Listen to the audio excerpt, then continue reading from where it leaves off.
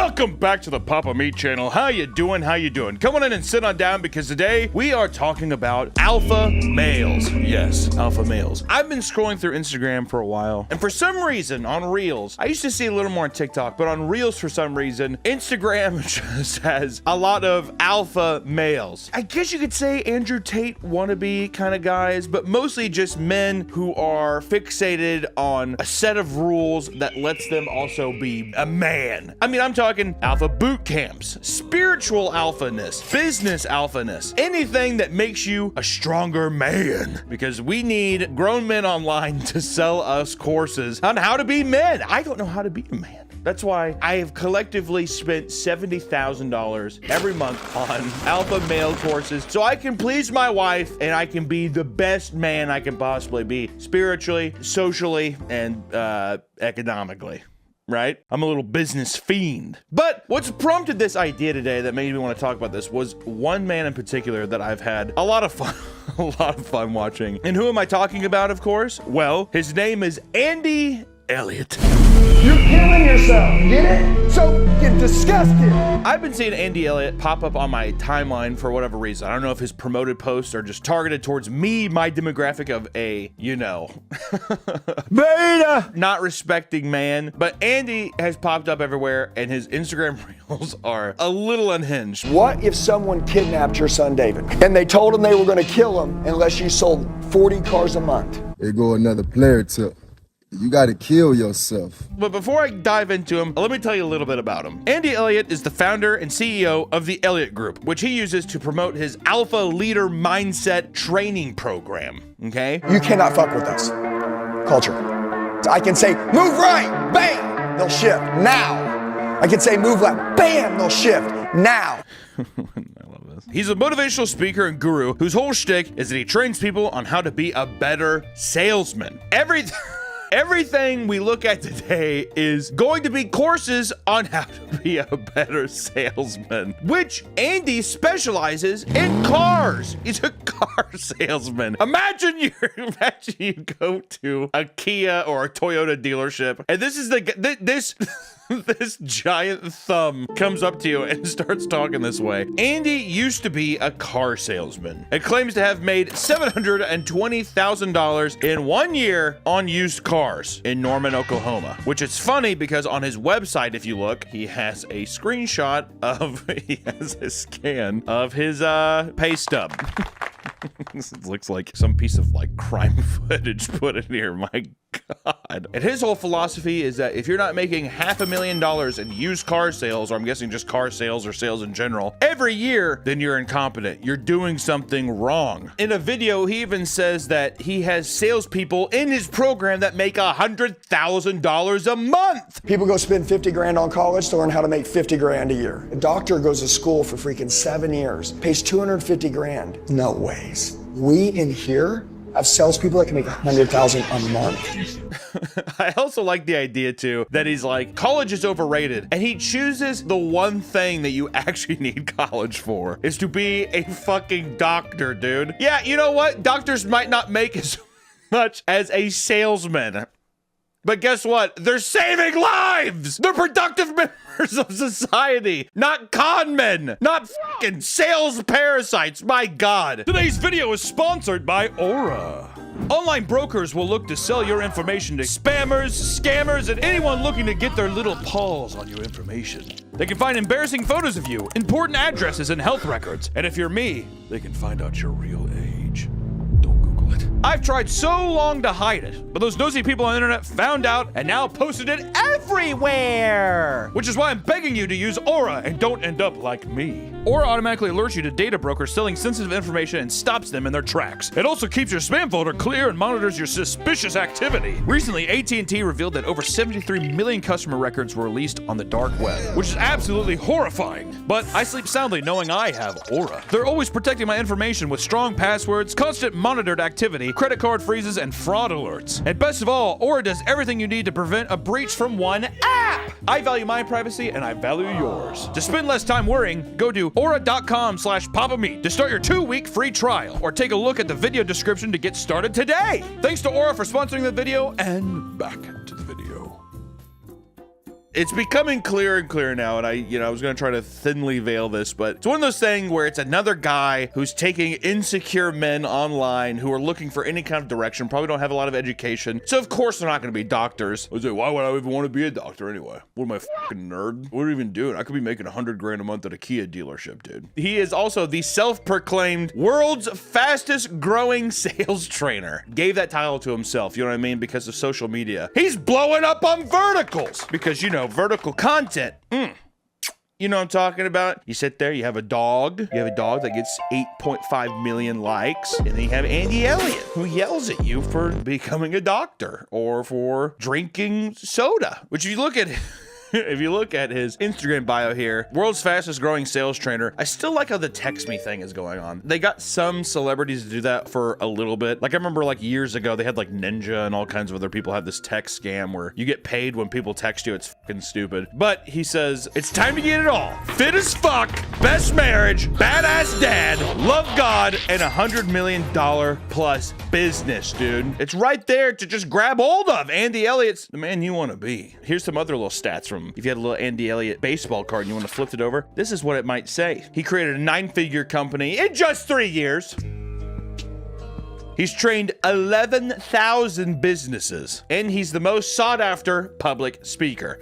That can't be true. There has to be C-list actors and celebrities who are definitely getting more public speaking gigs than him. He's not even getting public speaking gigs. He goes on podcasts sometimes, and then he like rents out a Hilton event center thing or like a conference room, and then he sells tickets to come watch him speak. But there's like 20 guys in there. On his website, you can get his free book, Sales Warrior Playbook, and of course, $993 of free training. That's a deal. You also get almost $1,300 worth of other courses for free when you get his book. Just buy the book. Come on. All you have to do is you just need to pay $15.99 for shipping.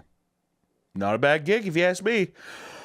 Oh, time just waking up. I like how even on his website, it's just him like in black and white screaming at men in a crowd that are like this. Andy also is a fitness icon. Andy is a big, buff, alpha man, and he believes in the six-pack mentality. And one thing with the six-pack mentality that he preaches is that being a good salesman is being fit as fuck. Having a six-pack, gentlemen. Because have you ever bought something from a fat fucking weirdo? I'm waiting. Anytime I go into a store and I see a fat person, I say, get out of here. I tell that to my family. I say, we're leaving. We're gonna go to GNC and we're gonna get our groceries there, all right? He makes all of his employees have six-packs, and it's even the women. Women and men that work for him, you have to have six-pack abs, or guess what? Get out. You're fired. I need to start doing that with my own studio, dude. I'm just the fattest guy here, and I'm like, yeah, actually, you guys need to start having six-packs. I'm gonna tell you this, my entire company, my entire team, if you don't have a six-pack, you don't work for us. No, I know. It's called, everybody say standard. How about we raise them? How about we raise them? How about you guys quit getting fucking civilized and you guys quit settling? Imagine being like an in-shape guy. Like you're just like, I don't have enough time to go to the gym or do whatever to have six-pack abs. Like I'm healthy at this way. I'm not a big gym guy. And he's just like, how about you quit getting civilized and you quit settling? You having a nice date night with your wife here and you want to order some lasagna? Who the hell are you to order lasagna? Quit settling. I have a very good life and I'm happy and I love my family. Yeah, but where's the six-pack at, jackass? This reminds me of every fat guy I've ever met that gets in shape. They're like the nicest person ever when they're fat or kind of like out of shape, right? You don't even have to be morbidly obese. I'm just saying, whenever someone's life isn't fixated entirely on fitness and outward appearances, and as soon as they become attractive or they get like a six-pack or they become buff, it becomes their entire personality and it just like ruins them as a person. Not saying that happens to everybody, but I've seen it time and time again where it's he gives off that aura where everything now is associated, like being a sales trainer now has to be associated with fitness as well. It's just one of those like mental fucking blockhead type things. You know, there's some people in this room that said, I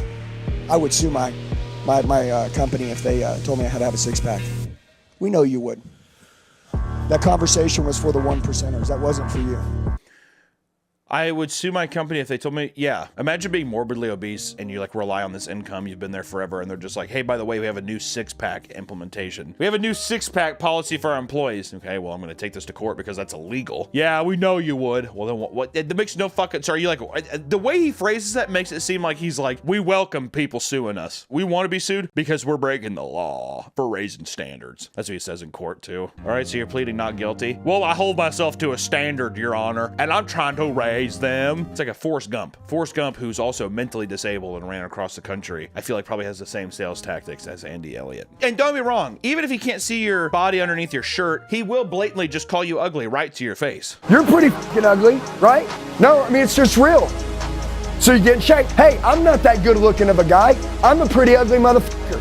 But you know what? I get in good shape and it makes me better looking. My boy is vascular. My boy is on some tren. My boy's on some HGH, some kind of steroid. He is vascular. Got those cobweb arms. No, I mean, it's just real. No, I mean, I'm not being a dick. I'm being honest. Okay, so we're gonna be mad at me for being honest. Okay, all right. The sky's blue. Are you gonna be mad at me for that? That's the ugliest man I've ever seen. And what would change that is if he went to the gym every day and transformed himself. He would probably love himself a lot more. Not because he's gonna be happier, healthier with his own decision of transforming his body, but because he's insecure and because I've publicly humiliated him, he's gonna have a weird relationship with working out and getting in shape to where when he finally does it, he's probably gonna be a monster, which is gonna make him a great salesman. Write that down. Write that down. Who here wants to be manipulated and emotionally abused into getting in shape? Huh? Who here wants to have fitness goals not for themselves but to appease other people? Raise your hand. I bet you're real happy. Shake your head yes, don't shake your head no. Write that down. During these seminars and classes, Andy will also make the people in the audience come up on stage and take off their shirts to prove this point. Do you want to run around on the beach with your shirt off?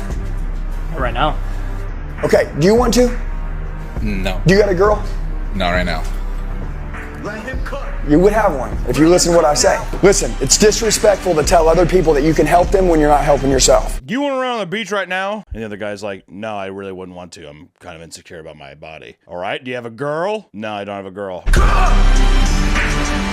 Dude, if you were listening to me, you'd have one. It's so manipulative and fucking stupid. Can I get one of the fattest guys in the room and a weird schlubby guy to come stand next to me because my body's bigger and better? It's like stupid manipulation tactics, and there's gonna be dumbasses in the crowd who are like, oh my god, he's right. Look at that Greek Adonis next to those schlubby fucks. Also, what does this have to do with sales training? He like will break down these people who are paying for his course, by the way. Break them down mentally. He's trying to manipulate the conversation to being like, oh, if you had more confidence in yourself, you'd be a better salesman. When I feel like half the time being a good salesman is understanding the customer and understanding the product. You being like overconfident dickhead, dude, I feel like the majority of people have been around an egotistical, narcissistic salesman before. Way too pushy. It's like you notice it in real time because they are not suave at all. Just pushing you to sign things immediately. Like car salesmen in general usually just be like, all right, well, yeah, let's get you locked in, whatever. And they're kind of like guiding you to the sales room floor, even after you've been like, I am not buying this car. It's that kind of thing. This is the kind of person he is trying to make you into, is an aggressive man who only cares about the sale. I would argue that good salesmen can be someone who is respectful to the consumer. That's like number one. Having self-confidence in yourself is obviously important, but going about it in this way, especially whenever it's as shallow as just their physical appearance, is insane. It's emotionally manipulative is what it is. 9 times out of 10, obviously the person's gonna be insecure about his body, and you're gonna try to manipulate him into buying your stupid fucking course. But that's just also a part of his strategy though too. Make you feel weak, make you feel feeble, and that in return, he's a messiah. He's a savior complex. And only with his help, and if you pay him of course, he can get you out of this rut to be a better salesman. Malcolm, how long you been selling for?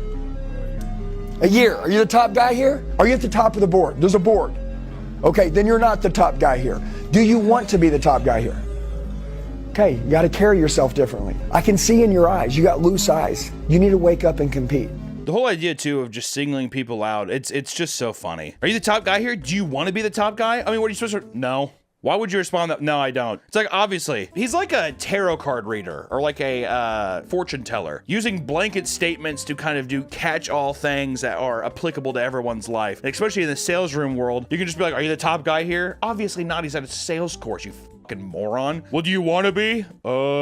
Yeah. Well, dude, you have weird chimp eyes. Your eyes are all sporadic and fucking weird. Why don't you carry yourself different? Okay, that's a good idea. I will. So now he's gonna go into work the next day and he's gonna be like, dude, I'm gonna be the best fucking guy here. And all of his coworkers are gonna hate him. But it doesn't matter because he's on that grind set and he's gonna get those sales. I don't need any validation. Fuck you. I love the beginning of that one. I don't need any validation. Fuck you. I'm gonna make it. I'm gonna win. If you don't like me, eat shit. I don't care. In the end, we'll fucking see what happens. Bet against me. I love it. The more people that bet against me, the more dangerous you make me. When you speak, I can tell that you need fucking validation from other people that you're qualified for a good life.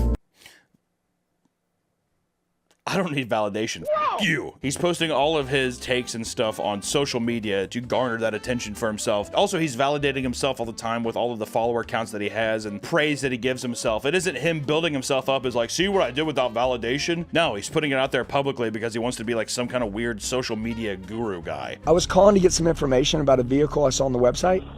Okay, which vehicle? Oh, we got an old fart on here. Oh, we have a man who's old as f. I'm gonna steamroll this old piece of shit. So how many miles are on it again? 67.6. I think I'm gonna look around for one with a little bit less miles. Alrighty. Well, thanks for calling. Let me know if I can help. Buddy, just like that, you're gonna let me go? You're gonna give me my personal space and just, you know, let me be a human being? Are you dumb as f or what, dude? Get off your rocker and listen up. Let me ask you a question. Is this a sales prevention line?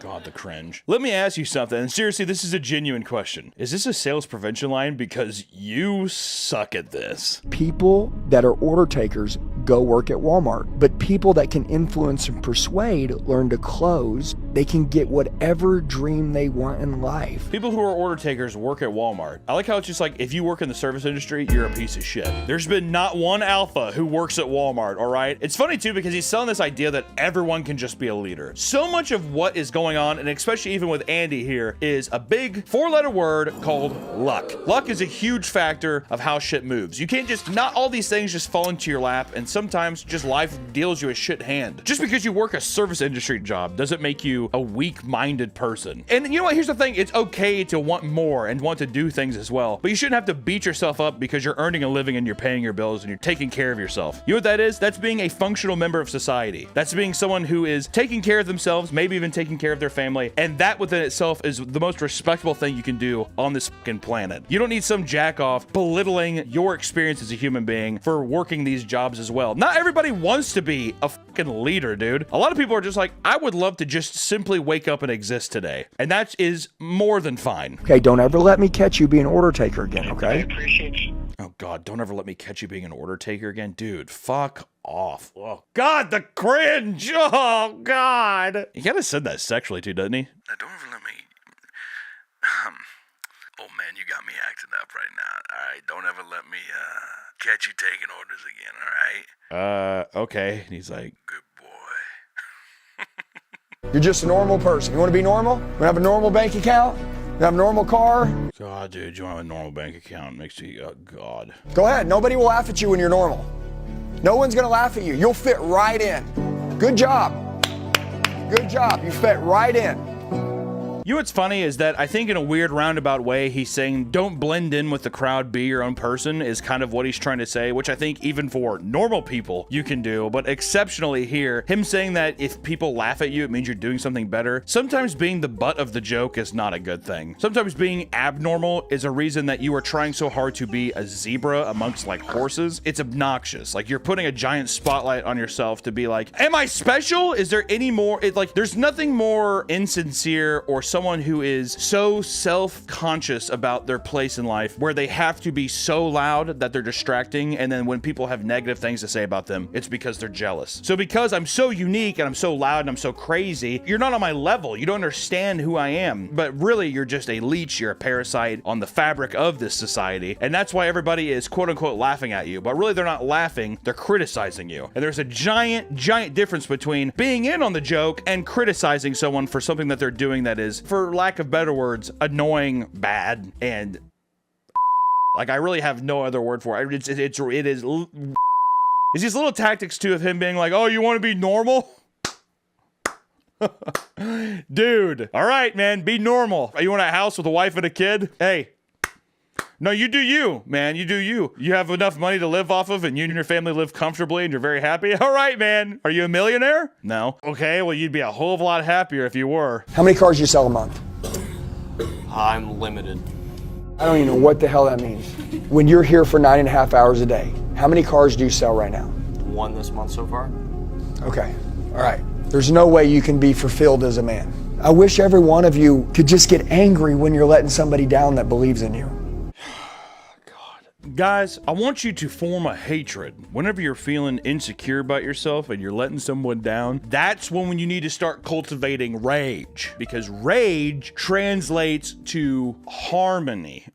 All right? Punch a couple holes in walls. When you get home, slap your wife around. Take it out on something. Build up that rage. Because when you start doing that, you'll become a monster and you'll want to fight that monster to become a better salesman. There's no way you can be fulfilled as a man. To say you're not fulfilled as a man is insane. You could definitely say you're not professionally fulfilled because in all honesty, he probably isn't. He's at a sales seminar. He's there to get some help. But instead, you're not fulfilled as a man goes so much farther and belittles his character. It belittles him professionally and it belittles like all insecurities he has as well. Because here's another thing. 9 times out of 10, a lot of these guys are going to say whatever he's wanting him to say. One, because it might be plants. Oh, Hunter's saying he's planning? I don't know, maybe. Are these verticals fabricated events for social media campaigns? I don't know, you didn't hear it from me. But also, if there was someone there was a stranger, a giant bulking man that you've paid to come see, because if you got up and left, that's money you've wasted, who's looking you right in the eyes. You're around all these other men who are staring you as well. You're kind of wanting probably this interaction to be done with as soon as possible, so I might as well just let him. I'm just gonna say what he wants to hear so this can just be done, because I'm so uncomfortable. Or you might be so insecure that he is brainwashing you and manipulating you into saying what he wants you to say, and then you believe him and give him money. So fucking tragic, man. You know what it'll cost you if you don't get in shape? You think it's hard today when you're 30 pounds overweight? Wait for 2 years. Wait till you're 60, 100. Wait till you get a heart problem. Wait till the people who once thought you were attractive and believed in and loved you give up on you because they say you don't love yourself. It's really hard for me to love you when you don't love you. These are all just, like I should. You think it's hard right now when you're 30 pounds overweight? Give it 2 years. You'll be heavier. It's gonna be harder then. You think? Also, you're preaching about heart problems and stuff. Dude, how about all the fucking steroids and supplements you're putting in your body? I know that you look like a great god here, but guess what? All that shit that you're putting in, how does your heart feeling, dude? You're walking around giving a seminar and your fucking veins are about to pop out of your goddamn arm. You couldn't possibly be doing steroids, right? Well, dude, because you look so good right now, well, whenever you have a heart attack and you're not able to do all these steroids and you're a weak old man, are people even gonna love you then? Even if you're not doing steroids, whenever you're unable to keep lifting weights when you're older and you become a lot smaller and you're not as big and you're a weak old man, people will probably stop loving you, right? Because people who loved you then, they're not gonna love you now because you're not as strong as you used to be. If you're a big fat bozo, no one's gonna love you right now because people are like, he doesn't take care of himself. There's no other qualities about him. It's only his looks. Look at him. Ew. Unironically, that's what my wife does to me. Andy Elliott, please, I need your help. I will starve myself. I will do steroids. I will become a car salesman if I have to. Please, Andy, please. But you know, him harping on this, the guy is obsessed with fitness. It's a part, I mean, it is a part of every sales tactic he has, is to belittle you because a lot of, I would say the majority of men, I'd love to know a percentage of even in the world, have a six pack. And if you have a six pack and you stand next to a guy who doesn't, who's gonna look better? So it's just like, well, I'm gonna listen to the guy with a six pack because every guy with a six pack, he has his head on right. He's able to not eat carbs. And I love pasta. I must be a real piece of shit, huh? You ever seen a fucking salesman drink energy drinks all day long? Well, bro, why are you drinking energy drinks all day long? If you were healthy, you wouldn't need an energy drink. Dude, if you had a big goal, if you had a big standard, you'd be so jacked up to hit that, you wouldn't even need an energy drink. But you're dead. You're trying to raise yourself up by fucking drinking energy drinks, dude. You're killing yourself. You get it? Did you have a Red Bull? You're going to die! Dude, also, here's the thing. Let me tell you something. I'll tell you something right now. People look at me and they say, you're the luckiest guy on earth, right? Which I am. I am extremely lucky. I am always grateful for the position I'm in. But let me tell you, it does not matter what you do. You could be getting paid to do nothing, and that's your job. You could be a streamer. You could be a content creator. You could be a podcaster. No matter what you do, it's awesome for a little bit, but it will always turn into a job. So the idea to always perpetually be happy about this obligation, this thing that is paying, don't get me wrong, it's not a bad job, but it is a job at that. And people in time, it doesn't matter what you do, I swear to God, after a while you'll be like, I don't want to fucking do this today. You're gonna have one of those days because it's a job, and that's normal. Waking up every day hyper fixated and just being like, I can't wait to suck today's dick and sell as many cars as I can, feels unrealistic. And also, you shouldn't punish yourself for having negative emotions. That is the that is like, I'm not even a fucking psychologist, and I can tell you right, that is the worst thing you can do. There are days where you can feel bad. You know why? Because you're a human being, and that's fine. Are you waking up and you feel a bit groggy? Have a Red Bull. I mean, my God, chug 4 of them? Probably not, but have a fucking Red Bull, dude. Is it hard to get up in the morning and you feel like kind of like a piece of shit? That's fine. Work through it. Because guess what? Once you're able to accept these negative emotions and you're able to actually understand and be like, you know what? I am feeling kind of a bit shitty today. The sooner that you'll be able to process that and then move on, because people are able to do that. And then as the day goes on, they're like, I'm feeling better. And you appreciate shit more, dude. This whole idea of just like, it has to be one way or the other, or scolding someone, you feel bad. You're fat and you feel bad, so you're a bad person. You gotta change right now. It's FOMO. Fear of missing out on this program, fear of yourself. It's manipulation. I was making a couple million sitting there, and I looked in the mirror and I fucking hated me. I was disgusted, but everybody's telling me I made it. Then why the hell am I so fucking disgusted? Because they got it confused. Do you guys know you guys were put here and built to help other people? Today, when I leave, I'm gonna go change millions of lives. You are too. Oh my God, man. All of this comment is so fucking true. Downplay a doctor and go sell a Kia. Keep saving those lives. Then why the hell am I so fucking disgusted? Probably because you're living a very facetious and very surface level life where I'm sure all you ever cared about was getting that $1 million. That's why you feel hollow and empty, because there's really no goal. You selfishly sold cars to people, which we're getting ready to get into that. And then now, because you did that, you probably feel guilt. You probably feel disgusted. You probably feel that just because you have a lot of money in your bank account, it doesn't equate to absolute and total happiness. Money is freedom. Money absolutely is freedom, but it is not purpose. It is not drive. Money is a fuel for your ambitions and your passions, and money can set you entirely free. But if the dollar is to be framed and put on your wall, it will do nothing for you. So to chase this dream about being like, I want to make $40 million, it doesn't mean dick. If you have no character, no self-respect, and you have no genuine interest in anything, his whole interest was just sales. So of course you're gonna wake up and you're gonna feel hollow one day, because even though you would change your goal of making $1 million, you're still doing monotonous garbage shit that is just in service to getting this little number a little higher. Also, God forbid you go see some kind of therapist about this. You know what I mean? Do you guys know you guys were put here and built to help other people? Today, when I leave, I'm gonna go change millions of lives. What the fuck are you talking about? Do you guys know that you were meant to have people buy things from you? You're here to help people. That should have transitioned to you saying, it's not a bad idea to get some mental help every once in a while. Seek a professional, have someone to talk to, rely on a family system, anything like that. But no, he isn't just a salesman. He's not a health guru. He's God, all right? He's here to be your daddy in every shape and form. He wants to emotionally manipulate you in the sales room, and then you follow him, and then he becomes your voice for every kind of decision you have to make in your life. Textbook cult shit. Is he forming a cult? I don't know if I'm gonna go that far, but it does feel that way. It feels like a cult leader. I'm gonna go change millions of lives. Okay, dude. Delusional bastard. Andy has a few controversies of his own. First off, he steals other people's content and success stories and reposts them as his own. Here's a little side-by-side of Andy Elliott and a guy named Jocko Willink. He also uses stock photos and manipulates them to paint a picture that he's wealthier than he actually is. I love this. The Elliott Group, no limits. It's the exact photo, but it's just a digitally painted thing. It's so funny. What a loser. He blatantly lies about it, and he also blatantly lies about his success numbers. That's a shocker, right? But this is where I wanted to build up his character here as being the elite manipulator, because there's one thing that is to take away from Andy Elliott, which is his giant controversy. When he was a used car salesman at Big Red Kia, indicted on charges for fraudulent loans, deceptive banking practices, and flat-out lies. He created this concept of something called King Cash, where they would falsify records saying the customer put down $1,500 on a car in cash when they did not. Banks would use this down payment as a backing for basis on a loan. After being caught confirming the fraud, he sold out all of his teammates and employees in a plea deal. Eddie, alpha shit, dude. That was out. That's king shit, man. King Cash. Big Red Kia. In exchange for agreement to testify against his coworkers, underlings, and boss, he received full immunity for financial crimes committed, including identity theft and forgery. And during the period of 2014 to 2019, his entire team was convicted of wire fraud conspiracy, forgery, and identity theft.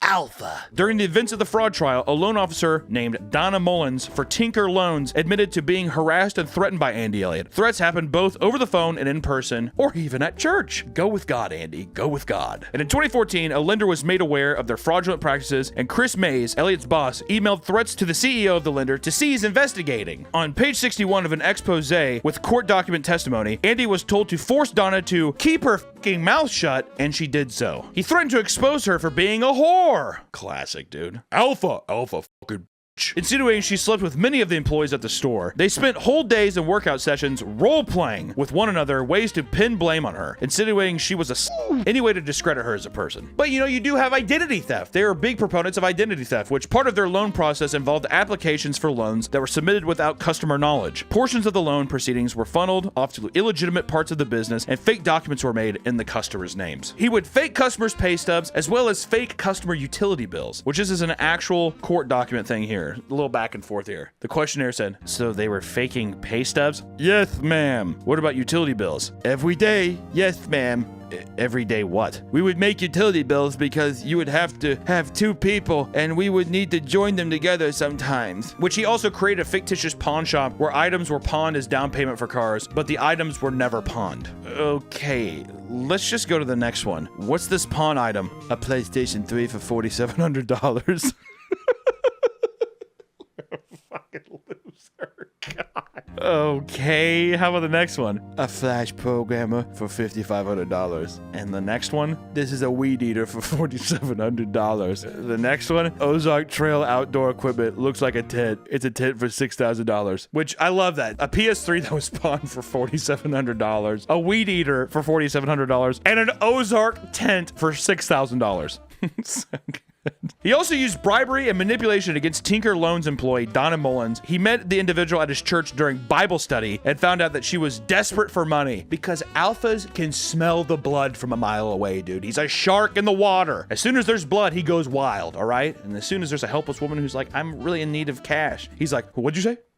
You said you need cash? I can help you get cash. Then he paid her in cash with the expectation that she would review and handle loans for Big Red and Norma Mitsubishi, aka he was a loan shark. And he gave her money and he said, you're going to approve every loan that we send you. And in her desperation, she's probably like, all right. She was asked to resign because it was discovered she was taking money from Andy Elliott. And Big Red, owned by Andy's boss, hired her as the finance manager. That's weird. I wonder why. That's okay. Well, there you go. Earlier in this document, we made it very clear that Andy boasted that he made $720,000 after tax, after Social Security and everything, in 1 year selling cars. When the entire basis of that achievement and that thing that is his center proof to being a great salesman was that he was manipulating fraudulent loans, giving people who never had a chance to actually buy the cars, giving them fake down payments for the cars for the loans, and was able to boost up his own car sales. There's probably bonuses involved in doing that as well. And yeah, it's easy to probably rack up $1 million in sales whenever you're just lying, doing illegal shit. And that is the crux of everything Andy is. He's a manipulator. He's a person who is out to prey on people who are insecure, people who are looking for answers. It is a cult. He is trying to run a cult, and he is doing it in a way that is run like an insane man on social media. Andy is not the only man doing this. There are hundreds, I mean, probably thousands of people doing this kind of stuff. There are whole camps and programs dedicated to you going out there and training with them and doing all kinds of stuff. And it's just got to be said that if you ever come across this, and if you're ever insecure in your life, get some actual mental help. Know that you are loved by many and that you do not need to dump your money into a false prophet, savior-esque man who will give you nothing in return but manipulation and heartache. I'm telling you. This man is a fucking snake in the tall grass. Watch out for him. And if there's anything to take away at all from this video, it's for the love of God, don't fall in the hands of an alpha male influencer. Take care, everyone. See you next time. Welcome back to the Papa Meat channel. How you doing? How you doing? Come on and sit down because today we're going to talk about fraternities. As the summer winds down and the fall air begins to blow in, high school seniors get excited to start a new year and head off to college. Going to college gives us numerous options for socializing and choosing whom to hang out with, right? One of the most popular routes for male students is joining a frat or fraternity. These organizations on surface appear modest and draw in wealthy members to fund their events and parties, right? Or hang out and maybe have a couple brews. However, in recent years, numerous disturbing and insane stories have emerged detailing what it's really like to be a part of Greek life. But in order to understand how it got that way, we first need to learn what are fraternities, which buckle in.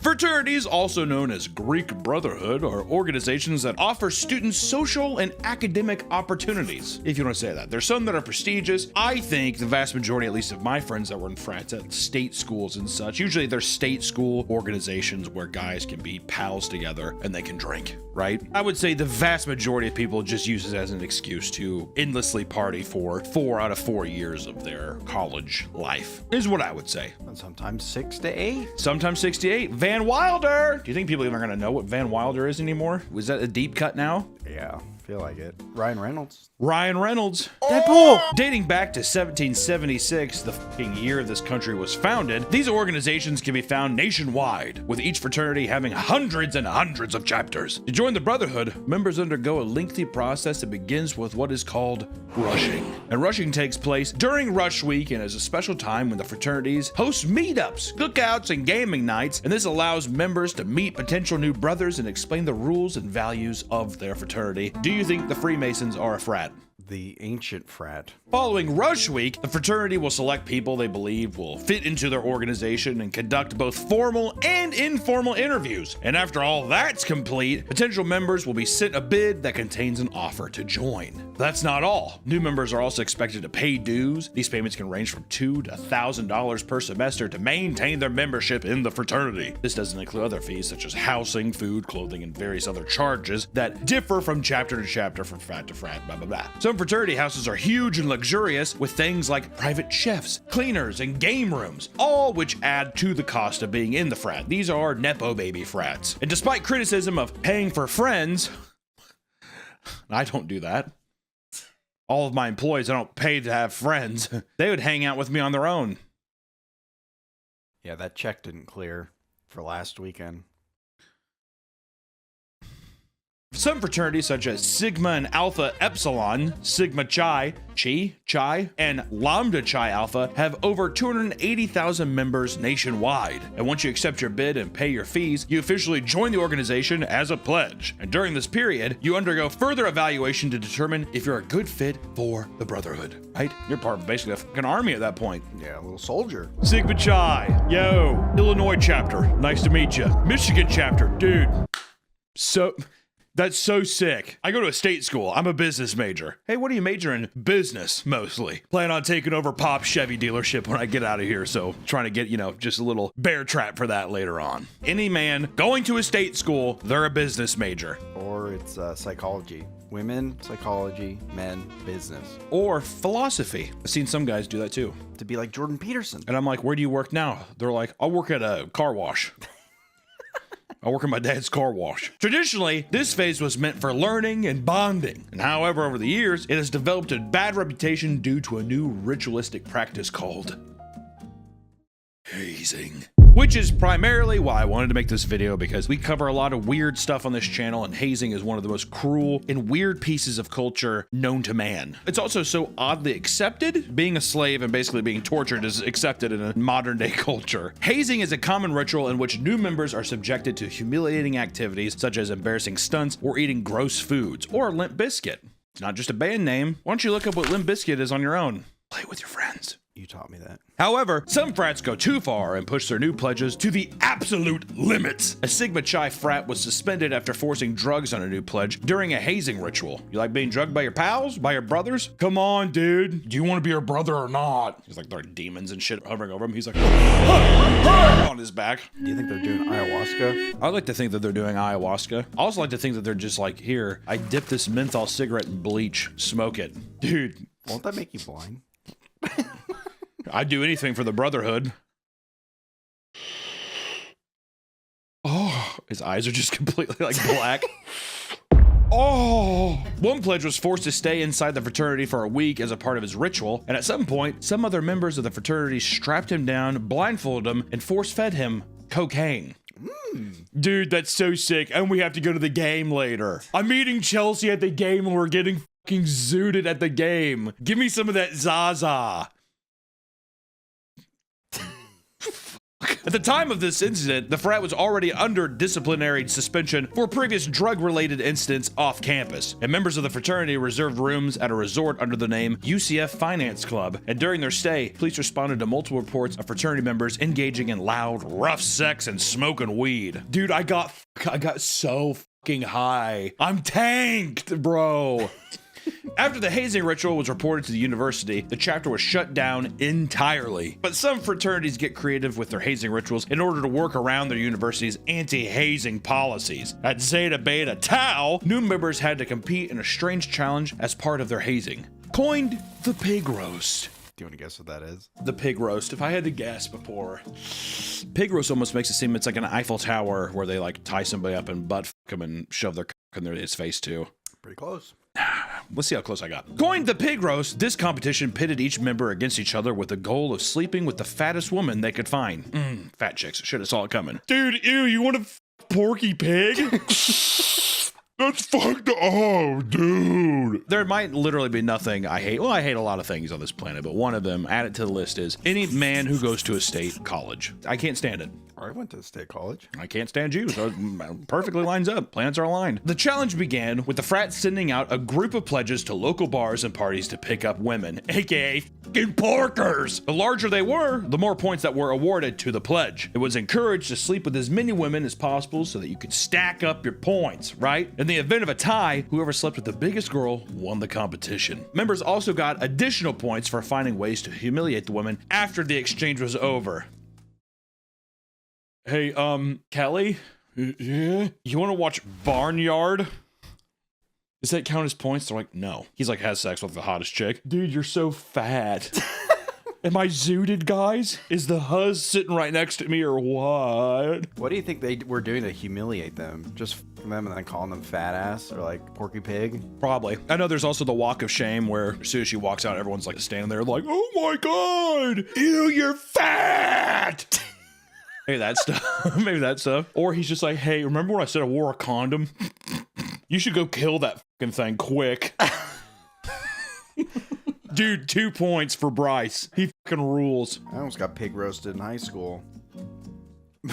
By someone who's overweight. It was A big fat girl. She's like, man, I'm so horny. And then she opened up her glove compartment. She's like, I have all these condoms. And then threw them on top of me. And she's like, and I have a morning after pill just in case. And she wanted to f me. And I was like, You said, sorry, no fat chicks? yeah, I just pretended to sleep. Yeah. As soon as the big girl starts talking to you at the bar, you're like, oh my God, why aren't you looking at me? Well, then my fear was, well, what happens if she like saw this as an opportunity? She's like, I'm gonna get mine. Are you saying that she's going to take advantage of you, Nick? Well, that's what, then I thought, what would She's too big to fend off. Help! I hope the sleep tactic works. She was our DD, but she was more drunk than I was. Dude, college, am I right? Dude, she was our DD, but I thought she was drinking cherry limeades and eating Little Debbie oatmeal cream cakes. But actually, it was just birth control and Budweiser.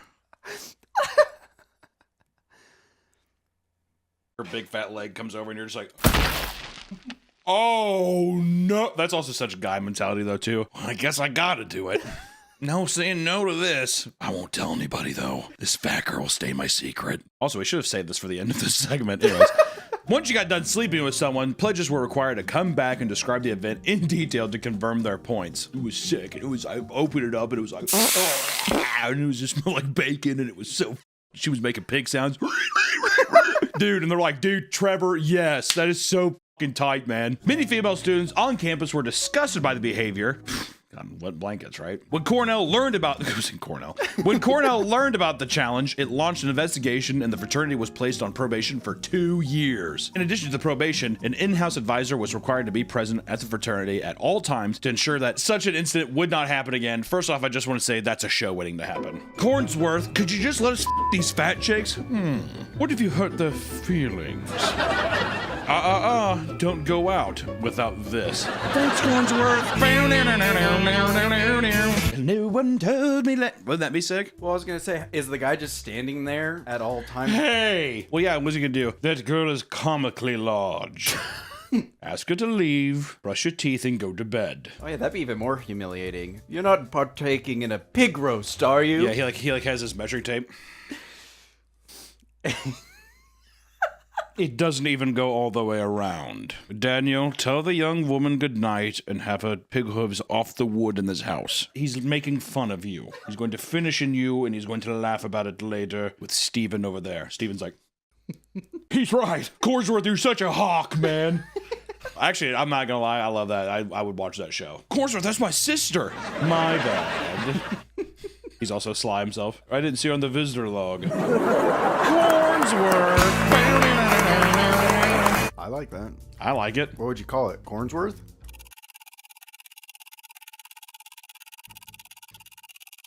Alpha Beta Cornsworth. In hazing rituals, members try to humiliate new pledges as much as possible, and these rituals can take many forms, physical challenges to public humiliations. At Yale University, the fraternity Delta Kappa Epsilon was banned off the campus for hazing ritual that involved obscene chants. What do you think it was? What kind of chants do you think it was? It was probably fine. One night, students awoke to see a line of blindfolded pledgers walking the campus screaming, "No means yes, yes means anal." No means yes, yes means and my name is Jack. I'm a necrophiliac. I f dead women and fill them with my semen. That one doesn't even rhyme. They had the Jack and necrophiliac. That was Jack necrophiliac, come. The frat received immediate backlash from women's groups on campus, and a petition was created to remove the organization from Yale's campus. What a bunch of fucking wet blankets, dude. It's a fucking joke. I would never fucking dead like chick. My girlfriend's very much alive. She's a fucking smoke show. No frat members were charged, but some students filed a complaint against Yale, and the school later agreed to make changes to prevent something like this from happening again. They got Cornsworth. That's season like 4 or 5. It's a new frat. Or every 4 years he changes. We're graduating. I just want to say I think I'm a better man because of you, Cornsworth. You boys make me very, very proud. He has one gift for him. It's like just a big busload of fat chicks. Cornsworth! He's like, have your fill. And he's like, you better eat up quick because there's no leftovers later. Cornsworth! And he takes like a huge fucking jewel pen. Because they learned something from each other. Exactly. God, this is a good show. See, exactly. Cornsworth learned how to let loose a little bit. Yeah. And he calls his daughter. I haven't been home in how many years? Sarah, I want to come home. I can't tell if this is any good. At a college in Ohio, a fraternity was banned for performing such an insane ritual that it left one of the pledges permanently disfigured. Gamma Phi Gamma fraternity was hosting a hazing ritual at their house called the Gobbler House. When the pledges arrived, they were immediately blindfolded and brought down to the basement of the home. And at the bottom of the stairs, pledges were instructed to lie down on the floor, which had been flooded with up to 3 inches of water, and told them to act as if they were swimming. Next, they were told to stand up and strip naked and listen to the president of the frat read off a hazing script. All while this is going on, other members rubbed icy hot on the pledges' nipples, back, butts, and genitals. Following that, the pledges were force-fed sliced American cheese and told to the sheep, which was just a ball of stuffing. When they were done, frat members grabbed towels, tied knots at the end, whipping the ritual members. One member, Tyler Lawrence, was whipped in the balls by a towel and immediately fell to the ground in pain. After the ritual ended, Tyler was still complaining of pain in his groin and was taken to the hospital. He was immediately rushed into surgery because the hit from the towel had caused a testicular contusion and needed to be removed. Following the incident, the chapter was put on disciplinary suspension and was later permanently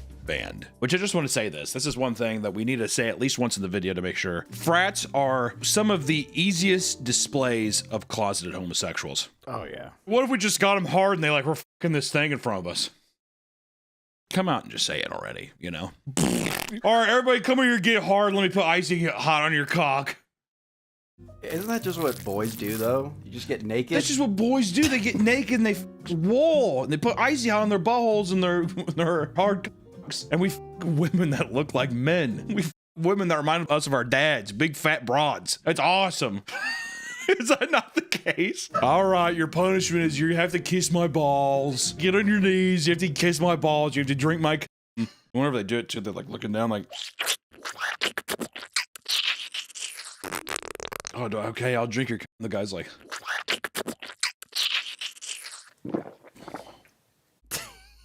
Yeah, we have to find some bearded girl and have sex with her. Next time we have sex with some fat broad, we have to put Old Spice Fiji deodorant on her and blindfold and have sex with her.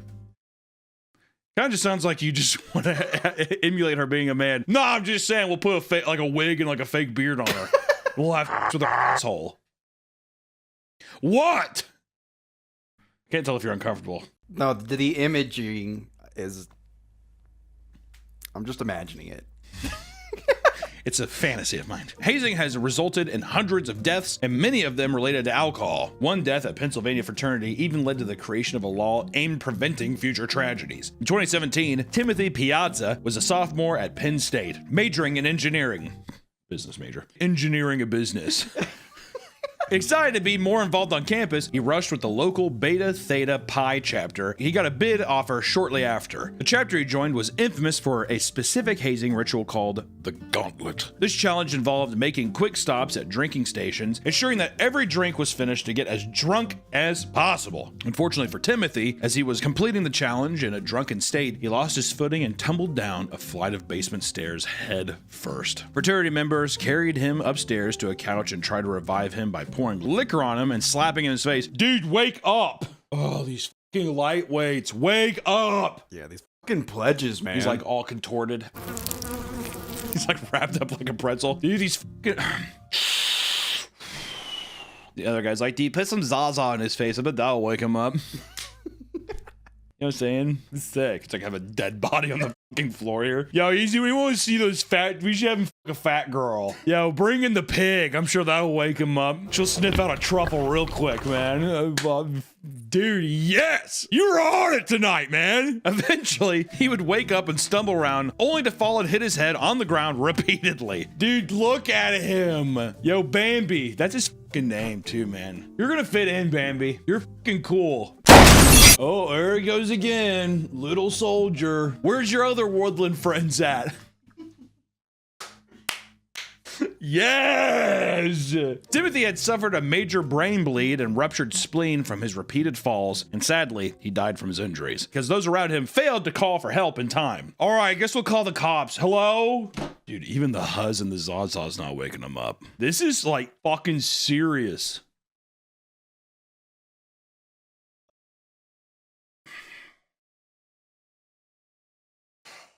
I'm bummed. I think he's dead. Following his death, 19 members were charged with hazing, involuntary manslaughter, furnishing alcohol to minors, and tampering with evidence. All right, well, just put him in a closet. Throw him back down the stairs and we'll say that he died then.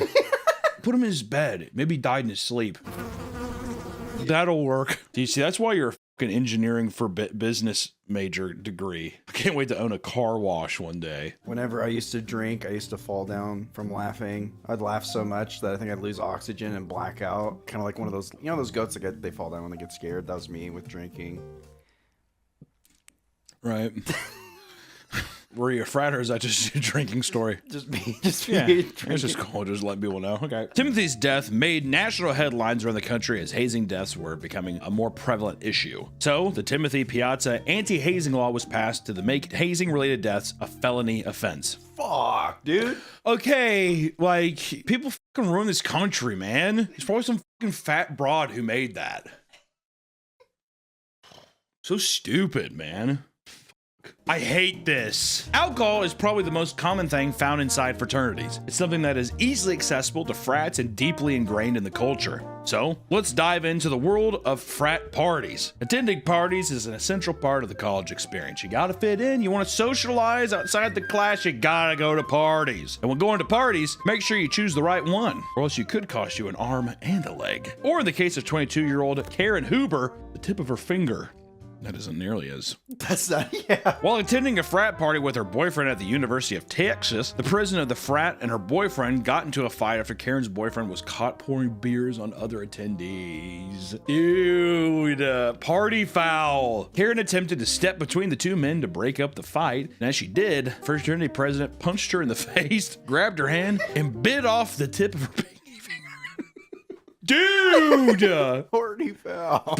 Time out! You can't go fucking werewolf on Karen. Oh, fuck. Babe, are you okay? She's like, blood all. Oh, God. After her wounds were treated, the fraternity president was arrested and was facing 10 years in prison with a $5,000 fine. However, the two parties settled for a payment of $440,000 to Karen, and the frat was shut down. People are not the only thing you have to worry about at these parties. College mascots are beloved symbols that represent the school and help boost pride among the student body. However, at UC Santa Cruz, two fraternity members carried out a deadly attack on their school's mascot. In 2003, the MTV show Fraternity Life was filming an episode on the Delta Omega Chi chapter at UC Santa Cruz. During filming, two unnamed fraternity members crept onto the main campus early in the morning and stole the beloved school koi fish, Goldie. The university received the fish as a gift in 1995 and was beloved by all who saw it. So, she went missing. Students were devastated to see their pseudo mascot missing. But the mystery of the missing fish didn't last long, as the two members who stole the fish would eventually confess to their crimes. I think the fish was talking to him. Like something happened. They're like looking at it. It has a soul, dude. We have to give up. According to the confession, they went to the pond with a rake, using it to hit and scoop the fish out. After they had the fish, they took it back to their frat house where MTV was filming a kegger party. They then allegedly threw Goldie on a barbecue grill and ate her. That's fucked. Yeah, they're all full and it's like not post-nut clarity. It's like they were like, I was just hungry. I wasn't using my mind. I was fucking hungry, man. Low blood sugar. You know how it is. After hearing the confession, students and staff were outraged by the grotesque death of their beloved fish. And in the end, the two frat brothers were charged $650 to replace the fish they killed. That's it? To be fair, that's like a big deal. It's your mascot. If it's your mascot, you know what I mean? Yeah. Like, I think that's weird. It's like killing a fucking member of the school. I mean, it's not a human, but still. It's like if it was like a goat. We're the fighting rams or whatever the fuck it is, and you kill that. Isn't that not a... It'd be one thing if they took it and it died, I guess, but they fucking ate it. I feel like. I mean, they literally just... I bet you they didn't cut it up. I bet while it was alive, they threw it on the grill. For the fish, it was probably a pretty fucking gruesome death, I'd imagine. The parties that fraternities throw often cause issues for college campuses, but sometimes that doesn't satisfy the chaotic nature of certain members. Some members go a little further and pull insane pranks. Fraternity pranks have long walked the line between tradition and trouble. Often framed as harmless fun or brotherly bonding, these stunts can range from silly to sinister, and sometimes they spiral into serious consequences. Devin Nodis was a new pledge for the Pi Kappa Alpha chapter at the University of Southern Mississippi. For his initiation period, he was tasked with a scavenger hunt that took him all over the city of Hattiesburg, including the zoo. And at the zoo, Devin and other pledges were supposed to break into the zoo after hours, take a picture of the Chilean flamingo, and get the hell out of there. But Devin had other plans and wanted to prank his brothers. At 1 a.m., he broke into the zoo and hopped into the flamingo enclosure, stealing one of the birds. He then took it back to the frat, hoping to get some laughs, but instead was scolded and instructed to return the bird immediately. When the zoo reopened, staff counted the flock and noticed that one of the birds was missing, so they began to investigate. A CCTV footage showed a group of pledges, including Devin, inside the zoo, stealing the bird. Which eventually the bird was found around 8:30 a.m. and returned, only to be put down due to its injuries. Fuck. Another flamingo also died from presumably attacking Devin during the heist. So Devin just like kicked this bird. I think that it was probably attacking him, and then he probably was like, off, and punched it. Devin and his fellow pledges were quickly identified from the CCTV footage and charged with trespassing, grand larceny, and 2 counts of animal cruelty. He pleaded guilty to these charges and was sentenced to complete the regimented inmate disciplinary program. In addition to his sentencing, the fraternity chapter he was pledging for was placed on probation due to his actions. Just want to say real quick, fuck you, Devin, you piece of shit. Yeah, but I'm a business major, majoring in business. I'm gonna start like an animal rescue. I've learned. Full circle for me, Devin. That's called character development for me, Devin. Fraternities were originally founded to represent morals and academics among societals on college campuses. But over the years, the culture has nearly devolved into near complete degeneracy. Dangerous hazing rituals, deadly pranks, and destructive parties are all staples of Greek life and are part of the reason why so many young men decide to join. It's fun! What can I say? It's fun. I've never been, but I mean, you know, I get to get drunk? Woo! If you ever find yourself walking on a campus near the fraternities, just know that outside of the house might look nice, but inside could be filled with unimaginable horrors. Stay safe, everyone, and we'll see you next time. Yo, who wants to haze the Papa Meat House, man? Me! Business majors only. My dad owns a Toyota dealership. Let's take one of his cars. Welcome back to the Papa Meat channel. How you doing? How you doing? Come on and sit on down because today we're talking about some of the most vile people on the internet. Influencer parents. A while back, we did a video on the notorious Ruby Frankie and her family vlog channel, 8 Passengers. We did it with my mom, and it was something that I found extremely fascinating, and it just made you sick to your stomach that somebody could basically prioritize content over their children. Not me and my kids.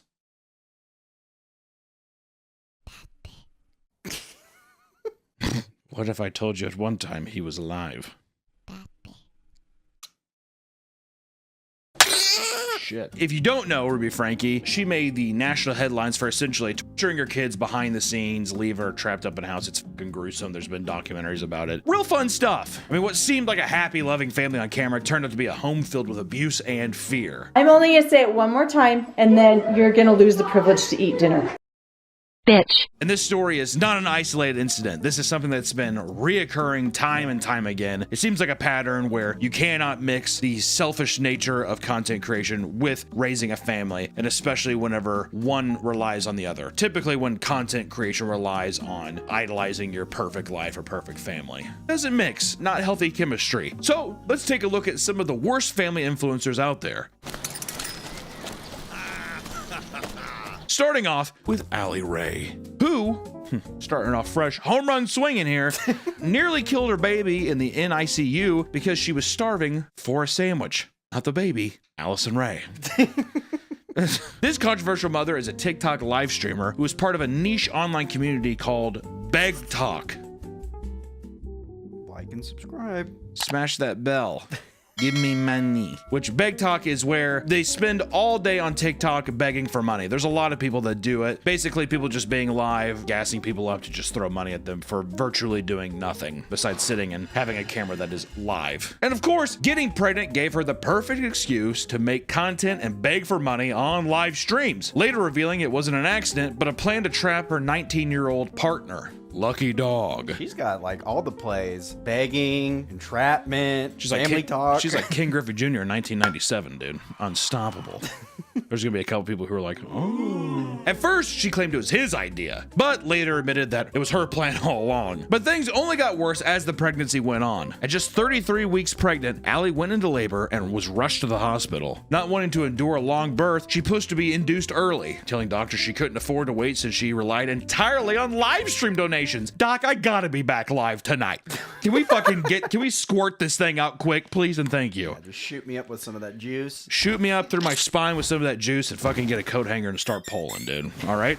And after a few days in the hospital, Allie delivered the baby, and it was immediately rushed to the NICU and put on multiple breathing machines and monitors because it was delivered so fucking early. Had to monitor it. Well, she was live on TikTok saying like, I thought 33 weeks was when babies are born, not 38. I don't know, maybe somebody who's educated on this can explain this to me, but like, what's the difference between delivering at 33 and 34 weeks? Because either way, the lungs are not fully developed until 37 weeks. And her doctor was like, let's try to make 34, like really trying to push it. Why don't we just keep threading that needle of like maybe 35, you know, that kind of thing. One would think that a new parent would be freaking out over their newborn's condition, but for Allie Ray, that was far from the truth. She was happy not to be pregnant and was live on TikTok. Thank God. She was reading comments and accepting roses and galaxies in the NICU. And people were already appalled by the behavior thus far, and she was already receiving a ton of hate for it. Nothing could have prepared viewers for what happens next. Sorry. While live streaming herself holding her daughter, Allie did the unthinkable. Since her baby daddy wasn't there to help out in the hospital room, she unplugged her baby from the breathing machine and monitors to get the attention of a nurse so they could bring her a turkey sandwich. No, you're fine. It's not an emergency. Oh. I just was gonna see if you could bring me a turkey sandwich. And it's so sad that this is all on video. Not even on video, it was happening in real time for viewers. Can you imagine just sitting there being like, yeah, can you imagine the baby? Yeah, the baby sitting there just like, Allie clearly didn't think she'd done anything wrong, so she did it again in a separate live stream. This time, asking for a drink instead. I bet that was rage baiting. He's fine. He's thirsty, and so is mommy. And as soon as it happened, people clipped it and she went viral. Numerous reports were made to the hospital and CPS detailing what Allie had done. And additionally, viewers who had experiences in the NICU were outraged that a mother could disregard their newborn's health like that. Allie tried to defend herself by claiming the nurses told her to unplug the machine, saying, quote, "I was told that if I needed something, I should unplug it. That's exactly what I'm gonna do." Jesus Christ. God, man, you know what's kind of f***ed up? Do you think that she really believes that though? I do think that there's levels of narcissism that come in that you maybe perpetuate a lie so much in your head that you legitimately believe that another person said it. They probably like, if you need anything, there's like this call button. It was that's what I mean. And she's just like, oh well, I'll just unplug. She told me to unplug it so I could just like wheel myself over and get a 7-Up or a Squirt or a Vault. Hey, could you go down the vending machine and get me a Vault? They're like, what year do you think it is? News articles came out on the situation, and the amount of backlash forced Allie to delete her TikTok account altogether. CPS would do an investigation, but Allie never faced any legal trouble for her actions in the hospital. All it's gonna do is bring more traction to my page and more money in my pocket, so happy ending. So it's a happy ending for Allie, and I'm sure that baby's gonna be just fine as long as she has Vault and turkey sandwiches. In many of these controversial cases, the parents typically have more than 3 children. This provides a steady stream of content, and in theory, it's a good idea, but getting 5+ kids to cooperate is hard. Borderline impossible. And that's where parents lose their patience, like the case of Fantastic Adventure. I gotta say, this is a rough watch today.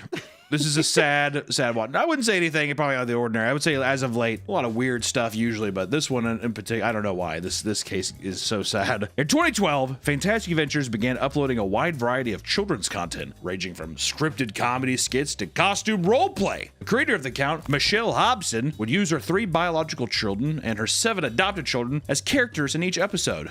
10 kids? She's like, 2 more cheaper by the dozen. My favorite Steve Martin film. The channel quickly developed a loyal fan base that tuned into each upload, and at its peak, the account had over 800,000 followers and 250 million views. Hell, I'm gonna start signing up I'm gonna start adopting myself if that's the case. Can't lie, hey, the analytics don't lie. The channel went steady for 5 years until 2017, when controversy struck. Hobson's only biological daughter sent in an anonymous tip to the police for a welfare check on the home.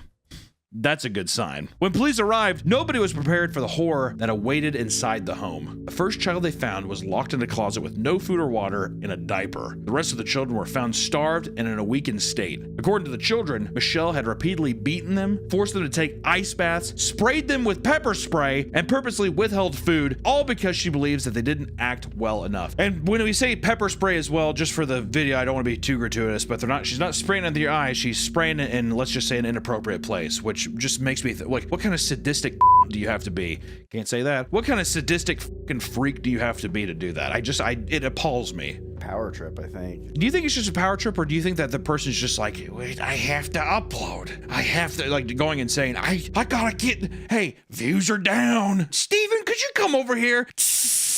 Well, it's one of those things because she's saying based on poor performance. It's like she's like a theater like person. Well, that's what I mean. Based on poor performance, do you think she means like view wise, or do you think that she's just like, you guys aren't trying hard enough? I think it's you guys aren't trying hard enough. Yeah. See, that's what happened in the Ruby Frankie thing too, when she's like, you need to smile and say this, and they're like, can I fucking do anything else right? You know what I mean? Yeah. Brutal, bro. The children were also found to be developmentally behind because they hadn't attended school in years and instead were kept at home to film and act in YouTube videos constantly. Whoa! And as soon as these conditions were discovered, the children were removed, and Michelle and her 2 older biological sons were arrested. The 2 sons were charged with failing to report the abuse since they allegedly knew what was happening in the house, but the charges were later dropped because there wasn't enough evidence to support them being a part of it. It's kind of like Ruby Frankie's husband. Well, I've always been confused about Ruby Frankie's husband because I'm like, what the fuck were you doing? What I don't understand is he's like, well, she kicked me out. I'm like, you didn't want to check on your kids once?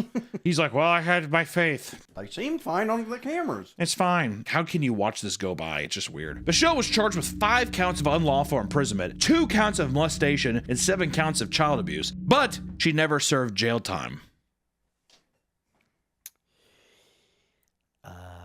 Because after being deemed mentally incompetent, she died in a hospital in 2019, effectively bringing the Fantastic Adventure saga to an end. You're mentally unfit, she just fucking like boils in a room. The only thing keeping her alive was pointing a DSLR camera at her. She's like a fucking Japanese like yokai spirit. Just like the ghost in the ring. The nurse is just like cracking the door and looking in. Film me! Film me! Like the Wicked Witch of the West or some shit. Yeah.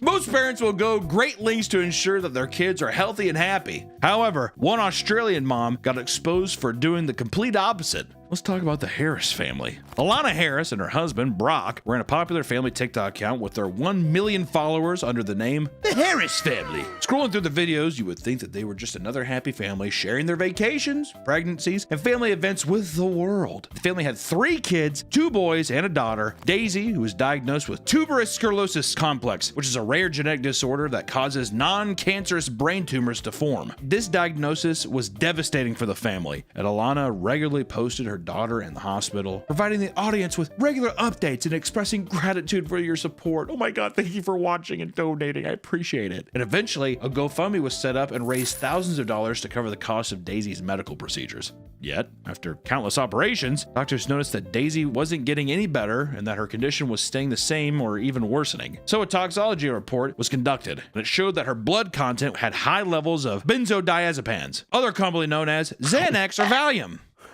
Whoa. Fun one. This obviously raised red flags for doctors as they had never prescribed any drugs like that, and doctors continued to investigate the source of the drugs. And it didn't take long to uncover that Alana had been deliberately drugging her child to keep her sick.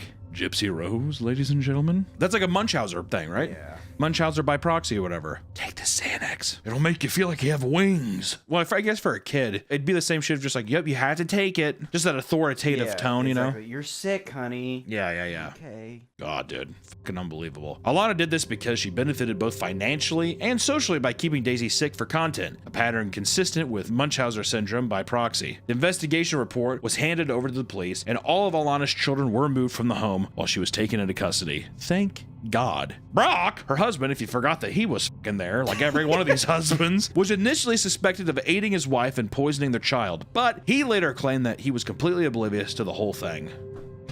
I hate that. I fucking hate that. Here's a quote from him. I had no idea about what Alana was doing to Daisy. I pushed her for these surgeries because of my heart. I felt it would help. But I didn't do a single thing to put... It's him just being like, he's on his lazy boy watching TV. Babe, we should do that. Am I out of line by just being like, what the fuck are you doing? Well, there's definitely is like a disconnect, but I could see it. A disconnect? Hey, I couldn't help but notice that fucking lumpy Lou over here keeps growing things in her head. Like, what the fuck? And you just keep giving her pills. Or you never once saw her give her a pill? Word? Not once? Why, so are you taking care of it? Yeah. Okay. Like, is that as involved as you are? Like, it just seems insane. Every other friend I have that has a child, like, they know every single thing going on with that child. Like, medication they're taking, anything. Surgery's coming up, whatever. To just be like, well, I just thought she had it totally covered. That's what I think it was. It's more like, it's not odd to be like, here, take this vitamin or whatever. No. Her giving the medication to her daughter. I mean, like, you're gonna trust the fucking person that's raising you, right? Yeah. But I just mean, I am so livid by these fucking, these usually, I mean, in almost all these cases, Ruby Frankie and in this one here, it's like, are you doing nothing? What are you doing? Yeah. Well, I have to work. I worked 8 hours today. Well, I didn't. I mean, I just usually come home and I see her lumps and I say, well, okay, well, we gotta figure something out. Well, I get sleepy and I go to bed. I mean, does that not sound ridiculous, dude? It's emotional. Like, you see your child lumpy and you just kind of want to disconnect. And no, do you think that's what it is too? He's just like, I can't deal with this. Yeah. Like the stress of having to deal with that. I think it's... What a good father. I just can't. Yeah. Hey, babe, I'm gonna go play Halo Wars in the basement. Halo Wars? Did you give her a vitamin? Okay, just making sure. Yeah, Halo Wars. He's like, all he has is an Xbox 360. He's playing games from like 2011. Hey, babe, I'm gonna play Sneak King. He's like, just plays the Burger King game and the... Online, many people were disgusted that they even supported someone like this and spread the story all over the internet. This ensured that the Harris family would be under a microscope for the rest of their lives. Following Alana's arrest, her TikTok account would be shut down. She would be charged with poisoning, torture, child exploitation, and fraud. Which I will say, 2 back-to-back. At least we have 2 arrests back-to-back. Usually on some of these, it's just like, well, actually, to be fair, one melted like a witch and the other one. They're like, you're insane. She's like, yeah! And this one, they're like, all right, I guess you have to go to prison. Are you going to melt? I don't think so. There are many challenges that come with raising a child, as each child is obviously different. So when you use your kids for content, it can be hard to get all of your kids to align with your narrative or brand, aka once again Ruby Frankie. Got to get them all together. Kids go through like fucking puberty, they get all moody and all that kind of shit. And after a while, you're like, you need to smile. Mama needs to post to YouTube. We need roses on TikTok.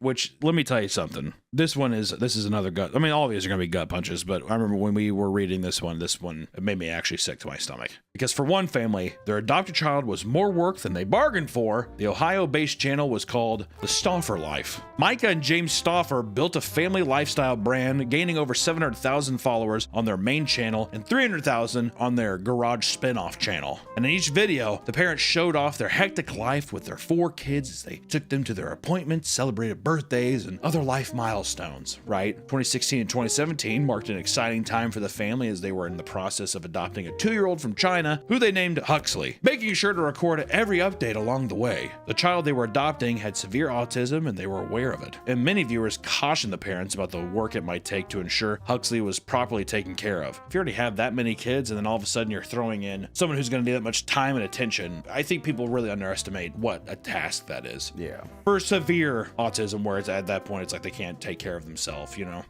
But despite this, all Micah had to say was, quote, "But if anything, my child is not refundable."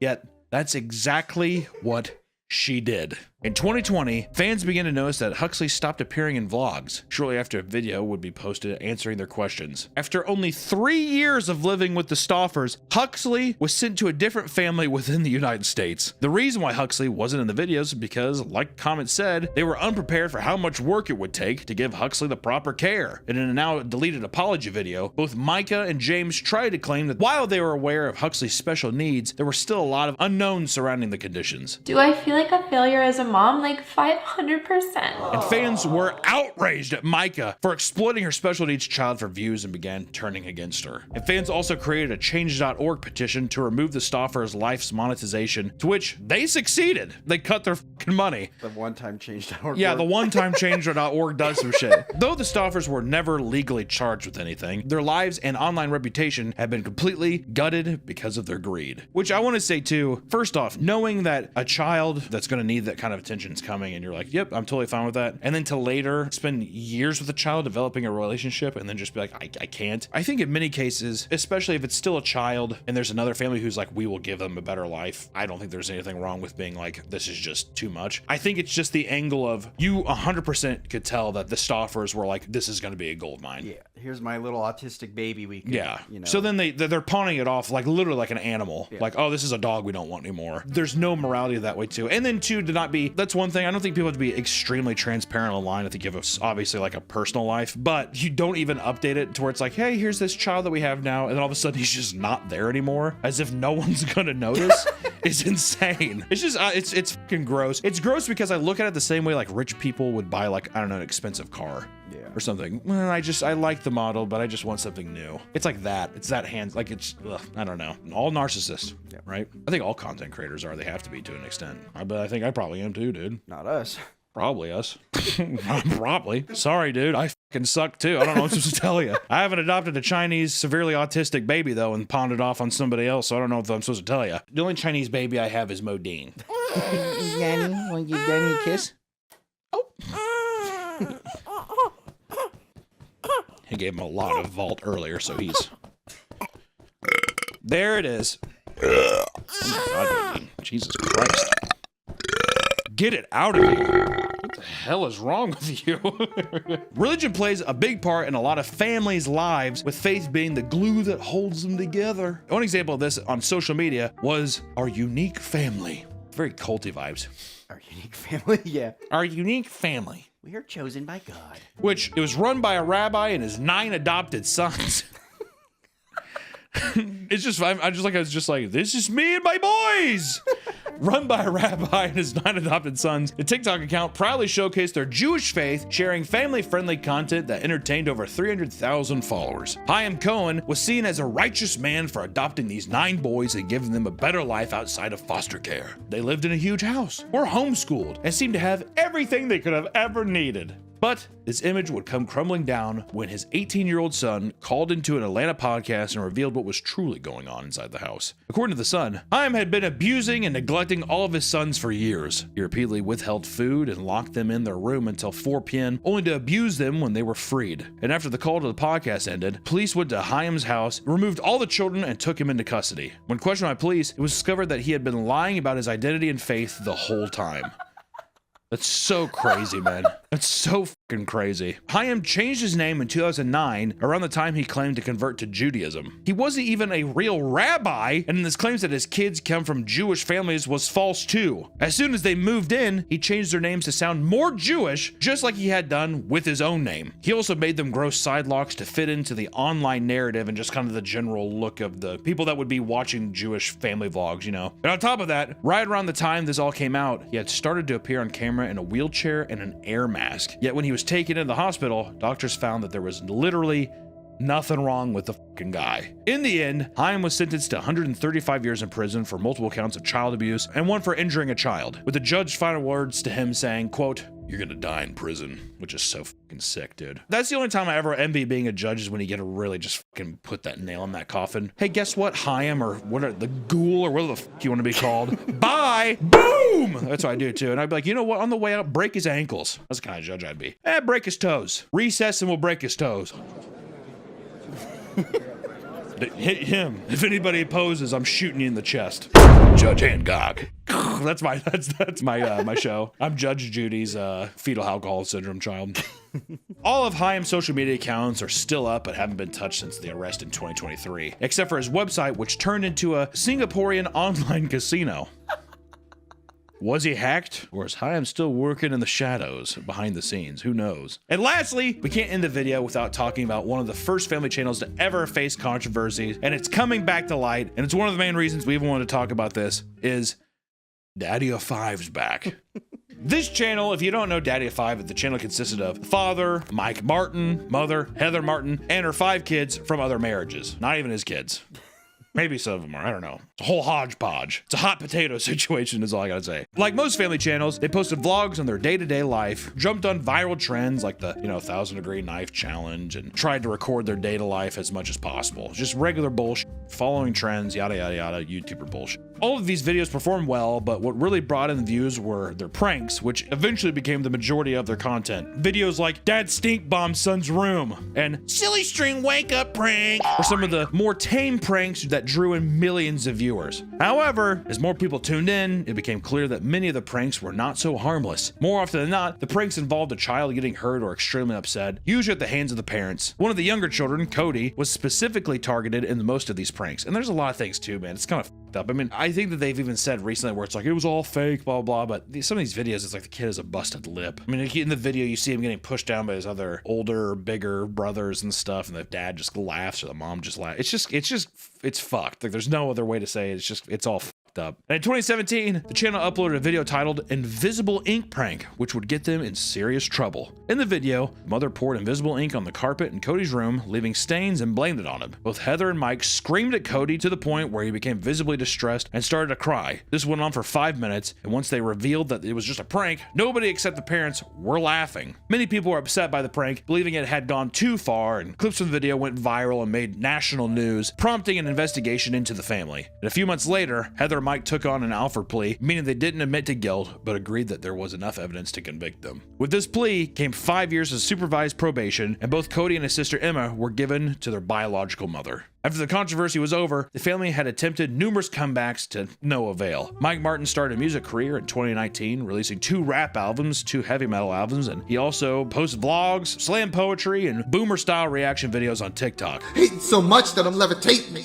and waiting for a miracle. But I'm cynical, so I turn to the biblical. But I'm a criminal, so it's difficult. His oldest son, Jake, followed in his father's footsteps and has also started in his rap career, as well as a clothing brand. As for Heather, she uses TikTok like a Facebook account, posting updates about her life, including her kids' graduation, family vacations, examination after examination with cross-examination, and other family gathering bullshit stuff. To this day, Mike and his family strongly deny any abuse at the home. They say CPS never removed Cody and Emma and claims the biological mother just hated them. Yeah, the older son interviewed his dad, and in it, he asked, like, what would happen if none of this controversy, like, if we didn't get in trouble, be like, oh, man, we'd be set for life, man. Yeah, it's just one of those.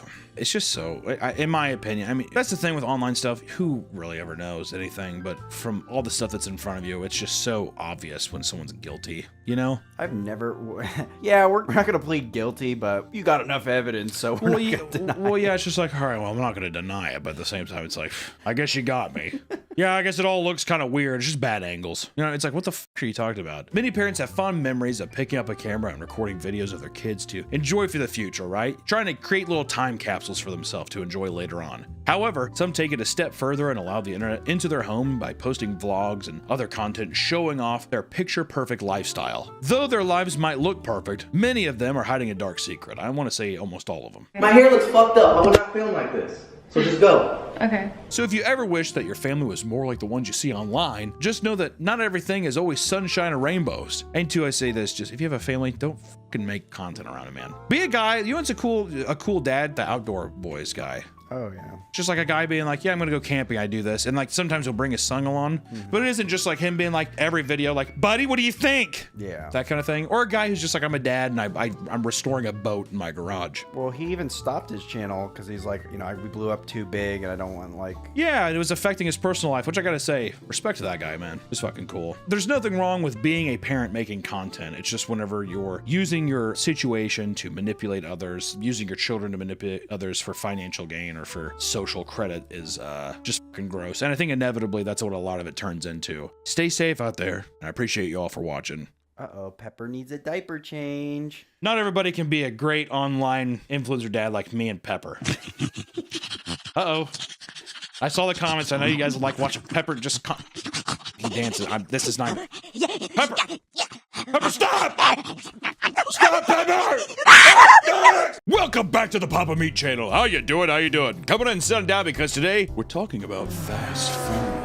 Everyone likes fast food. I mean, who doesn't, right? If you don't like fast food, you're a coward. You know what? You're also probably, you're one of those people who use charcuterie board, cheese. And don't get me wrong, I know that every time I visit a fast food restaurant, I'm putting a little dose of death inside of me. You think I don't get that? I mean, look at America. Obesity's on the rise. Hell, it's been on the rise. I think it's just, that's the trend. That's the upswing. It's not even an upswing. It's just going to rise. It's a mountain that we're always climbing, much like Sisyphus, only we don't fall. We keep climbing. I mean, look at me, for God's sakes. Put a picture of me up shirtless. You think I got that with salads? Think I got that with a big glass of water? I don't think so. And it's gotten so bad that it almost feels like these fast food restaurants are just at a point where they're trying to kill us. I mean, does anyone remember the KFC Double Down? The concept of the Double Down was, let's make a chicken sandwich. Here's the kicker. There's no bread. It's just more fried chicken as the bun. It's with cheese, bacon, and along with it as well is gravy-nays. And I gotta say, it was so good. I loved it so much. Just want to put that out there. It was great, but at the same time, your chest hurts and your arm feels numb. Or we could talk about the Hardee's Monster Thick Burger, which touted itself as the 1,400 calorie burger with 2 quarter-pound beef patties with bacon, cheese, mayo, and buttered bread. It contained 107 grams of fat, which is more than most people should have an entire day. But you get it in a sandwich and maybe you order 4 of them because they're so tasty and it makes me sleep. And I have nightmares. You ever eat so much? You probably don't. You're a little skinny. All my big boys out there, all my big boys and big gals out there know. You look at that one dude, remember back in the days, this was an infamous video. The guy took down like a whole bag of 40-count pizza rolls as fast as he could. That's one of those nights where those are feast nightmares is what I call them. Those things are, you're rolling around, barely breathing, you're choking on your tongue and stuff. That's when the Hat Man comes and gets you. And I think that these fast food chains aren't just using food to try to kill us. No, no, no. I think it goes far, far between. So today, I want to talk about all the ways fast food is trying to kill you. So let's talk about it. First, we're going to start off with a recent one. This one is spicy. The Panera Bread Charged Lemonade. Does anyone recall this? This is pretty recent. We have to talk about it because this is one of the main reasons we even wanted to make this video. Because in 2022, Panera Bread came out with a series of charged lemonades, which were a fruity drink that contained between 155 to 390 milligrams of caffeine. Why? What pitch room was that in? Can we put cocaine in the lemonade? And just for a quick reference, a regular cup of coffee coffee that starts people's day has 95 milligrams. So let's go ahead and tally that up. That's what, about 5 cups of coffee in your lemonade? In your lemonade at Panera Bread. They sell soup there, okay? Now, as extreme as the caffeine content is, the FDA claims that you can have up to 400 milligrams a day and avoid serious negative effects. You can have up to 400, okay? You're at 390. Did we really need to just like knock on death's door that close? Could we have not just seen it from afar? However, Panera originally did a horrible job of advertising the caffeine contents. They were being a little slippery snake with it, okay? Alongside the charged lemonade, Panera also announced something called the Unlimited Sip Club,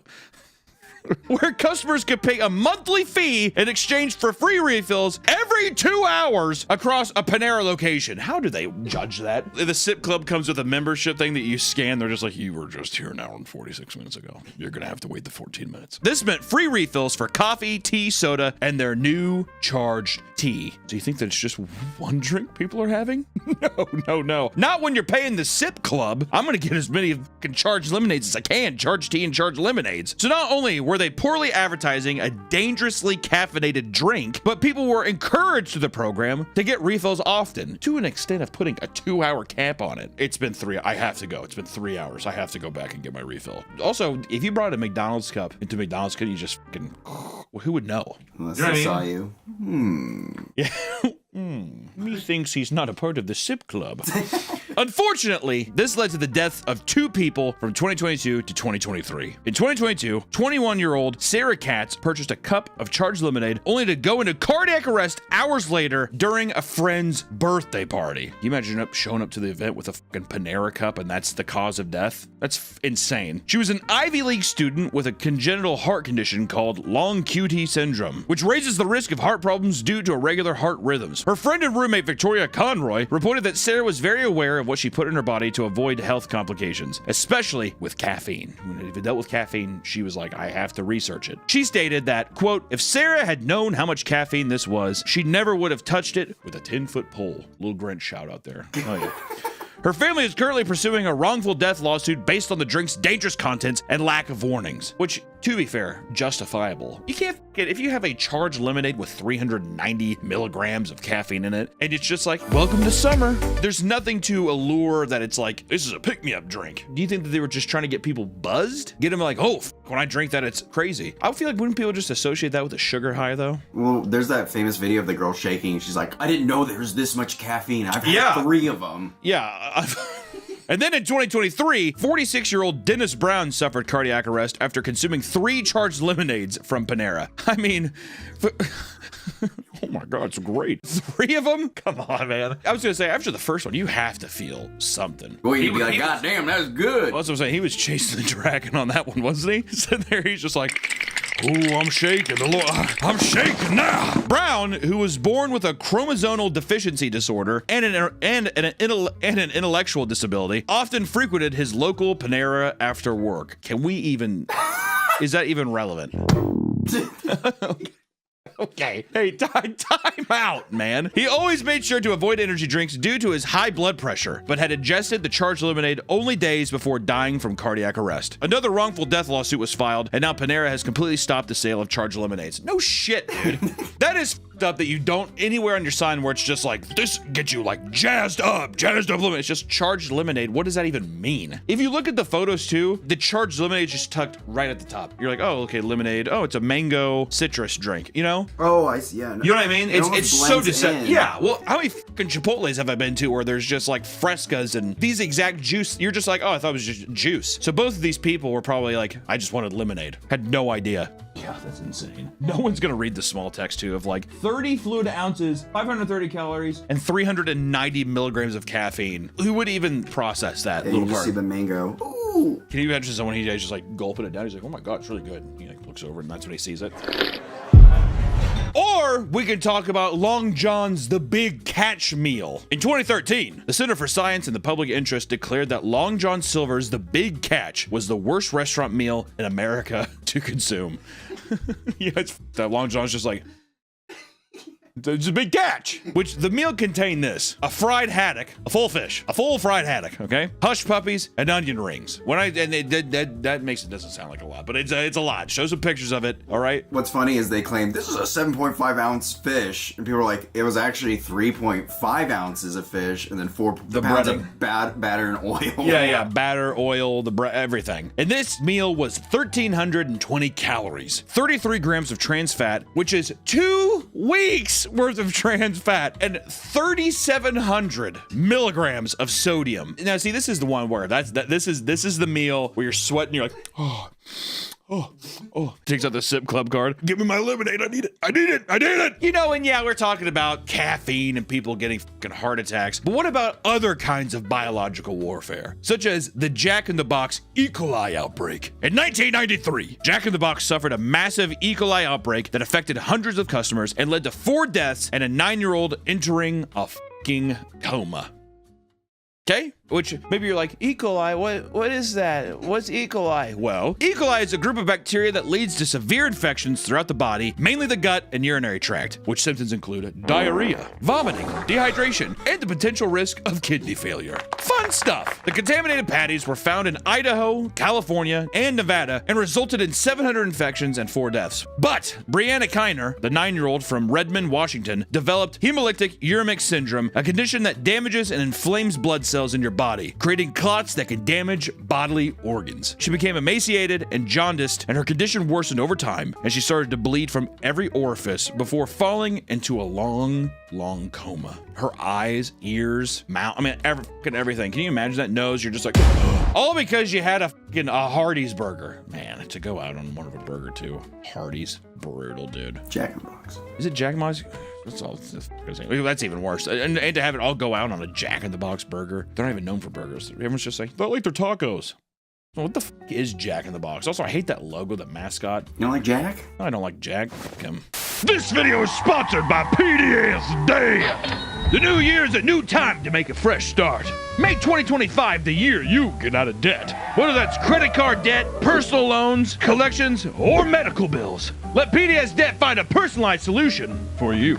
If you're currently struggling with debt, making payments every month, but balances don't seem to be going down, PDS Debt may be here to help. Everyone with $10,000 or more in eligible debt qualifies. And the best part is, there's no minimum credit score required. Save more while paying off your debt in just a fraction of the time. Make this the year you take control of your debt. Get a free debt analysis right now at pdsdebt.com/papameat. It only takes 30 seconds. That's pdsdebt.com/papameat. pdsdebt.com/papameat. Thank you, PDS Debt, for sponsoring this video, and back to the... But Brianna received medical treatment and had her organs hooked up to machines until she eventually woke up. While she was able to recover, she now lives with asthma, brain damage, diabetes, and kidney problems. Brianna's lawyer was able to obtain a $15.6 million settlement, as well as several millions for other victims of the outbreak, which resulted in a $160 million loss for Jack in the Box. And I'll say this. You might say, well, E. coli, Hunter, that's an accident. Papa Meat, that's an accident. It happens. You know what? How do we know old Jack didn't fucking want to spice things up? I have a weird theory sometimes. I feel like these restaurants do shit like this, so then their names are in the press. All press is good press, they say. Even the negative. Remember when Peter Pan peanut butter? Everyone's like, oh, you can't eat that because it'll fucking kill you. Back in the day, it's peanut butter. And whenever that happened, around that time, their sales skyrocketed. Everybody wanted to see if it would kill him? I lied. I have no idea. I just think that these corporations are evil, and I feel like for some reason they're just like, fuck it. E. coli and the Nevada burgers. Put it in there. Fuck the people of Nevada. And fast food restaurants are no strangers to lawsuits, guys, all right? Some of which become famous cases in the industry, such as Liebeck versus McDonald's. Because in 1992, 79-year-old Stella Liebeck suffered 3-degree burns from a cup of McDonald's coffee. See, I know that you know exactly what I'm talking about. This is a big one. And I don't want anybody to be fucking trying to roll this old woman with shaky hands. And she spilt the coffee on herself. She did! But maybe the coffee was too goddamn hot. because while attempting to add cream and sugar with the drink held between her legs, it spilled all over, resulting in severe burns on 16% of her body. That's a tiny woman. Well, yeah, also they're just like, if I take the radius, well, Stella, that's 16% of your body. Burn up your pussy, your belly button, and your upper thighs. I want to say too, I always forget that she was adding it in between her legs. What the fuck are you doing, dude? Especially old woman thighs. You know she's not doing it. What the fuck's the pussy exercise? Oh, I was gonna say jelking. It's not jelking. Whatever. You know she's not doing that, dude. She's loosey-goosey down there. Weak pelvis. Kegels. Kegels. She's not doing Kegels. So for her to like, I can keep balance of it.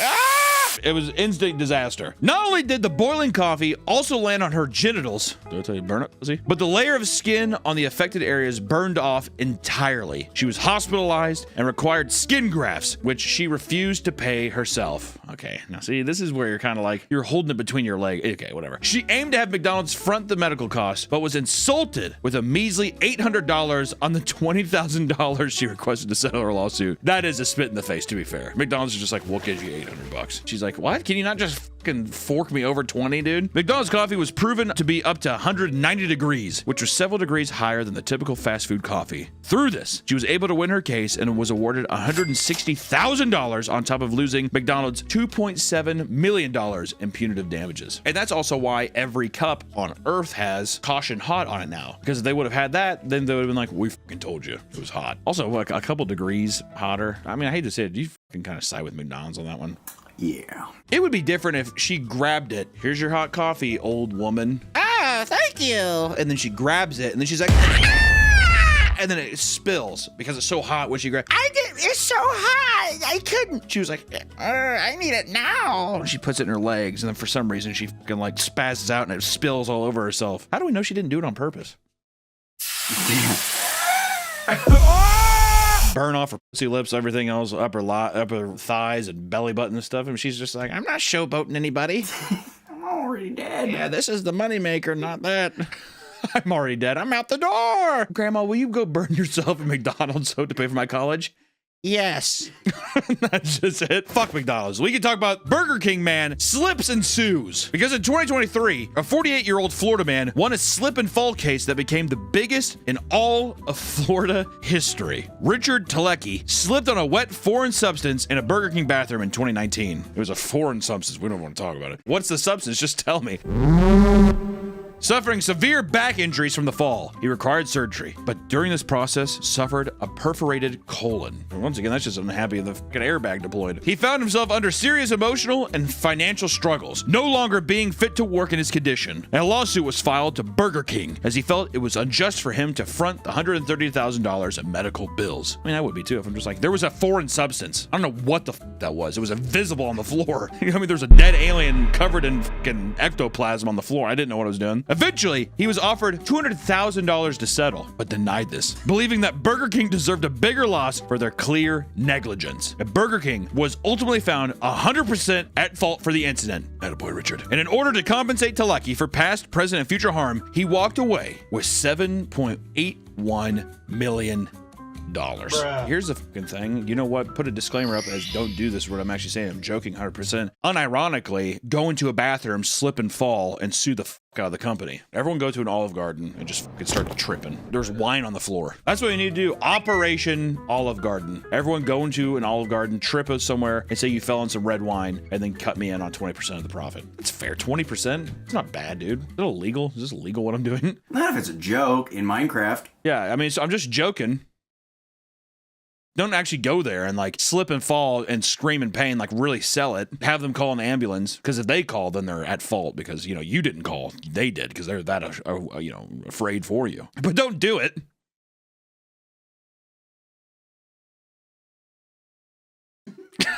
Oh, we could talk about the KFC salmonella lawsuit. This is bound to happen, dude. One of these chicken chains getting salmonella. You fucking come on now. Also, whoever invented the word salmonella, wow, there's some stupid word. Does that have anything to do with fish? Salmon? I think of more of like a salamander.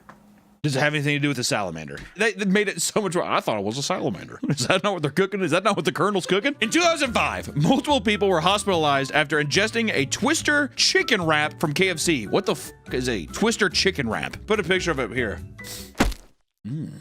Bring it back, Colonel. 7-year-old Monica Saman ate at KFC with her family and shared her food with both her mom, dad, and brother. Damn, dude, selfless. You wouldn't see my Porky Pig ass doing that. People were like, can I try yours? No, it's a fucking Twister, dude. Come on now. Order your own. They're $3, Mom. Go get yourself another one. They were all sent to the hospital soon after with salmonella poisoning. While her family eventually recovered, Monica suffered serious long-term effects. She spent 6 months in a coma and is now quadriplegic due to the brain damage inflicted to her. Oh my God. Which has removed her ability to speak. That actually made my stomach turn. Imagine having that happen to you because you uttered the words, I would like a Twister chicken wrap. You know what I mean? I'm just saying that is insane. KFC refused to compensate the family. Why? Why do these companies do? It's so frustrating. What? Us? You think you got it? We're not at fault here. That's weird. KFC refused to compensate the family, claiming that there was no record of the family purchasing this item from any of their locations. They didn't have a receipt.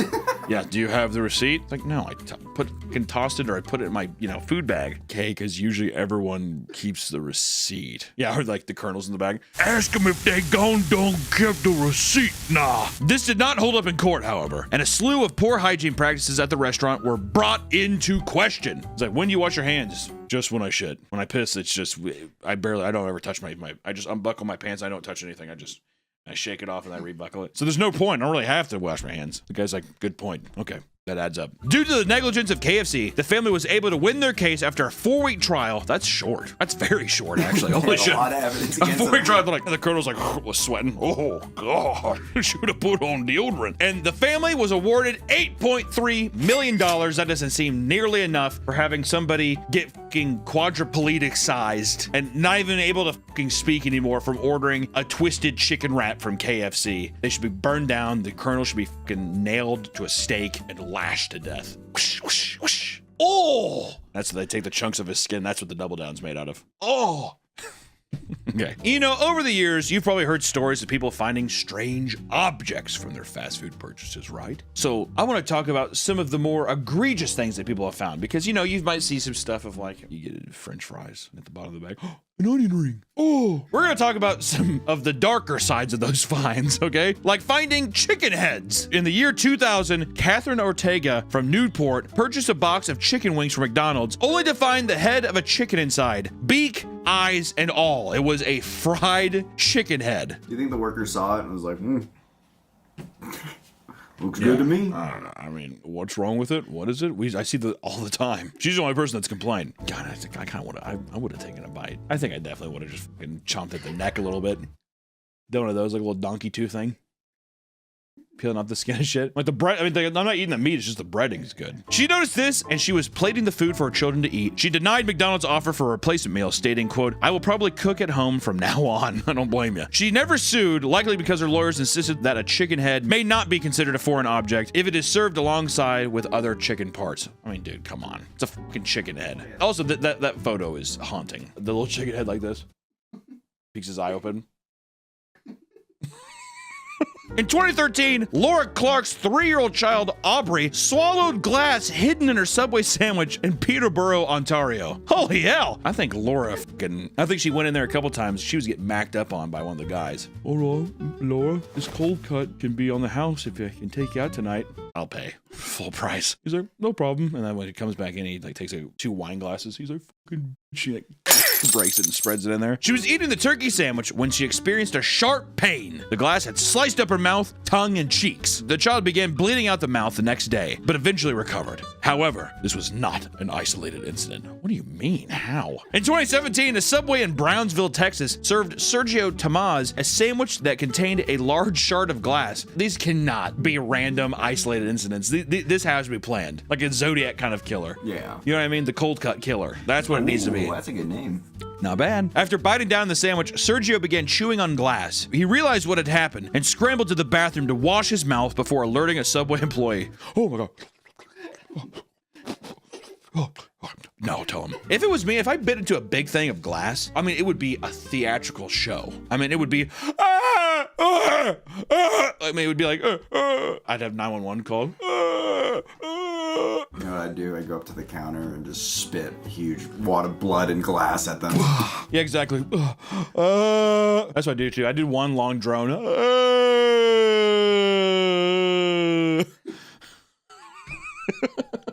He told reporters, quote, I said you can look for yourself. So they looked at it and said, okay, I can get you another sandwich.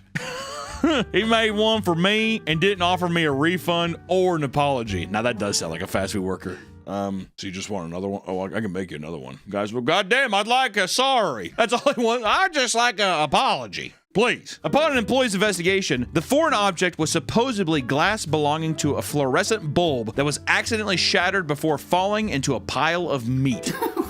A manager insisted it came from a factory the meat was produced from. God, both of those horrible answers. No, it was packaged in the place that we get the meat from. Like, what? Do you not have quality control? They're like, no, sir. No. Also, what does that mean? He, like, as in, like, the ceiling, the light bulb from the ceiling fell. So then here's my next question. Where was the meat at? Was it on the ground, like in containers on the ground? And they're just like, eh. When I first heard that, I think, like, you know, the deli stand, there's like light up there. I'm wondering if that broke. Oh, you think it's one of those lights? Yeah. And then it fell. They just like sweep it over their hands and they're just like, all right, so you said a meatball? Okay. We're not done with Subway yet because we have to talk about a knife in a Subway sandwich. All right, now what are they gonna say? Well, the knife fell into the meats. In 2008, a New York man named John Agnesini filed a lawsuit against Subway after he discovered an entire serrated 7-inch knife baked into the cold cut trio sandwich. Baked! How do you take that from here? And you're like, weird looking. Okay, it's like cyberpunk. The 26-year-old man was well into his meal, taking several bites before noticing that a sharp object was poking out of it. Okay, well now I'm kind of like, John, what the f are you talking about? It's like a giant, like I think it's like a, what the f is that, like Persian sword? A scimitar. It's like a giant scimitar sticking. He's like, Prince Ali. He stated, quote, that's the last thing you think about a sandwich you eat all the time. What, you don't even put that in. What the f kind of quote even is that? What does that mean? Were they drunk when they messaged, when they talking to him? So you found the knife. That's the last thing you think about a sandwich you eat all the time. What the f are you talking about, John? There was no apology made from the restaurant. I love that. I like how they're just like, we have nothing to tell you. You found a knife, dude. You got more than what you asked for. What are we supposed to say? You know what I think with those? If they say... Well, they say sorry, admits wrongdoing or whatever. There was no apology made from the restaurant, pushing John to file a lawsuit on the basis of negligence impacting public health and safety. While he sought after $1 million, he only received a take it or leave it offer of $20,000. And I'm gonna guess right now that he immediately took that. Yes, sir. Okay, fine. I will say that knife is fucking horrifying. This looks like a prison shank. God, what a gross looking sandwich too. Doesn't even look at it. I don't know. What the fuck is it, like tuna? I don't know. I don't like it. Or we could talk about a woman who bit into a dead rat in her sandwich. In 2016, 46-year-old Ellen Manfelti Ellen was dining at a Chick-fil-A. Ooh, we got Chick-fil-A coming right now too. That's kind of when she suddenly bit into a dead rat that snuck its way inside her chicken sandwich. How did it die so quick? It snuck its way. Also, how long she's like, I'm gonna eat these in 4 months. Shuts the trunk. Whenever he's like lying there. After tasting something funny during her meal.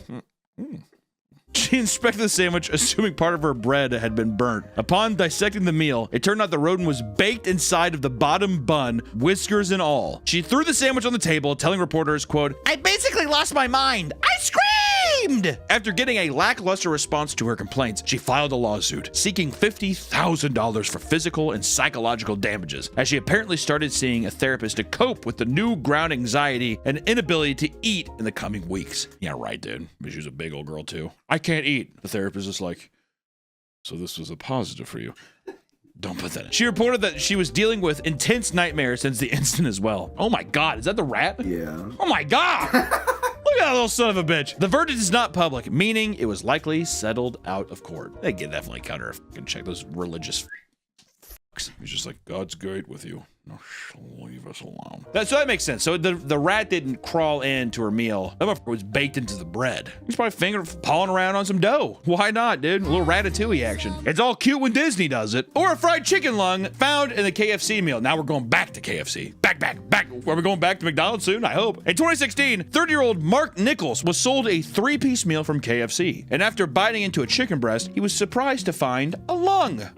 He told the Daily Mail Australia, "It was disgusting. It was absolutely vile." He quickly spat out the rest of the organ and confronted a KFC employee. He was not offered a refund and told to contact customer service instead.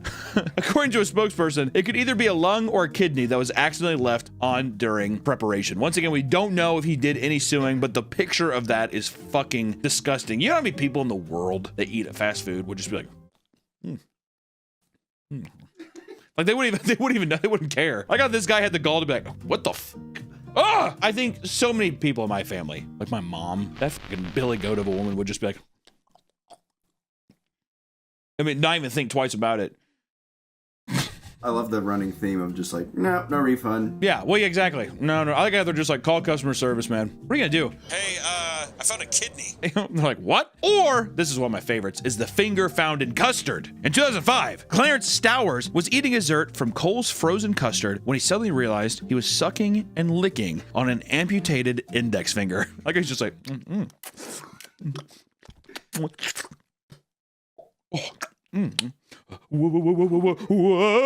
When asked for a comment, he said, quote, I thought it was candy because they put candy in your ice cream or whatever to make it a treat. What the fuck are you talking about? How old are you? How old is this man? Clarence, aren't you 56? Yeah, I'm just a kid though. I'm like a little kid. He told a Wilmington television station on Sunday, quote, So I proceeded to put the object in my mouth, got all the ice cream off of it, and spit it in my hand. Pretty accurate the way you just did. What was this? He's like,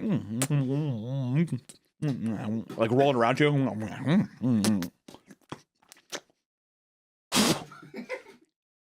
Which also, if you thought it was candy, why would you spit it into your hand? Wait.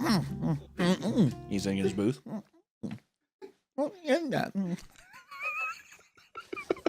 My fucking finger's all wet. He began screaming at the top of his lungs after realizing what had happened. Later, he declined any calls asking further comments as he began hiring a lawyer. He kept the finger in his possession to be used as evidence. What a creepy fucking weirdo. He was later discovered that the finger belonged to Brandon Pfizer, an employee who had a serious accident on the job. Holy shit. He had dropped an entire bucket of custard and lunged over to catch it, but his finger got caught in a custard mixing machine. And it chopped off his finger at his first knuckle. So this is a full finger. Wow. As his co-workers were assisting him, an employee scooped up custard containing his finger and served it to a customer. Like, I heard the guy's like screaming, oh! There was one guy who's just like, like not even giving a that guy. He's always screaming on the job. There is only a few hours before a severed finger is no longer viable to be reattached to the hand. So the employees pleaded with Stowers to return the finger so that he may reattach it. And he refused, instead claiming he would be contacting an attorney and the TV stations. This is definitely a fucking character, isn't it? Do you think he knew, like when he handed it? Ooh, a finger. Yeah, I think he's probably like, jackpot. Stowers held onto the finger for so long that the poor employee was unable to have it reattached. Public perception favored Pfizer because of this, seeing Stowers as desperate for a quick buck, even at his own expense. The lawsuit he filed was for over $10,000 due to the negligence and unfair business practices. There's no public knowledge of what the verdict actually was, but I hope that he didn't get it. The guy refused to give his finger back for $10,000. You know what I want to do? Yeah, for 10 grand, I'm not going to give you your fucking finger. You know what? If you're out there, man who got his finger cut off, I want to buy you a nice mahogany finger. Reach out to me. I'm not even joking. Email me, mecanyon@gmail.com, and I will get you a fucking dope finger. We need to have some kind of proof, though. You need to show me this, and like I guess like you and the custard place you worked at. I don't know. But that's not the only finger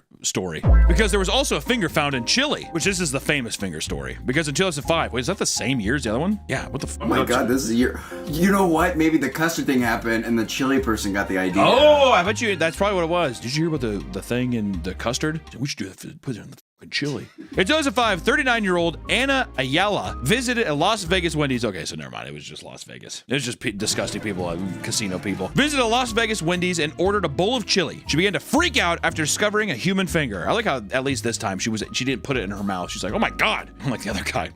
It was described as a 1 to 1.5 inch fingertip with a manicured nail, and investigations began. But the source of the finger was unknown. This Wendy's location started to lose all their business to the point of offering $50,000 to any information on where the finger came from. Dude, close up shop and just call it a day. Like the guy's like, we're gonna turn this around. Over time, people became suspicious that Anna planted the finger on purpose for a monetary reward. The police obtained a search warrant for her home after it was discovered that they had performed hoaxes like this in the past. In one case, she had her daughter fake an illness and blamed it on a meal from El Pollo Loco in return for a sizable settlement. Do you think you're gonna get away with this more than one time, you As this case became more and more publicized, Wendy's raised the reward from $50,000 to $100,000. Further police investigations revealed that the finger had actually belonged to a friend of Jamie, her husband, who had severed it during a workplace accident. He bought the fingertip off of him for $100 and even explained what they aimed to do with it. The coworker even admitted that they later tried to buy his silence regarding the hoax for $250,000. How much money do they think they were going to get? By the end of the hoax, Wendy's claimed to have lost $2.5 million in sales due to negative press. Anna was sentenced to 9 years in prison and was released after 4 for good behavior. Her husband, however, served for 12. Anna found herself back in prison again in 2013. God damn. Her son, who was a convicted felon, accidentally shot himself in the ankle because he wasn't allowed to be in possession of a firearm. Anna lied and told the police that it was 2 men who shot him. For this, Anna and her son received 2 years in prison. What just a nasty family. What a nasty, gross family. That's just kind of like, you just know it's doomsday. You know what I mean? It's not biting into food that you have to worry about. There are many cases in which kids are injured or even killed by fast food toys, like the Scooter Bug. Remember Scooter Bug? Anybody? No. Well, released in 2000, the Scooter Bug was a toy that wiggled its legs back and forth when you rolled it across the floor. It was about 3 inches long and 2.5 inches wide. And in 2001, 234,000 Scooter Bug toys had to be recalled after children started breaking off its antennas and choking on them. Like, they're just like... What's the fascination of, do you think it's just like primitive brain type stuff of like, thing is size of mouth? Put inside of mouth. You know what I think it is? Maybe they put the Scooter Bug in and they're sucking and chewing, and then it breaks off and then Or we're gonna talk about the Hello Kitty toys from McDonald's. Because in 2014, McDonald's was giving out Hello Kitty whistles in their Happy Meals. 2.3 million of these toys had to be recalled after 2 children sucked on the pieces to the point of choking. See, it's the sucking thing again. Or Doc's DeLorean. It was a car toy that could be pulled back to reveal sparks from the back of it. Back to the Future prop for the movie. It was deemed a choking hazard and recalled in 1992. Kind of just speedrunning these. Or a Playmobil toy along with a box that could be used as a playset to prevent kids from choking. About 10 million of these toys were recalled. So basically, kids were just putting things in their mouth, sucking on them, and then things were breaking apart immediately because they're cheap pieces of plastic and people were choking on them. And millions and millions and millions of these toys had to be recalled. Unfortunate. I wonder if there's like a warehouse. Oh, with recalled stuff? Oh, just all the stuff, yeah. I think so. I think I had these exact toys. I remember the Scythe guy. I do remember this next one coming up, which is the Shrek cups had to be recalled for toxic metals being on the cups. Because in 2010, 12 million Shrek Forever After drinking glasses were recalled due to the paint on them containing cadmium, which is a fucking toxic metal. Which I want to say too, McDonald's has put out some dope glasses. I'm pretty sure I still have my Batman Forever mugs. That's like crystalware. I'm going to give it to my kids and say, have fun buying in your house. Or Burger King's Pokemon toys. Sure, Burger King has done a lot of great Pokemon toys in the past. Remember the slabs? Slabs were the best. The gold slabs? Unbelievable. And in 1999, Burger King sold a wildly popular Pokemon toy consisting of a Pokemon Pokeball filled up with up to 57 different types of Pokemon. See, that's how they got you, dude. Because McDonald's, you remember back in the day too, McDonald's did a thing where you would be like, do you have Inspector Gadget's arm? You have to make like a fucking GoBot of like the thing. So you have to drive around. So now people would be like, you have Snorlax? And they're like, we don't know, man. They're sealed. Fuck! Problems arose when infants began lodging individual halves of the ball into their nose and mouth and being unable to remove them. An 18-month-old child nearly died after covering his face in one half of the Pokeball until it got stuck and began suffocating him. And sadly, a 13-month-old girl did actually die from suffocation, leading to a massive recall of over 70 million units. You never think about how kids are just gonna be like, right? And that's the thing. The negligence is not only on the consumer, it's on the conglomerate, the fast food chain themselves, right? But here's the thing. If you're in one of these things, you maybe find a finger or testicle or, you know, a skateboard. I don't know what the f you find in your food. You're not going to get an apology from these companies. You're going to be met with swift legal papers. Don't sign them and sue. And I still want to reiterate and bring up hashtag Olive Garden Gate, or whatever the f I called it earlier. I'm just joking. Don't do it. But seriously, you should go and trip inside of an Olive Garden and you should sue them. I'm joking. I'm joking that you would make a lot of money.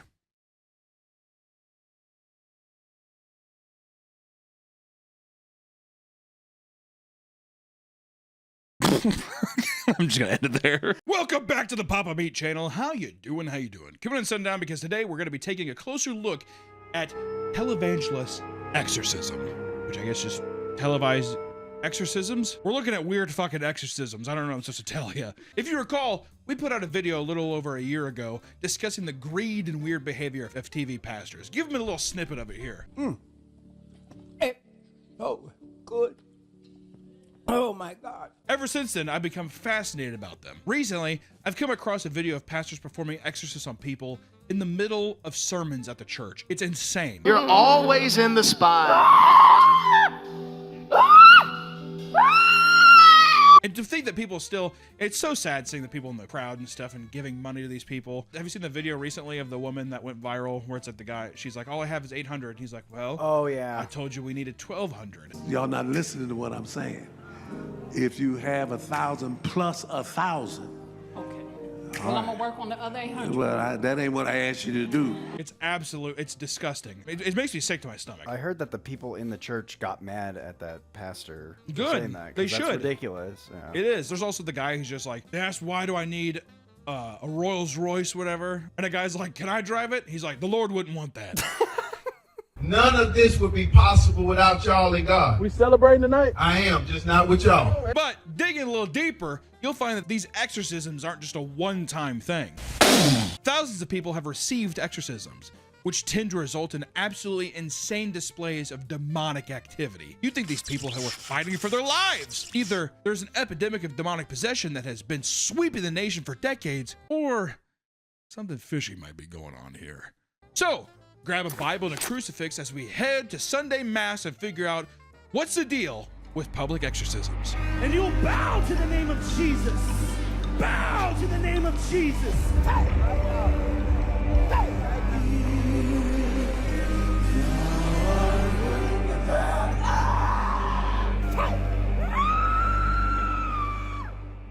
Okay. In churches all across the United States, TV priests are healing illnesses and performing exorcisms right in the middle of these packed events. On these packed, televised events, people are actually performing real exorcisms in some kind of act to prove that they are a holy warrior or that they have some kind of magical ability to cure people of these ailments, demons and ailments and that such. AKA trying to get you to donate more. While this is going on, the crowd is usually in awe with their hands in the air, screaming and praising the Lord, adding to the overall chaos. It's a sensory nightmare. But are they really saving people from the clutches of demons, or is it all a work for the camera? Well, for those outside of mega churches, it's hard for them to believe that these exorcisms are real. More often than not, it's referred to as Christian LARPing. It's absurd the lengths participants will go in order to, you know, make this demonic exorcism seem like it's a real thing. They will be, I mean, people there in hysterics. I wouldn't be surprised if they had a fucking light that said clap. Like an actual television audience. Well, I was actually thinking, do you think it is a form of, like, people know it's not real, but they just like the ceremony of it? I don't know if people don't, I don't think that they think it's fake, but I think that they desperately want to believe. It's the same thing as, like, when you see a stand-up show on YouTube and you're like, that wasn't funny. If you went and saw that same person at the show, you would probably be laughing your ass off because it's the infection of the room, right? So it's just the environment. If someone else is like, oh my God, praise the Lord, you're probably so riled up that you're like, oh my, yes, yes, yes. And it's feeding off that. I'm telling you, it's probably way different in person where people are probably crying and being like, oh, that was a miracle. So that kind of shit. I feel like I'd fear that I would get sucked into the mob mentality. I think you would. I think it's impossible not to. Because also, it's like, can you imagine the energy? And like afterwards, it's like this probably beaming positive energy in there. And then you're around people that desperately want to believe in that thing. To where you yourself might be like, that was awesome. I'm not going to sit here and say that I would be above it or whatever. And you know, I know I'd be that way because I don't fuck with that. I mean, I think that, listen, I'm a sheep. I'm gonna get bought into whatever, you know, you give me. These practices also stray far from typical exorcisms. For example, in the Catholic Church, ordinary priests don't perform exorcisms. They must be officially appointed as exorcists and undergo years of training, which if you've watched any found footage horror film, you already know this, right? You have to go there. That's actually a big part of one of my favorite found footage films, The Final Prayer, or it was also called Borderlands. But essentially it's about priests that have to go and prove that this is an actual act of God, or like this is an actual demon possession. You go, and same even with the Warrens, they go and they'll tell you if it's actually a real thing or not. I think that's more of the Catholicism style of officiating and being like, is this real or not? Yeah. Right? It's not something that just anyone can do. And usually they don't happen during a regular Sunday mass. It is standard protocol for exorcists to perform their rituals in private, not only to protect the identity of the person afflicted, because who wants to be known as the fucking guy who was possessed, right? But to not make it a public spectacle. Because I'm sure also if you believe in that shit too, do you think a demon's probably jacking off inside the body being like, look at all these people. They're so pissed, whatever. Well, wouldn't you be afraid that the demon would like pop into another exactly, body? Yeah. Where do they go? Or back to hell? Oh, they just probably banish them back to hell. Okay. This video is sponsored by Hungry Root. It's the new year and Hungry Root makes it incredibly easy to get going on your resolution of fresh, healthy eating. Let Hungry Root be your personal shopper to avoid spending too much time and money on groceries. Hungry Root is your place for high quality food, taking the guesswork out of it. And the bad stuff too. Oh, that's because they screen out over 200 different additives, including high fructose corn syrup, artificial sweeteners, and preservatives. PU! And they only source the best, grabbing high quality meats and seafood. And if you have any dietary restrictions, Hungry Root has got you covered, because Hungry Root tailors items to your needs. In time, Hungry Root will fill your cart with personalized items that you're sure to love. I love how convenient and easy Hungry Root is. It gives me access to healthy meals I can put together in minutes, and good for you snacks for when I'm stuck at my desk. Oh, I'm chained. Thank God I got my yummies. Finding healthy alternatives is a breeze. From smoothies to salads and everything in between, Hungry Root has got you covered. You're going to love Hungry Root as much as I do. And for a limited time, get 40% off your first box, plus get a free item in every box for life. Click the link or go to hungryroot.com and use code PAPAMEAT. That's 40% off your first box and get a free item of your choice for life at hungryroot.com with code PAPAMEAT. Thank you, Hungry Root, for keeping my belly full and so yummy and healthy. Back to the video! Televangelists, however, are often all about spectacle. That's all they're about. Look at me. Look at how good and gracious I am. I am so powerful. I'm God. Televangelists legitimately, I believe, think that they are God. Oh yeah, they love the power and the spectacle. They will say, I think that they are literally referring to themselves in the fourth person. So they're like, God says this, and in the back of their mind, they're just like, yeah, God, my pants are so stiff. Most of the time, the identity of the performing exorcist is also kept secret. And since the local archbishop must approve each exorcism, there's no way that they would authorize TV pastors to do the fucking exorcism, dude. As we discussed previously, it's all about the money for TV pastors, and their exorcisms are no exception. It's just another way to bring in that sweet, sweet cabbage, that green, baby. Plus, these exorcisms get more butts in seats, which means more donations and more publicity. It just also makes you look like you're at the real church. This is the real deal. We kill demons at this church. I guess you can go to the other one. Does he do exorcisms? I doubt it. With so many different pastors claiming to do the same thing, some have to get really creative in order to hook in new believers. When you think of things needed to expel a demon, you probably refer back to popular films like The Exorcist, which depicts priests using holy water and crosses, right?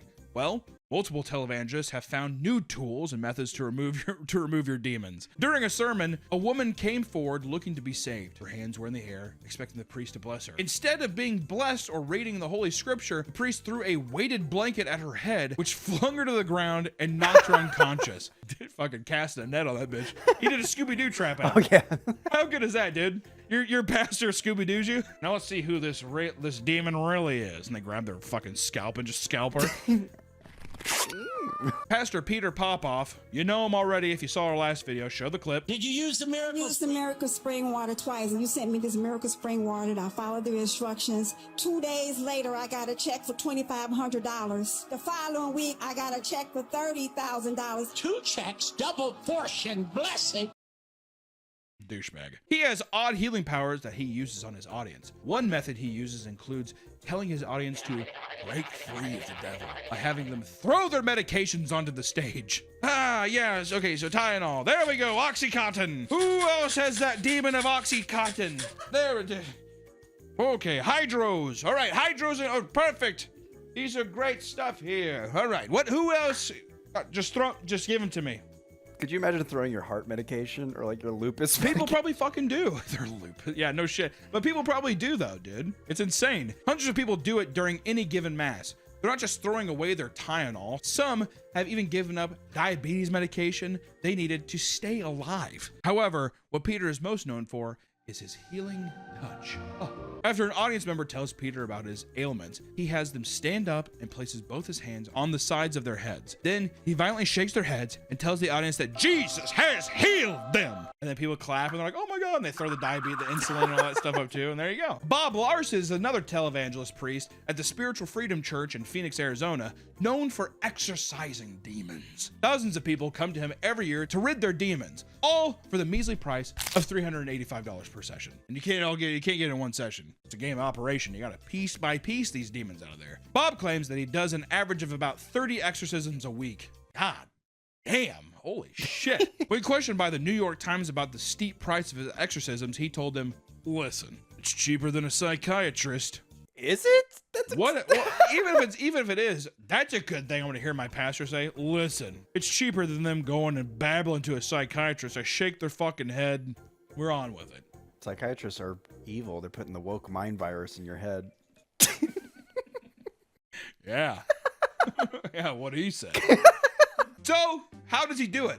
Well, Bob is a bit more traditional with his gear, using both a Bible and a crucifix to remove demons. However, a key part of his practice involves having the person restrained with their eyes closed while he strikes their abdomen with a Bible to release the evil spirits. Probably hits them until they throw up. The demons! I bet you that's actually so fucking true. He hits them in the stomach until they throw up, and he's just like, there you go, see, it's out. And he's just like, why'd you tell me to eat so much before I came? He's like, I know. If you can't make it to church, but are intrigued by this, you are in luck, my friend, because Bob regularly performs exorcisms over Skype for a more affordable $295 per session. You just save about 40 bucks. If Bob Larson is too booked up to help you, there's still hope, so don't panic. You can be visited by his daughter, Bryn, and her 2 friends. They're just there. They're good buddies. Bob trained them as exorcists, and together, they call themselves the Teenage Exorcists. She's not even an adult? Or what if she's 42 now? Like when we started with this whole weird thing, changing the LLC name, we just kept it. God, can you imagine having a teenager come over and just beat you to death with the Bible? First off, does that not just read like pedophiles are gonna call to have girls go over to the house and beat them? Down in Arlington, Texas, Pastor Ed Kitronelli is hosting people from all around the World Healing Church. Ed himself has claimed to master the spirit world and has tons of footage of him healing people, with some supposedly regaining their ability to walk. Like he's like, I mastered the spirit world. His great-granddaughter showed him Avatar: The Last Airbender. He's like, what the hell is that? What's Ong? His name's Ong? While he is similar to many other pastors that claim to have healing capabilities, he has become well known in a much more unfortunate way. One case that blew up online that he probably wished had never been filmed was a woman who frantically came to the front of his church telling him how a demon showed up at her house with his penis out and put it in her mouth. Oh, I fucking want that shit. Wait, so how big was the demon? Was she already on her hands and knees? Why does it matter, Nick? Wait, hold on a second. How big was the demon? Can you have her text me about that? The demon's like visiting at night. All your house is dark and you opened your door and you're just holding there with your ankles. The demon looks in. She claimed that the demon slept with her a week later, resulting in crotch being incredibly itchy all the time. Some hell syphilis? Some hell gonorrhea? That's gotta be crazy. Oh yeah, getting fucked by a demon? Notice how not once did she say, it was bad. I was gonna say, it was good. I think she's just more upset. She's just like, I thought he'd come back, but I think the itchiness, I need you to clean me up so you can come back and dust out these pipes. Come on, Ed, clean me out.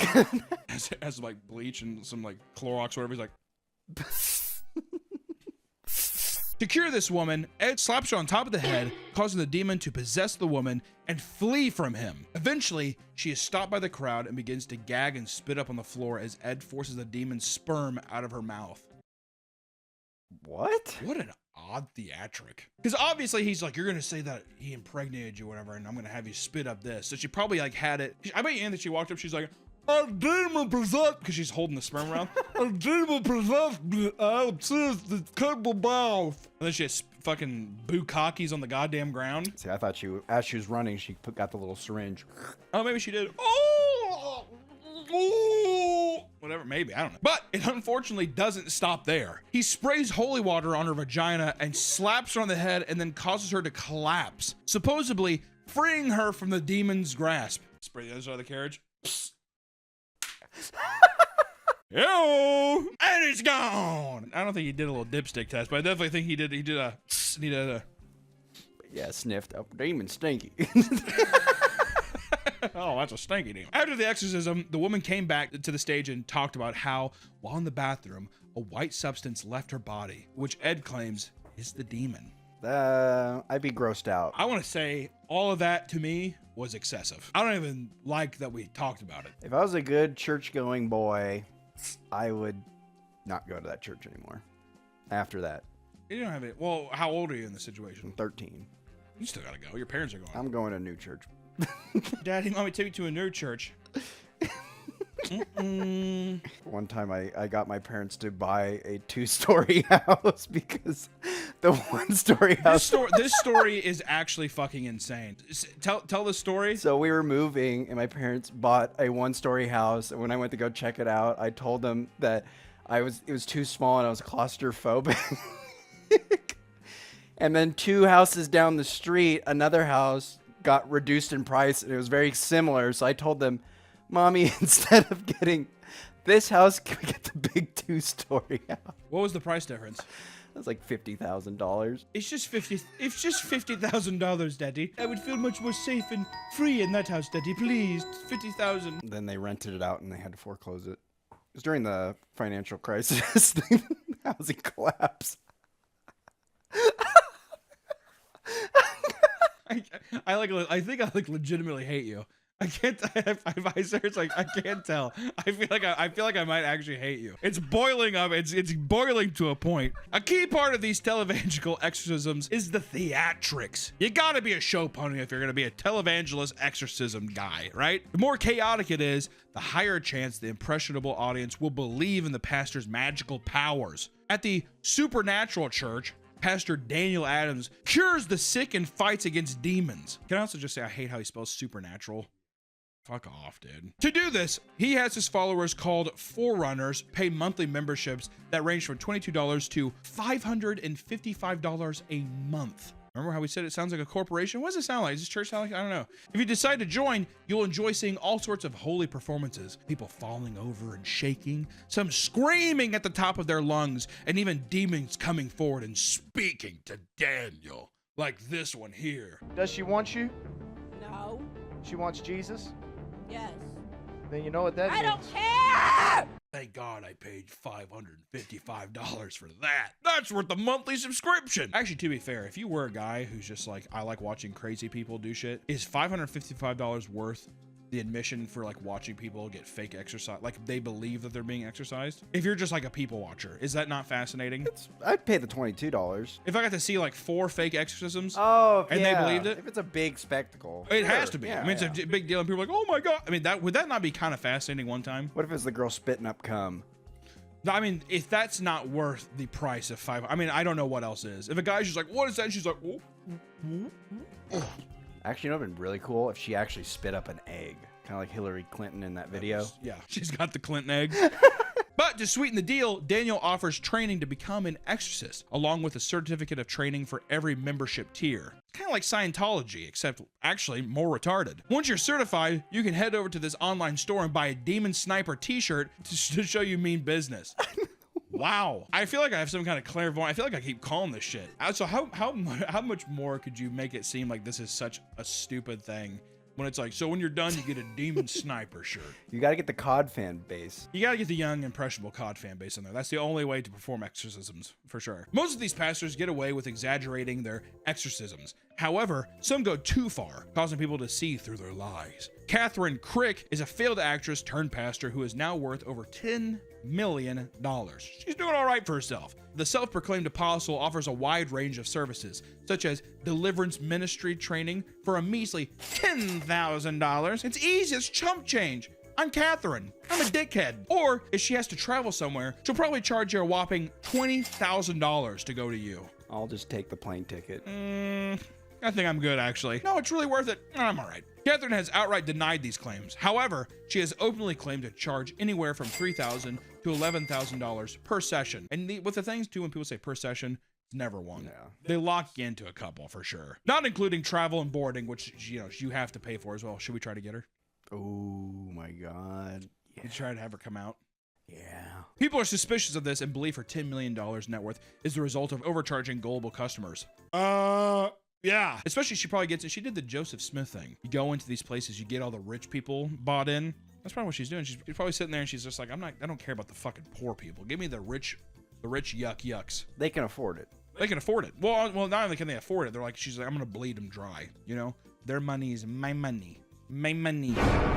However, being called a scam artist is not the worst thing Catherine dealt with. Multiple articles have called her a false prophet and a heretic after catching her faking the healing capabilities used to build her media empire. If you search Catherine online, you'll find tons of clips similar to all the other pastors we have covered. People are screaming on the floor, etc. And just like the other pastors, she cures these people and the crowd erupts. It's the same old bullshit. But her special power involves waving her hand over people's heads and declaring spirits gone, as well as removing generational curses. But not everybody was so convinced, leading to her being publicly exposed. She has used the same actress, easily identified by her specific tattoo. Catherine, you dumb bitch.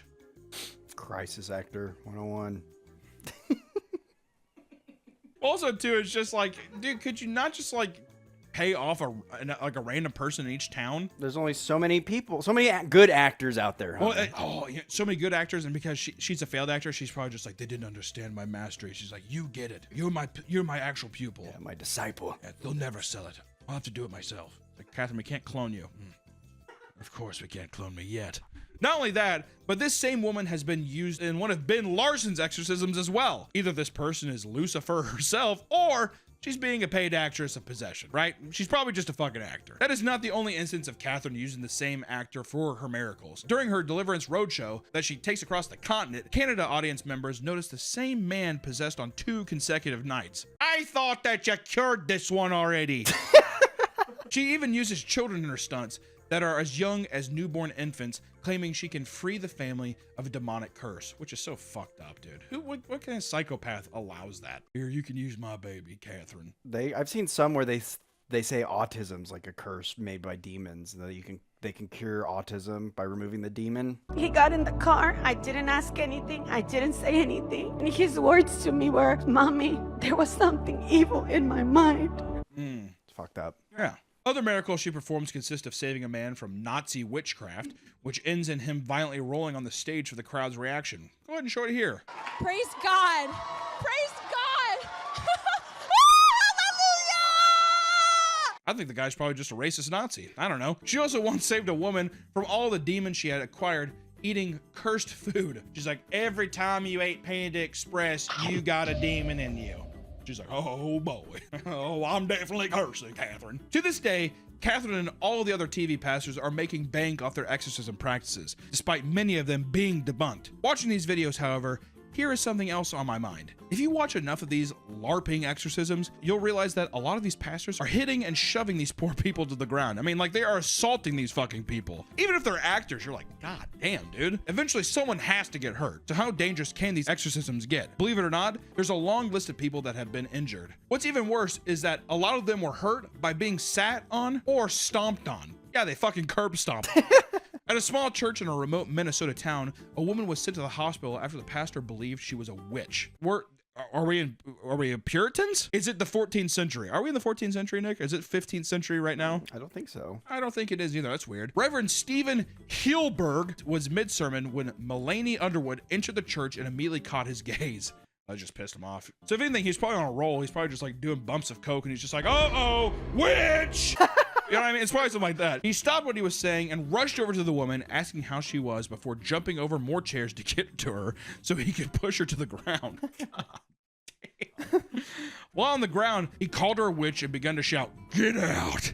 Get out!" while jumping on top of her. Thankfully, she only suffered a few bruised ribs, but the issues didn't stop there. When the case went to trial, Reverend Stephen brought 350 church members to hum the song "We Shall Overcome" in the hallways and followed prosecution witnesses into the bathroom. In the end, Stephen was acquitted of all charges because the jury found his religious intent to be sincere. One jury stated, quote, "It was truly sincere in what he was doing. It was his feeling he was confronting a spiritual force. He felt she was susceptible to that force." There's got to be better vetting for juries, man. A jury of your peers, and you realize like how retarded most of them are. I would, dude. That shit's gonna.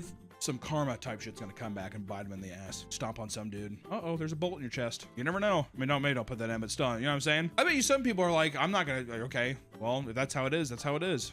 Let's fucking go. So he just picked her. She just walked in. She just walked in. And he was like, "Are you?" And he like was toppling over chairs. "Are you okay? Get out!" And he just pushed her to the ground and stomped on her ribs like a fucking psychopath. Cool. 4 years later, a similar incident occurred in Glendale, California, except the victim wasn't so lucky. Soon So Choi was a Bangladeshi missionary visiting a Korean church. She was approached by a family from China that claimed that a 57-year-old Kyung Cha Chung was possessed by demons, causing her to be arrogant and disobedient towards her husband. Sung called Kyung and her husband Jae Wo to his church, and once there, the two men strapped her down and began to walk and stomp on her body. What is that? Are they trying to beat the demon? I think it's literally them being like, I feel like it's a human brain of being like you're expelling something, so they actually just think about like smashing and things like actually expelling, right? Like, it seems stupid, but I think that's people's actual like, well, you have to stomp the demon out kind of thing. It's like using the Bible and hitting someone in the stomach. Yeah, I don't know. They believe that with each footstep, they were forcing zeal into her body and driving out the demon they called Legion, like from the actual Exorcist movie. I am Zubulu, whatever the fuck it is. After a grueling 7-hour exorcism, 7 hours, Kyung would die from severe internal injuries, including shredded muscles and crushed organs, and 16 broken ribs. Following her death, Sung and Joe were both charged with involuntary manslaughter, and the priest received a maximum sentence of 4 years, while the husband received only 2 years. Well, give him more. Give him more. I'm at a point now where I'm like, what do we expect, man? Like literally with all this, how many times have we said stuff like that? Where you're like, that's it? A woman sat there and got stomped to death, felt everything, and you get 4 years maximum, and then the other guy gets 2. But it doesn't stop there. Inside the Lord's Church in New Zealand, Pastor Luke Lee gathered a small group of followers to witness him perform an exorcism on a young woman named Joanna Lee. Joanna was held down on a mattress while Luke sat and bounced on her abdomen to flush out the demons. When he was finished with that, he then strangled her until she died. After she died, her body would remain inside the church for 6 days while the congregation videotaped it, hoping to capture a resurrection. During those 6 days, Luke would lie on top of her body and blow into her mouth as a part of his resurrection ritual. He also shaved her head and had his congregation sing to her. He called in the rest of his church to witness the miracle, but when one of the followers saw Joanne's black, rotted corpse, they called the police. Luke was quickly arrested and charged with manslaughter. He was sentenced to 6 years in prison and was deported back to South Korea in 2007. Oh God, it makes my stomach fucking hurt. What's so fucked up too is that you see all of this stuff, and then like a lot of the times when I see these televangelist people doing the exorcisms, you're like, these are the only people, and these are just actors, and it's just stupid, and it's them trying to manipulate money out of people. And then you forget that there's actual cult-like people, and there's people that believe it so much that they just go and fucking murder people, and it's just like, it's insane, man. Delusional. Yeah. It's fucking delusional. Exorcisms are supposed to be a serious event meant to save someone's life from demonic possession. Nowadays, they are nothing more than a party trick for pastors to profit on. And if it wasn't enough that most of these TV pastors require paid entry into their church, but now they trick people into believing that their life-threatening disease are curable. They're fucking monsters. It's just another case of people in power exploiting gullible and people that are in bad situations who simply want to believe in something. And in my opinion, they're the biggest waste of fucking life on the planet. Thank you so much for watching today's video, and for the love of God, don't participate in a fucking exorcism. I don't know, right? I mean, what the fuck do we learn from this? I don't know. Run away from churches? I mean, I feel disgusting after reading those last two stories. Ugh. I don't know. Stay safe out there, guys. Keep the demons at bay. We'll see you in the next one. Okay, so I just got a surprise gift, and I thought I would share it with you guys. This is from Bad Dragon, which, if you guys don't know, Bad Dragon, they make dragon dildos and all sorts of other, basically, sexual products. So I'm really fucking, I'm stoked. So let's see what's going on here. You want to move it in a little bit? You can see this. The dragon dildo wrapping paper is a great touch, which I will be using to gift my grandma later. That'll be fantastic. She'll love that. She'll say, "What's that?" Oh my god. So many of tiny dildos. I can't wait to use these as stocking stuffers for my nieces and nephews later this year. This is gonna be it's gonna be nice. I am 100% give my grandma one of these, and she's not gonna know what it is. It's gonna be awesome. There are so many. How many do you think there are, like, in total, if you had to, like, break them down? Like the dildos or the packages? No, like the tiny dildos. Like, if you had to count them, right? Maybe like so. Oh my god, there's so 30? Many. Look at that. These are all filled with tiny dildos. Moist Critical would be very jealous. So I'll have to tag him here. We got some amazing shirt I will be wearing. I'm nervous to even take any of this shit out right now. I'm gonna take this one out, fuck it. I'm about ready to rep this shit. That is gorgeous. My god. I love this. Alright. Holy shit. We got a beautiful octopus tentacle here. I almost want to keep it. Do you think that dildos retain their value inside the packaging? Probably feels less dirty. If you wanted to resell it, it'd probably be less dirty. Oh, there's no way in hell I'm reselling it. Oh my god. Here we go. This is gonna look. Oh, wow, it's kind of slippery, huh? It's got a bit of a. It's got a fleshy. Touch that. I mean, I could be comfy going in. I mean, it could be. I'm gonna. I could see that being a nice butt one. Oh, this is good. This is pristine. This is like, I think it's no lube required. I mean, that thing is ready just to slip right in. It's like a perfect glove. It's like OJ's glove. It's an intestine tickler. It is an intestine. I mean, look at that thing. Look at it go. I can't wait to put this on a shelf. I'm gonna put this. We should put that out in the dining room. It's gonna be great. Oh my. All right. Well, we got a. My God, we got another.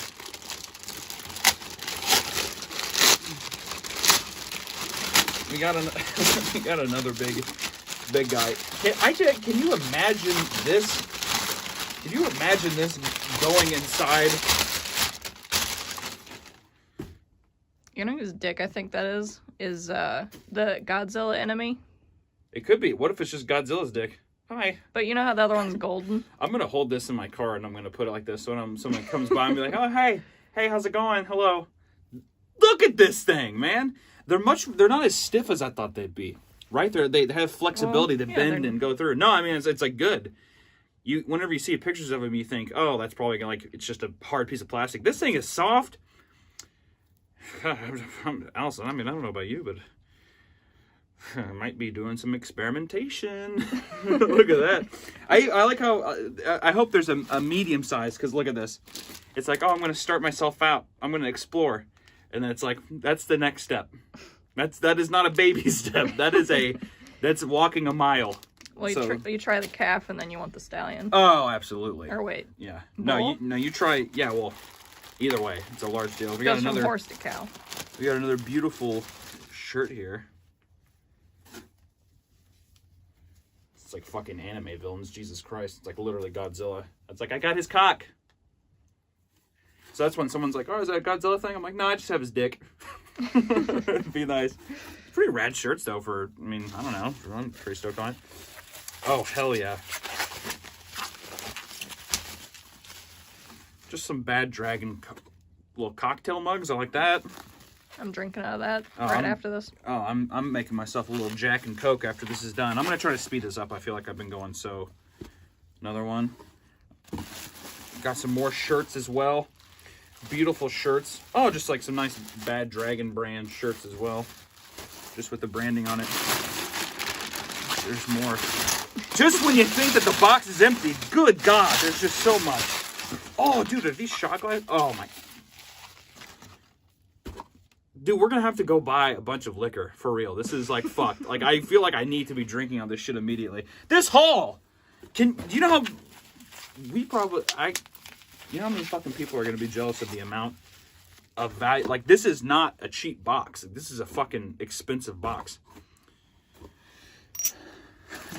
What the fuck is this? A beer mug. Look at that.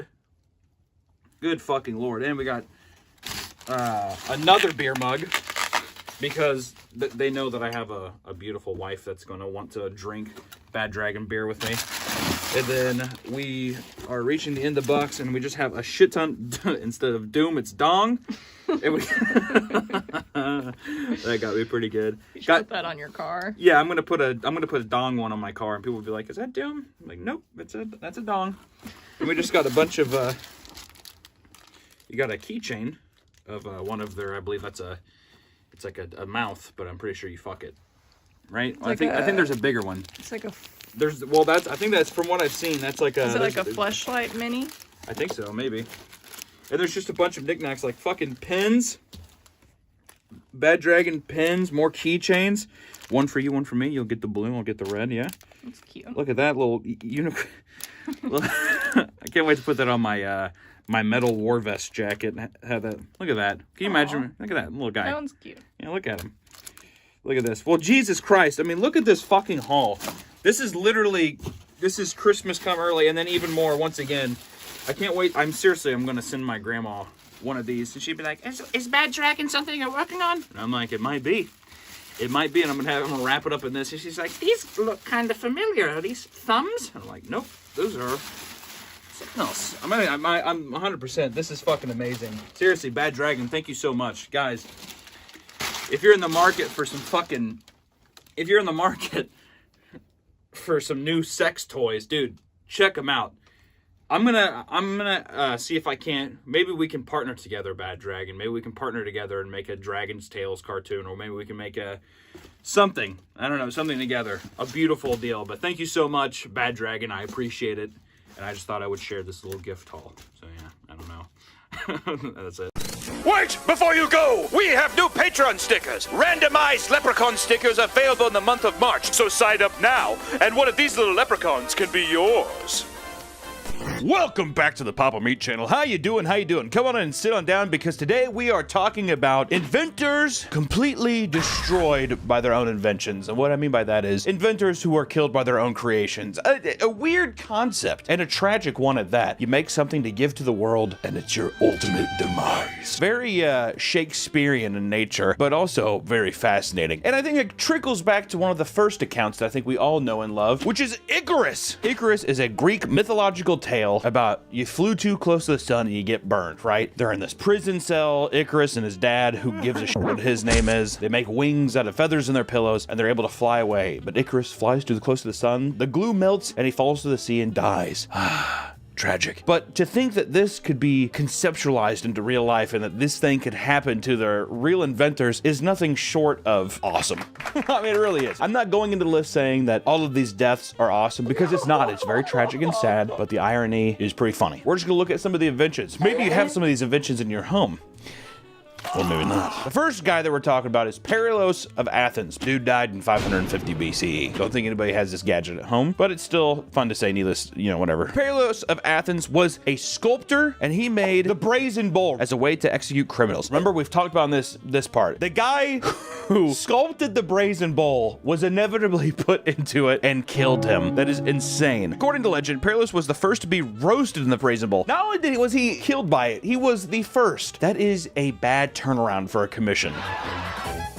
Well, imagine sculpting this and they're just like, all right, get on in there. It's like, nah, I'm okay. They're like, no, seriously, get get in the bowl. A bit boastful and proud while explaining the torture device's functions, Perlos thought he may receive an award for his invention. Instead, this angered and disgusted Phalaris, and he tricked Perlos inside the bowl. That seems rude. Which, if you don't remember, they put a fire under the bronze bowl here, but there's like a trumpet inside of the chamber that goes up and through the mouth so people can hear the screams through the bowl. And the first person to ever do that was the guy who invented the fucking thing, who was so boastful about it too. He's like, no, seriously, the screams are loud as shit. It's awesome. Why did that anger him? Just too cocky? It sounded like the guy was just being arrogant. Be like, look at this cool torture device. He's like, I'm gonna get an award. People are gonna hate this thing. Give me money. Give me an award, please. Which also, according to legend, after a body was charred, the scorched bones of the deceased supposedly shone like jewels, and bracelets were made of the remains. Perlos was killed inside the burning of the bowl, and his body was then thrown off a cliff. That seems a bit excessive. He was already burned inside a giant sculpture he made. I would have just like, I don't know, put him in a dumpster. Thrown off a cliff feels a bit overdramatic, and that's probably a Greek tragedy. I doubt that happened. But I hope the guy actually did make it, because that's fucking hilarious. On to the next one, which was Wan Hu, a 16th century Chinese official considered to be the world's first astronaut. Apparently, Hu is said to have attempted to launch himself into outer space in a chair with 47 rockets attached, and with a kite in his hand. I love the optimism. That's like some Dr. Seuss levels of optimism. I feel like a lot of Dr. Seuss's creations, he's just like, well, you've never even heard of Wan Hu, have you? Unfortunately, the rockets exploded. He and his chair were never seen from again, and the crater Wan Hu on the far side of the moon is named after him. That's pretty insane. Not only is he considered the first astronaut, but also, I mean, like, jackass kind of thing. That's kind of like a jackass vibe, right? You have to give the guy credit for fucking putting 47 rockets, fireworks, basically, on the side of a... on the side of a chair and just being like, I'll see you when I get back from Mars. And he just immediately goes up and explodes. Thank God there's never been any other recording of astronauts blowing up. Don't play that because we'll actually get in trouble. Today's video is sponsored by Fume. If you have an unhealthy habit that you're trying to solve, I think it's time to try Fume. Once you form a bad habit, it's hard to break. Let Fume fill the void in a natural, guilt-free way, and you can still get your fix. Just way healthier options. Fume's innovative, award-winning device is sleek, lightweight, and can help you kick your habit. Fume is completely natural and replaces vapor with flavored air. Instead of harmful chemicals, users can enjoy Fume's refreshing flavors, like crisp mint or sparkling grapefruit, orange vanilla, and raspberry lemon. Wow. Right away, you'll find that Fume's device is easy to use and it tastes surprisingly fresh. And for many people, using Fume device can also be a relaxing way to deal with anxiety and de-stress. Thank God for Fume. Stopping is something that we all put off because it's hard. But switching to Fume is easy, enjoyable, and even pretty fun. Fume has served over 150,000 customers and has thousands of success stories. And there's no reason that can't be you. Join Fume in accelerating humanity's breakup from destructive habits by picking up the Journey Pack today. Head to tryfume.com/PapaMeat or scan the QR code and use code PapaMeat to get 10% off when you get the Journey Pack today. The Fume Solano launched last November, and you can upgrade your Journey Pack to the Solano to enjoy the premium walnut barreled and onyx black coated mouthpiece that has a smoother finish and still get 10% off. That's tryfum.com and use code PapaMeat to save an additional 10% off your order today. Thank you, Fume, for sponsoring the video, and back to the video. Next up, we have Li Si and the 5 Punishments. These are fucking brutal names, dude. You know what's the problem is with this list so far, too, is that after this, the names they're not gonna hold up. It's gonna be like Greg Jones and the Spoon, or something like that. Li Si and the 5 Punishments in 208 BC. It's a great fucking picture, too. It's a really good picture. Motherfucker looks pouty. Li Si is credited as one of the most important figures in Chinese history. I don't know why, but that felt very dramatic. He was a chancellor of the ancient country for 4 decades. That's 40 years. Above all, Li Si is credited with pacifying China's enemies, both internal and external, by showing aggression in pivotal moments. He invented the brutal torture named the 5 Punishments to instill some of that rule with a big stick mindset. In 208 BC, Li Si was charged with treason after trying to prevent Fusu from becoming the next emperor, even though the recently deceased emperor Qin Shi Huang had chosen him. My God, the betrayal. The drama. The prestige. Let's read on. As punishment, Li Si was subjected to the 5 Punishments. His face face was tattooed, his nose was cut off, his legs and feet were bound, hammered, and then amputated. His genitals were cut off, and finally, he was sliced in half at the waist. God damn. All because he's just like, that guy should be emperor over there. I heard him say it. They're just like, five punishment! It's like enough just fucking immediately. He was chosen, and he's like, I was told by a pretty good guy that recently died, guys. Can we at least agree on that? And everyone's like, yeah. He said that I was supposed to be emperor. So they just take a butter knife and cut off his nose right there. My boy Lee C he didn't deserve that, dude. I can't even imagine somebody cutting off this boy's nose and his fucking balls and shit. And then he just cut him in half. Seems just all a bit excessive. But finally we get into the 1000s AD. And that's Ismail ibn Hamad al-Jawari. I don't think I said that right. A Muslim Kazakh Turkic scholar, a lexicographer, and a writer. His magnum opus was an Arabic dictionary with over 40,000 entries, okay? The title translated to The Crown of Language and the Correct Arabic. That is my book. And he attempted to fly using 2 wooden wings and a rope. Now, let me tell you something. The year is 1010 when he died. Icarus' story kind of new in relative terms. My boy should have just kept writing. It is possible he might have been experiencing delusions that he was a bird. That's a heavy piece of information. Do we know if he was completely psychotic or not? Also, who the fuck is writing this? It's 1010. What guy is like, by the way, he also thought he was a bird. And he's like writing that in a scroll and he's like, okay, pull that up and put that here. Someone's gonna find that someday. So there you go. He leapt from a roof of a mosque in Nishapur and he fell to his death. Who let him up there with giant weight? If this is an accurate drawing here, who let him up there? He must have been sane. He had to have some kind of rationality to where he's just like, no, let me jump. And they're just like, I really think that's a bad idea. And he's like, Icarus who? And he just jumps off immediately and dies. All right, here we go. See, exactly. First boring name, dude. James Douglas, 1580. Oh, God, here we go. He was the 1st Earl of Morton, a Scottish aristocrat, and an inventor. In 1564, the city of Edinburgh invited inventors to present ideas for clean, efficient killing machines. That's a conference I wish I could go to. We just went to SHOT Show in Vegas, and that shit was boring. Was the AVN more of a torture device? The AVN was more of a torture device, I will say.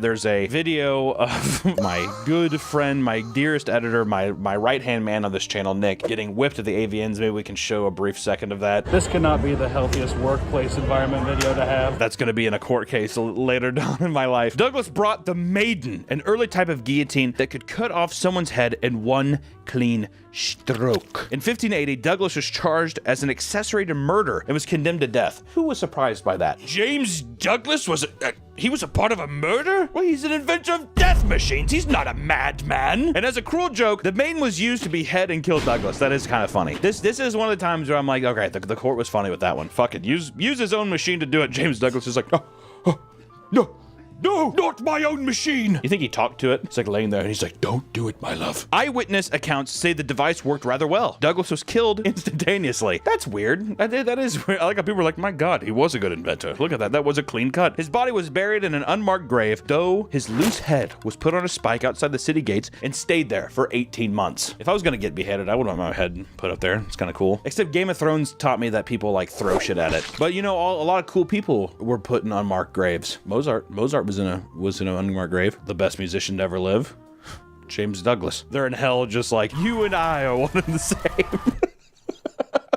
Next up, we have Henry Winstanley, 1703. That is not an attractive man. This painting does not do him justice. Brown hair with a brown background and a brown gown. What the hell kind of color scheme was that? How would you put some goddamn color in it? Good Lord. He was an English painter and inventor. Winstanley designed and built the world's first offshore lighthouse. That's fucking sweet. He had grown tired of losing his ships at sea and sought to solve the problem. It took him 3 years to build. First off, what a crazy problem. How many ships did he lose? All these goddamn ships are getting lost. I'm going to put a building right in the ocean and we're going to make a big fire. It shoots out so people can't get lost. It's a pretty good idea. You think people probably made fun of him? Really, Henry? A castle on an island? You're so foolish. For 5 years, no ship was lost due to the lighthouse's help. All right, there you go. He was so proud of it and sure of its safety, he boasted that he could shelter inside it during the greatest storm there ever was. He took refuge in the lighthouse during the Great Storm of 1703, but the lighthouse was completely destroyed, and Winstanley plus other 5 men that accompanied him were never found. That was kind of a dumb bet. Also, how did they know that there was going to be a big-ass storm coming? The clouds just shifted, and he's just like, fine, I'm going to camp overnight, and I'm going to be fine. Didn't happen. What if he was just like, I don't want to deal with boats anymore, I'm leaving. Puts a C4 at the bottom of his lighthouse and just blows Next up, we have Jean-Francois Pilatre de Rosière in 1785. I definitely didn't say that right. He was French. In 1783, Jean-Francois made the first untethered manned balloon flight. I know this is not going to end well.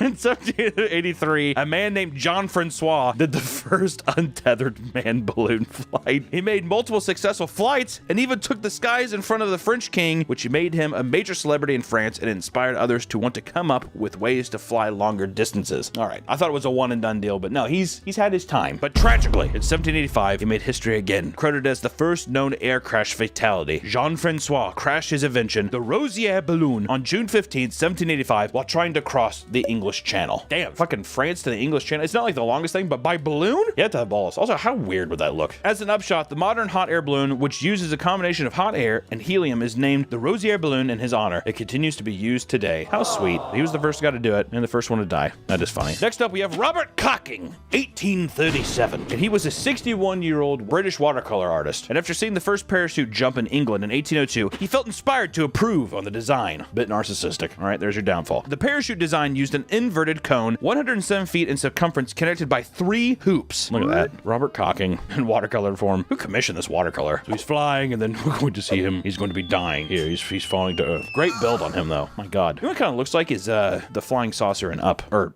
did you say Up? I meant Nope.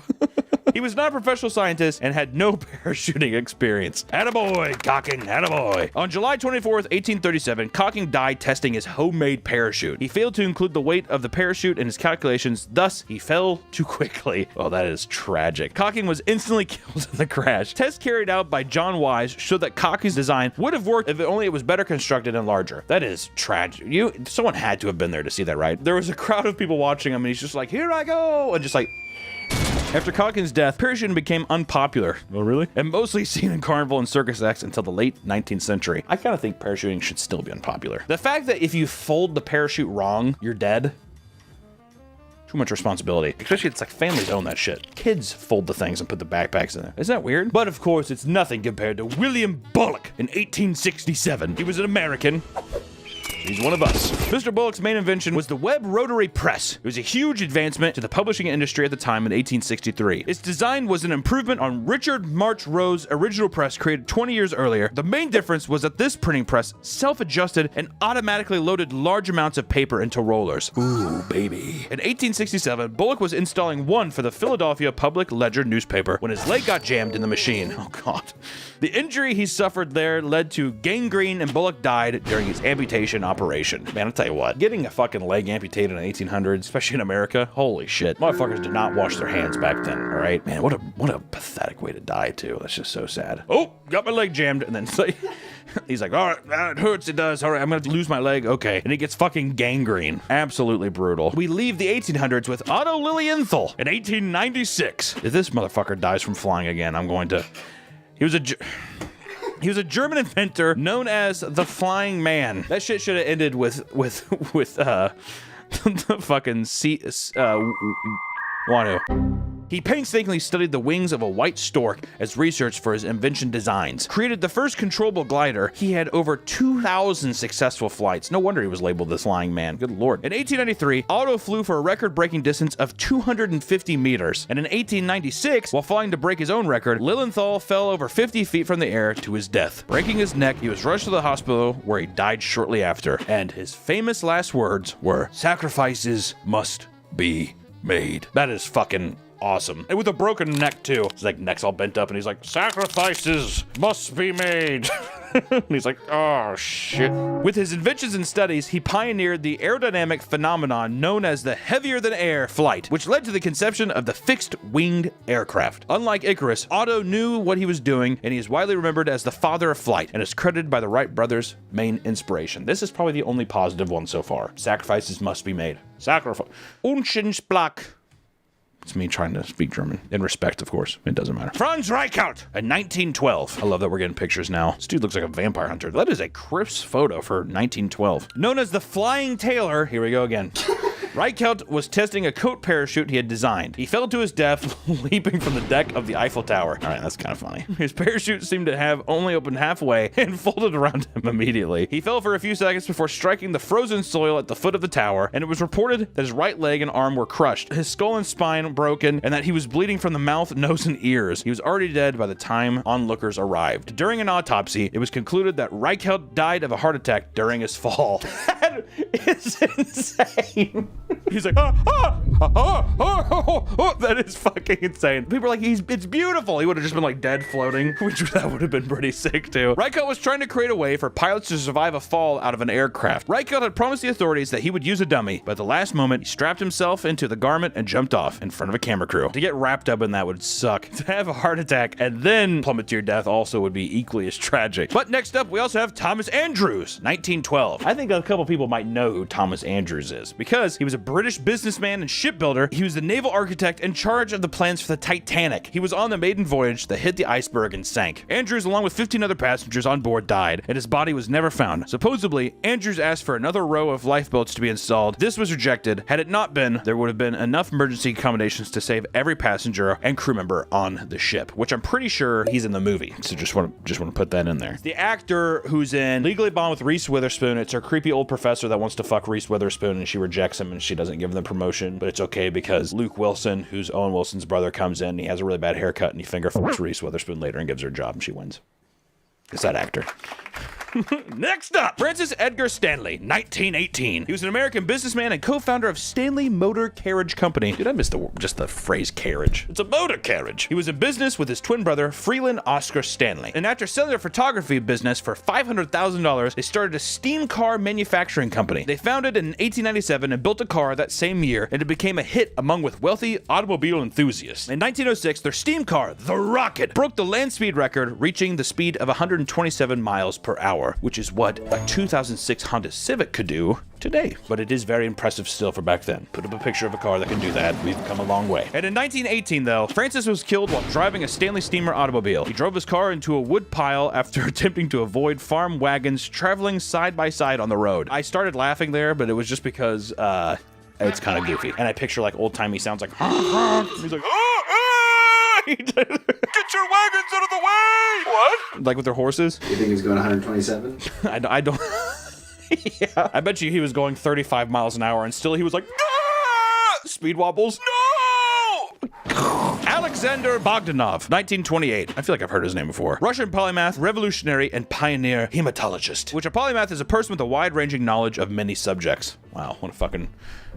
I'm gonna boast it. I know a lot of things about over the course of many areas. We're going to call that a polymath. He was a physician, philosopher, science fiction writer, made advancements in blood transfusion, and made important contributions to cybernetics. Jesus Christ, dude. Was this fucking Tony Stark? Goddamn. Founded the first Institute of Blood Transfusion in 1926. Uh-oh. After carrying out an experimental blood transfusion between himself and 21-year-old student who had an inactive case of tuberculosis, Bogdanov believed the younger man's blood would rejuvenate his aging body. Which... Who does that sound like, right? Little YouTuber that's on YouTube right now? Little $1 million man? Is the YouTube vampire a polymath? Maybe. And that his own blood would help cure the student's disease. He believed his body was resistant to tuberculosis. He died from an acute hemolytic transfusion reaction. This is a serious complication during transfusions. The red blood cells that were given during the transfusion are destroyed by the person's immune system. Basically, he make blood transfusion tube and it kills him.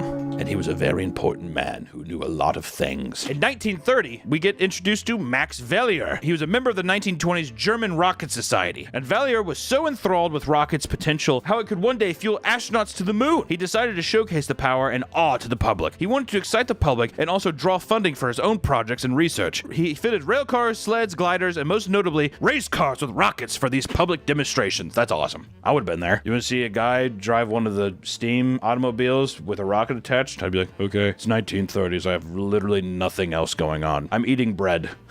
I'd say, sure, I'm just eating bread. I'll go with you. For Max, safety came secondary. What a badass. Valier wore no goggles and no fire retardant clothing. Instead of sitting behind a concrete wall looking through a small slit window, he sat right in front of the combustion chamber with his face fully exposed to the flames shooting upwards. There was very little prior research and no funding, so he was forced to rely on luck. He invented a liquid-fueled rocket engine, and on the 17th of May, 1930, his luck ran out. An alcohol-fueled engine exploded on his test bench in Berlin, causing a piece of shrapnel to pierce his pulmonary artery, and Max Valier died in 10 minutes. He was 35 years old. I laugh because I'm just imagining the slit in the wall and the flames coming through. Okay, I'm sorry. Making him one of the first casualties of the modern space age. That's not true. One who blew himself up with rockets on a fucking folding chair. Max was just kind of like, I guess I'll stand here. You know what I mean? I want to see Max Valier's rocket car. This is sick.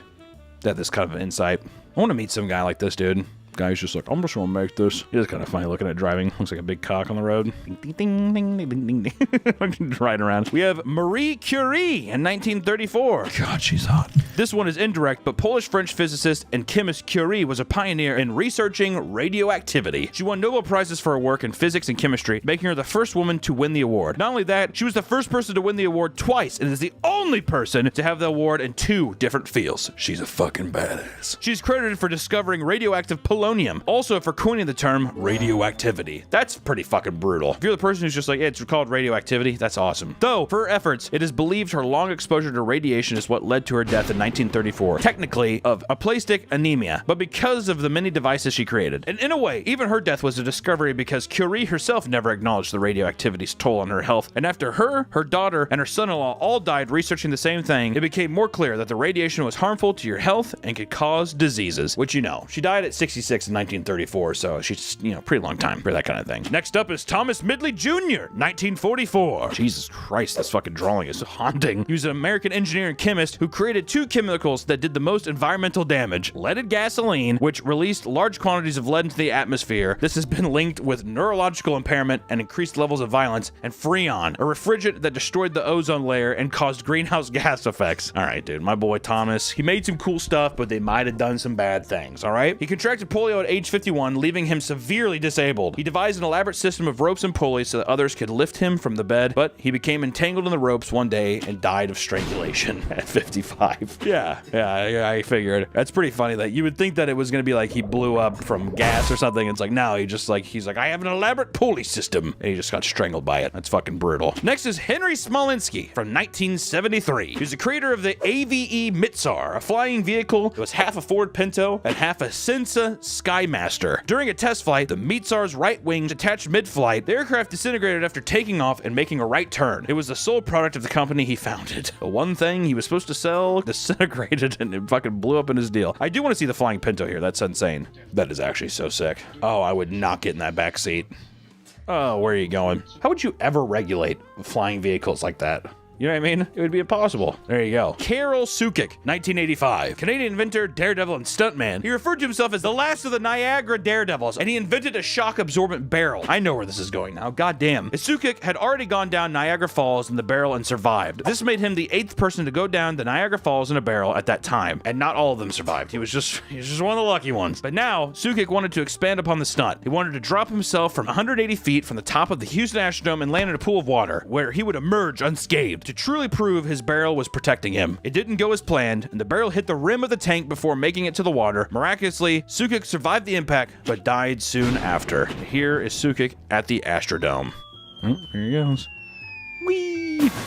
Well, that's a bummer. That'd be pretty fucked up too, because you can't even see when you're falling. You know what I mean? Next up, we have probably one of the greatest legends to ever live on this earth, and that's Marvin Haymeyer in 2004. Marvin Haymeyer was an American automobile muffler repair shop owner and professional welder. He became disgruntled after multiple back and forths of zoning rights, sewage line discussions, and plans to build a concrete plant next to his shop. His anger continued to manifest. He modified a bulldozer with firearms and armor composed of cement and steel before embarking on the Killdozer rampage as revenge against his city, which was in Colorado, by the way. The Killdozer had 3 gun ports, fitted for a 50 caliber rifle and a 308 caliber semi-automatic rifle and a 22 caliber rifle, all fitted with a 1/2-inch steel plate. Haymeyer unalived himself after his vehicle became lodged inside the basement of a building he attempted to demolish. As Haymeyer had no way of exiting the Killdozer after sealing himself in, the authorities have speculated that the unaliving was an inherent feature of the vehicle's design. Once he tipped that lid shut, he knew he wasn't getting out. And inside the tank also had AC, 3 handguns, and enough food and water to last a week. week. The Killdozer rampage did over $7 million in damages to the city. The attack lasted 2 hours and 7 minutes, damaging 13 buildings, 11 of which were occupied until moments before their destruction. Many town records and archives were destroyed along with the town hall, though no one except Haymeyer was injured during the incident. The man was not having it, is all I gotta say. And in a way, you know what? He's like a bit of a vigilante. Only the people that fucked him over got their shit destroyed, all right? And to be fair, the 50 caliber gun was a bit excessive. Marv, I don't think anybody deserved to die, but I do think it's funny that he destroyed all their businesses. I just wanted to say that. Next up, we have Luis Jimenez from 2006. He was an American sculptor and graphic artist. Jimenez had a string of bad luck that eventually accumulated in his death. As a child, his eye was shot by a BB gun. Surgeries corrected his vision, but migraines later in life led him to get a glass eye. Jimenez was an art teacher at a junior high school and got into a car accident that left him temporarily paralyzed from the chest down. In his later years, he had a heart attack and required a hand surgery. But on June 13th, 2006, a large piece of his 32-foot high art piece, which was a blue Mustang, came loose, fell, severing an artery in his leg. The sculpture was later finished after his death and delivered to the Denver International Airport, which is like a really popular thing now, which is also associated with the Denver Airport having all kinds of weird stuff going on. And now even the blue Mustang itself is kind of like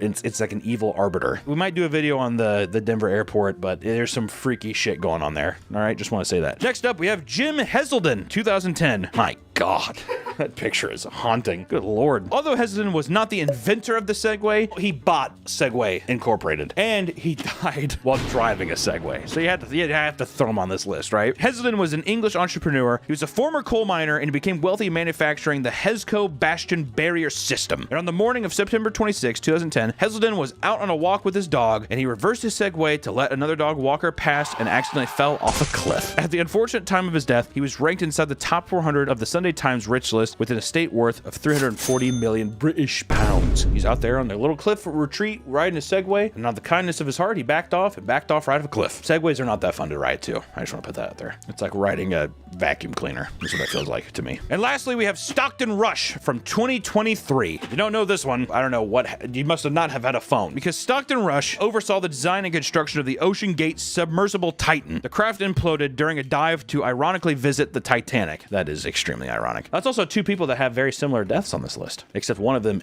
fucking imploded. All right, at least Andrews didn't. I'm pretty sure his name was Andrews. At least he didn't implode. Many warned Rush of his flawed design and his mixing of materials, but he remained staunchly in his unregulated design. He said, and I quote, "At some point, safety is just pure waste. I mean, if you just want to be safe, don't get out of bed. Don't get in your car. Don't do anything." End quote. That seems a bit unrealistic. Don't get out of bed? Pretty sure that just because you get out of your bed doesn't mean you're gonna go to the bottom of the ocean and a goddamn Texas Instruments calculator that's gonna implode on itself, all right? And, you know, it obviously didn't go very well, and there's been, I don't know, a billion different videos of people dissecting what it would be like to be in that fucking sarcophagus imploding. It is absolutely sad. But what does this list teach us? 1, don't invent anything, because your inventions will kill you. Number 2, if you know somebody who invented something and they want you to use it, don't do that. And number 3, if a guy tells you that he's gonna take you to see the Titanic and everyone's like, you really shouldn't go, I really think that you probably shouldn't go. And number 4, Juan Hu was the man. If you have a folding chair and you strap 47 rockets to it and you have a kite and you think you're going to the moon, that's awesome. And also there's a literal crater on the moon that's named after him. That's fucking metal. There's a lot of good ones on here, but too much flying stuff. If you know anybody who's like into flying and they're not on a plane, don't get rid of them. All right, just want to say that's a bad friend. You don't want that friend. But with that, that's the end of today's video, and we will see you next time. Goodbye.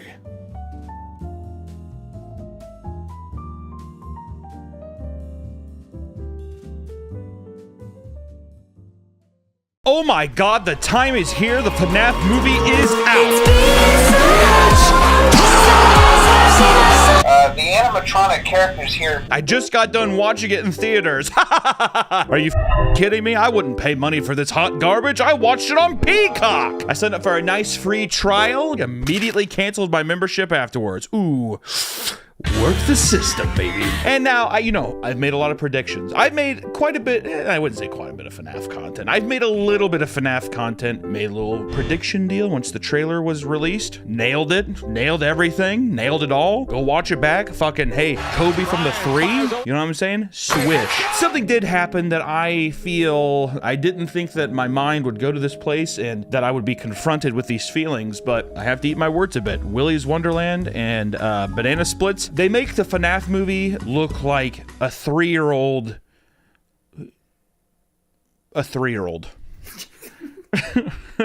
I can't think of something. I didn't think I'd ever say this, but I have to give props to Willy's Wonderland and the Banana Splits because at least things, they happen in those movies. Am I gonna say that they're good movies? No. I will never bend the knee and say that those are enjoyable movies, but I will give them credit over like animatronic killers. It's at least somewhat fun. Like I can see why somebody would like them. You get a lot of action in Willy's Wonderland with Nicolas Cage slapping a plastic doll, basically. That's, I mean, sure. Is it stupid? Yeah. But I could see people just being like, oh, it's silly and fun, whatever. Banana Splits does the exact same thing. You know, you get to experience the whole studio stage and all like the little traps and gimmicks they do to kill people. And it's fine. It's bad, but it's fine. You know, who cares? It's fun. The FNAF movie, to generalize it, and you can click off of it because I know all the FNAF fans are beating their fists and they're strapping their safety helmets on. They have their spit bibs and they're like, duh! But the FNAF movie does the most criminal thing of all. It took the safest route to be as middle of the road and boring. It's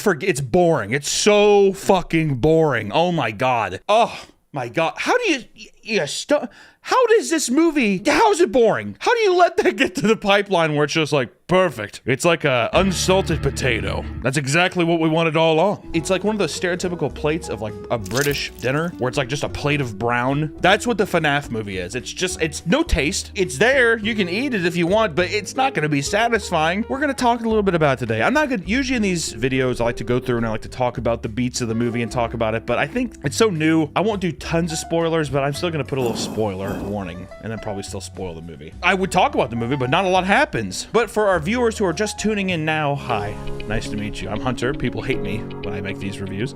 And what is FNAF? Which FNAF is a survival horror game. There's like 25 of them. Been around forever. You probably saw one of those Markiplier videos that has 100 million views and him screaming or him saying, "Was that the bite of 87?" Which that happens in this movie. And that's FNAF. And you've probably seen people with, you know, Freddy Fazbear, and you've probably heard a sound. You've probably seen memes. It's like one of the biggest internet games ever. I don't know. Why would you click on this video if you don't know what the fuck it is? Fuck you. But let me talk to you about the general story. What happens in the movie? This movie stars Josh Hutcherson.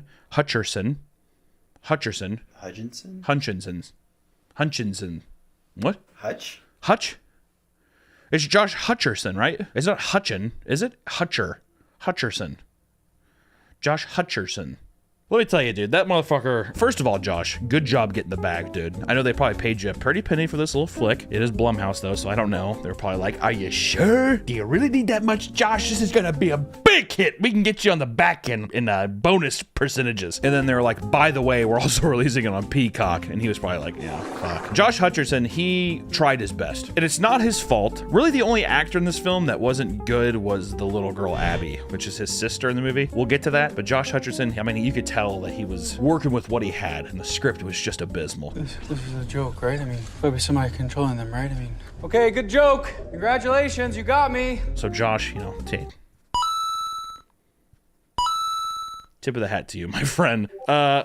Oops, let me mute this. But the movie follows Mike and Abby, and Mike is a degenerate who lives with his sister, even though they're like, the age difference is just too much. The year is 2000. We see it in a security cam footage one time, so I think it's like the year 2000. And Mike has custody over his sister because his dad killed himself, and the mom died of a sickness, disturbed down to sickness.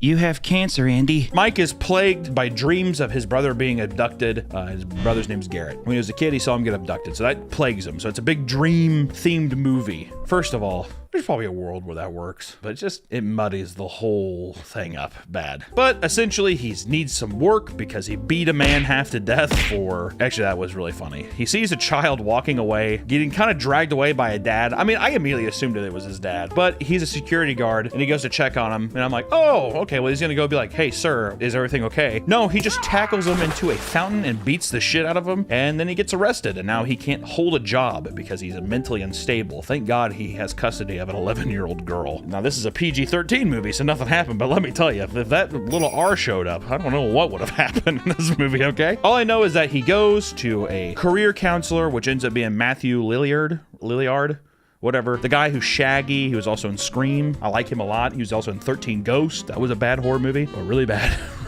horror film. But he was also in Serial Mom. I like Serial Mom. You like Serial Mom? Roger Waters? Roger Waters is Pink Flamingo guy, right? Who am I thinking of? Is Roger Waters that's the bassist for Pink Floyd? John Waters. Roger Waters, I think, is the...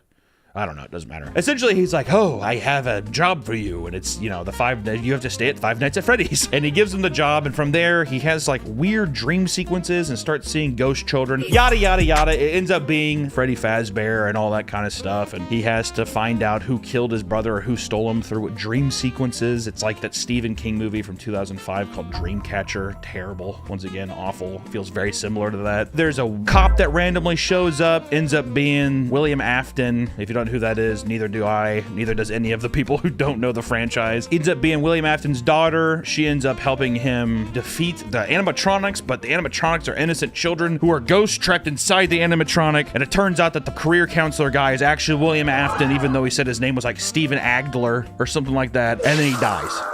And then they set up sequel bait. Also, Matt, Pat, and Corey Kenshin are in it. That's the movie. And if you think that I'm selling it short, you're dead wrong, baby, because that's essentially the story. I'm not going to go into it by detail because, my God, the video has to have something. Like, my video has to have more than what the movie had, okay? So I'm just going to say the pros. Costumes and puppets, I'll eat my words. They look great. Jim Henson's company, right? Awesome. They looked great. The problem with them, though, was that they're just not scary. But once again, I think that's just the script and, like, the ways you could have done about it. The people who were hired to do the job killed it. Also, the sets look good. I liked being in the pizzeria. The pizzeria was so much more enjoyable than like Willy's Wonderland. Willy's Wonderland set is... God, just abysmal. Even the animatronics, which no, not trying to put down anybody, because I'm sure whoever worked, it doesn't matter. They didn't look as good. It didn't look as good. What am I supposed to tell you? All right? And Josh Hutcherson. That's the pros. If I had a scroll, I'd like hit it down. I'm like, yep, that's the three of them. Look at that.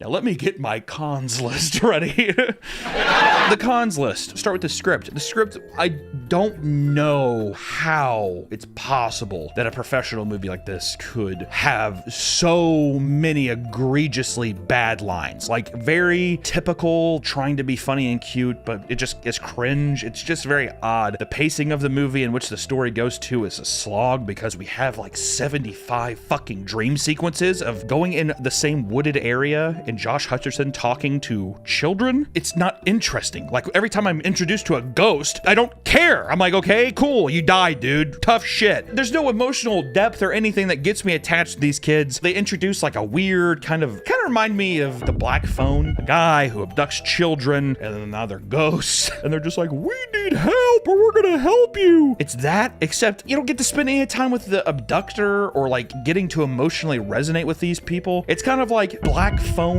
meets Children of the Corn, where the whole time you just want to punch the not so much because the kids are bad, but just because it's like, get the hell out of here. I don't care. There's nothing like tying me down to caring about like, how do the kids get abducted? How do they get killed? Like there's no like emotional resonance to have them be like, hey, sympathize with me as a character, Josh Hutcherson. But no, he's just like, have you seen my brother that died 25 years ago? Sure, you can be emotionally invested in that and you can be sad about that. Nothing says that you can't. But at the same time, it's just like, dude, you're like 34 years old. Like, have you not processed that at all? 34 years of your life, you've been having consecutive nightmares about this exact situation, and it wasn't until you got a pizzeria fucking security job that it starts to make sense. Hello? Am I crazy? Is this retarded? Yes, it is! The script feels like it's written by children, which I don't know. I mean, I'm going on a limb by saying that that's a creative decision because the whole movie is so centered around kids memory. Like, Abby is connected to the kids because she's been having dreams about them, and you're probably wondering why she has that, but don't worry, they don't explain that. She just does. It feels very childlike, but it doesn't feel fun or like creepy. It just feels like annoying. Like I was just annoyed and bored. Just so boring. That's like the biggest thing is like, even if things do make sense, you're just like,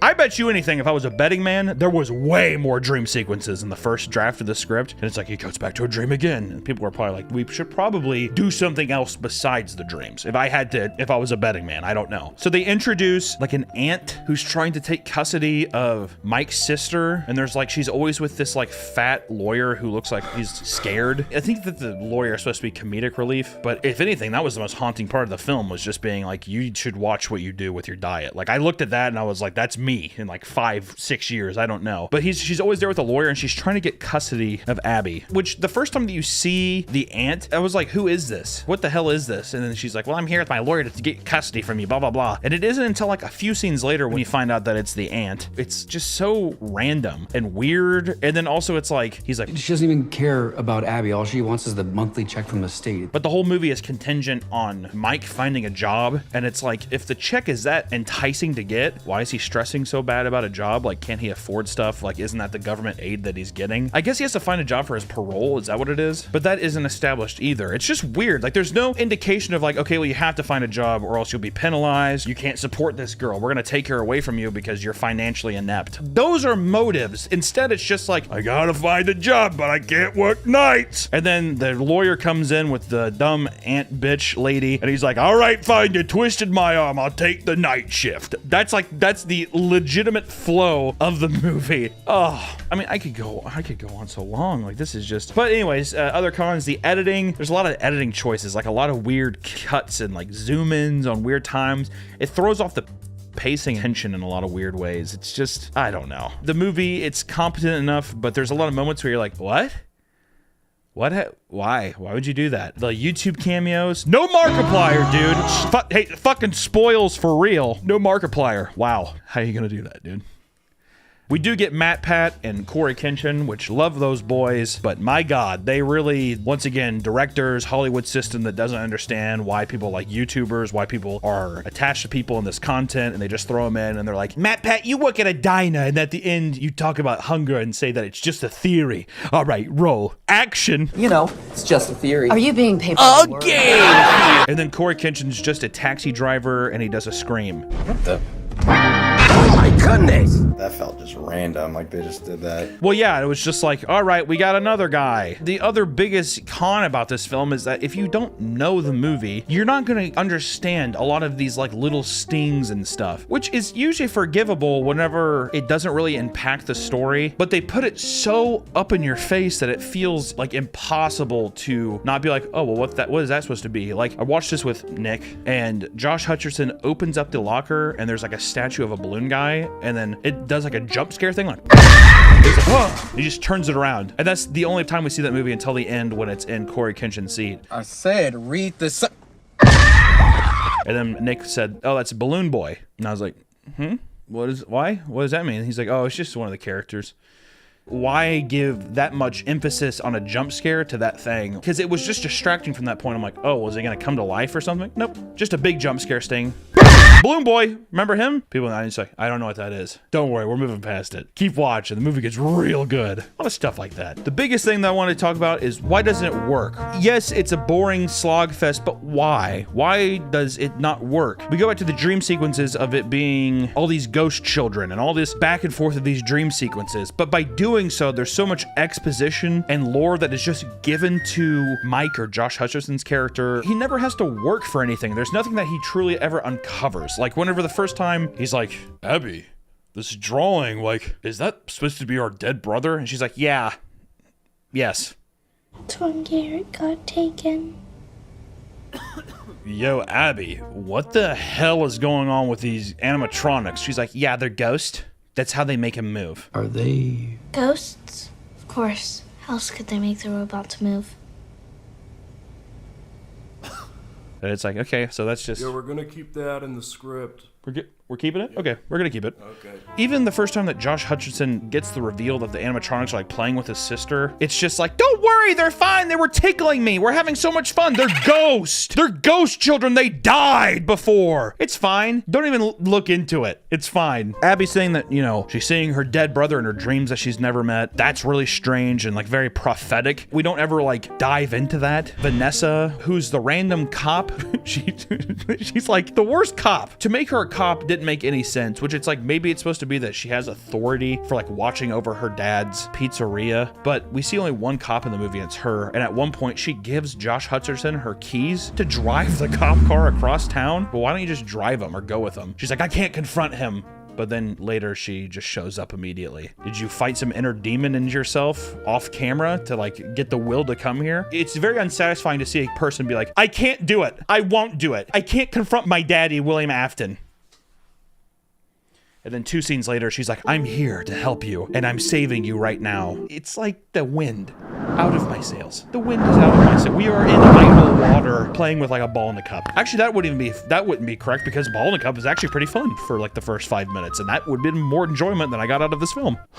Vanessa, at one point, she just spills everything out right there. His name is William Afton. It's not even that Mike, Josh Hutcherson's character, is like, hey, I found out about your dad. And it's like, oh, a big reveal. He's just like, Vanessa, what is going on? And Vanessa's like, my dad is a serial killer named William Afton. 308 Negra Arroyo Lane, Albuquerque, New Mexico, 87104. And all of those animatronics are ghost children that were killed by my dad. And their bodies are in the animatronics. My dad is William Afton. I can't confront him. And it's like a 2-minute thing where it's like, cool. The first time I saw you an hour and a half ago, you could have told me it then. It's not like also she was like, you need to get out of here.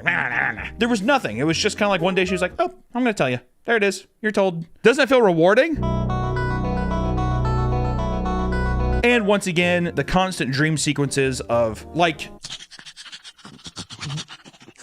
having our main character be able to go into his dreams and talk to the ghost children of these animatronics, making it that easy for him to interact with them, is such a bummer. It takes out the entire intrigue of there being ghosts in general, him being able to conversate with them and try to like construct a plan to figure out who killed his brother before, which once again, it's just like so obvious. It's like, well, dude, it's the fucking William Afton guy. Like, what are you?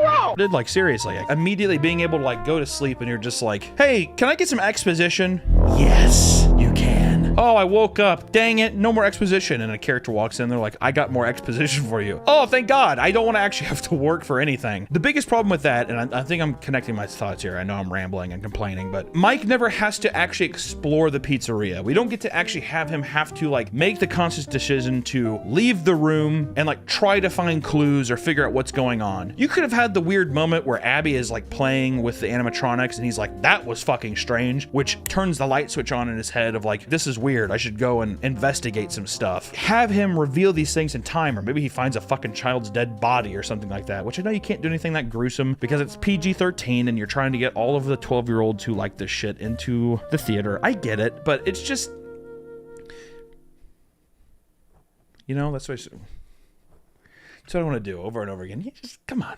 Come on. And the big delineation isn't even the fact that it's like animatronics that don't look scary, because I think that there is something unsettling about something that could look innocent that of course in turn becomes something more evil or violent. But the reason the games work is because these things are sitting idle looking at you and you're having to conserve this power, like resource management, and you're the one who has to click the button and look over at these door frames, or you're the one who they're attacking. It feels very personal. It feels like you are in the pizzeria yourself. Translated into this typical shitty Hollywood horror film, none of that magic translates through. And that's like the biggest thing I want to say with this, is that even though I'm not like a fan, I can still appreciate how interesting the lore and world building is of FNAF through all of these games. And it isn't a criticism of FNAF the franchise, it's the criticism that they took this thing and just, I don't even know if I want to go on a limb and say that they did a cash grab. I just don't think that they tried at all to make it an experience that could be similar to the games or experience in the games. It felt like fodder for, well, I guess it is a cash grab. It just feels like fodder for people who have played the games and they're just trying to make money off of that. It doesn't feel like they're actually trying to introduce anybody to the story of FNAF or get new people in there, which as a new art form for people who don't like games or want to approach it in a different way, it could have been a really cool opportunity to do that. But instead, it just feels like pandering. It feels cheap. It feels completely rushed. The only thing that it feels like they actually took time into was knowing that they had to nail the look of Freddy Fazbear and the fucking crew or whatever, because after that Sonic deal, I bet you if anything, they were doing negotiations for the movie, that Sonic shit happened, and they were like,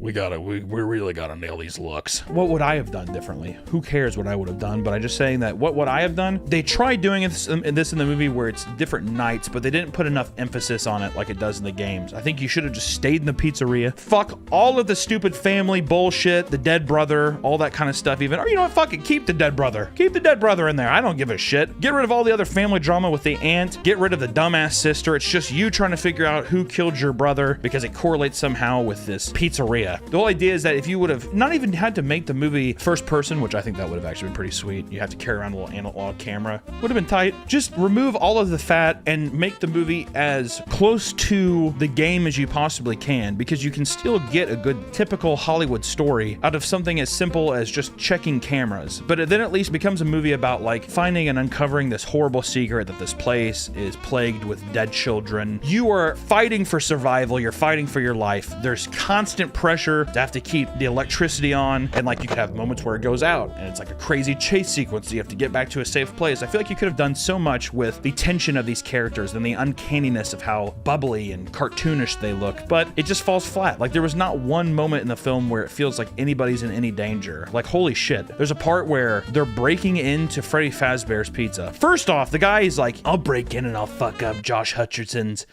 Mike. I'll break in and fuck up Mike's business for $2,000. $2,000. And you're like, that seems very low. And then she's like, 1,000. and he's like, deal. Made me think a 12-year-old probably thought that $1,000 is like $1 million, maybe. Like $1,000, we could buy anything with that, right? He shows up with his crew to Freddy Fazbear's, and there's like 5 or 6 people. Imagine splitting $1,000 with 5 or 6 people. You're gonna commit crime and potentially go to prison for $200 payout. To me, that doesn't necessarily seem worth it, but you know, I digress. There's a part in that scene where a guy is running through Freddy's, and you see him on the monitors, and he's just screaming, but it feels like it feels like it's supposed to be funny how he's screaming. And then when you see him die, there's like just some movement of a stiff animatronic, and then he has one bloody handprint on a window, and that's it. You don't ever get to see any of the kills besides the bite. In shadow, you see a girl get cut in half, and then a cupcake bites Josh Hutcherson's leg. Oh, and then Matthew Villiard stabs his daughter, and then his suit breaks. Yeah, it just feels underwhelming. Like it doesn't feel like there's really any threat there, which I don't think you have to go to like extreme lengths of gore and violence, but having them even like lurk around more, building more with like different kinds of angles you could have used, the music you could have used. The score doesn't reflect the ominous nature of people being in threat. It just feels like a kid's movie, which is fine, but it doesn't feel genuine. It feels like they were actually trying to market this as a horror movie. They're liars. This is a prime example of a movie that feels like a studio has no understanding of why something is popular or culturally relevant or something that means a lot to somebody, and instead they just see the amount of money they can make off of it because it's a business at the end of the day. It seems like a complete disconnect of the art of what the Five Nights at Freddy community has made versus the corporate side of trying to abuse that community is what it feels like to me. I don't think that they cared to make a convincing adaptation. I think that they just kind of phoned it in and just said, hey, if the animatronics look cool, that's all that matters. We could just do like some ghost Dreamcatcher stuff. You guys ever see that movie? The guy's like, I don't like that movie, sucks. So, you know, way to go, Blumhouse. Pretty good stuff. Like usual, Five Nights at Freddy's. I wouldn't recommend it. Honestly, I would just, if I were you, I'd just watch Willy's Wonderland or Banana Splits. Especially if you're a fan of FNAF, I would not consume this. I just feel like it would make you feel bad about the FNAF franchise. Which, once again, let me reiterate this, so then when I see all these bitchy comments, you don't even like FNAF, the movie's great. First off, you're wrong. And then secondly, I'm not criticizing the franchise, I am criticizing the people who took the franchise, put it in a bowl, and vomited on it, and shit on it, and took a piss, and then said, here's your very, very, very boring child ghost movie. Eat up, piggies, eat up. Thanks for watching.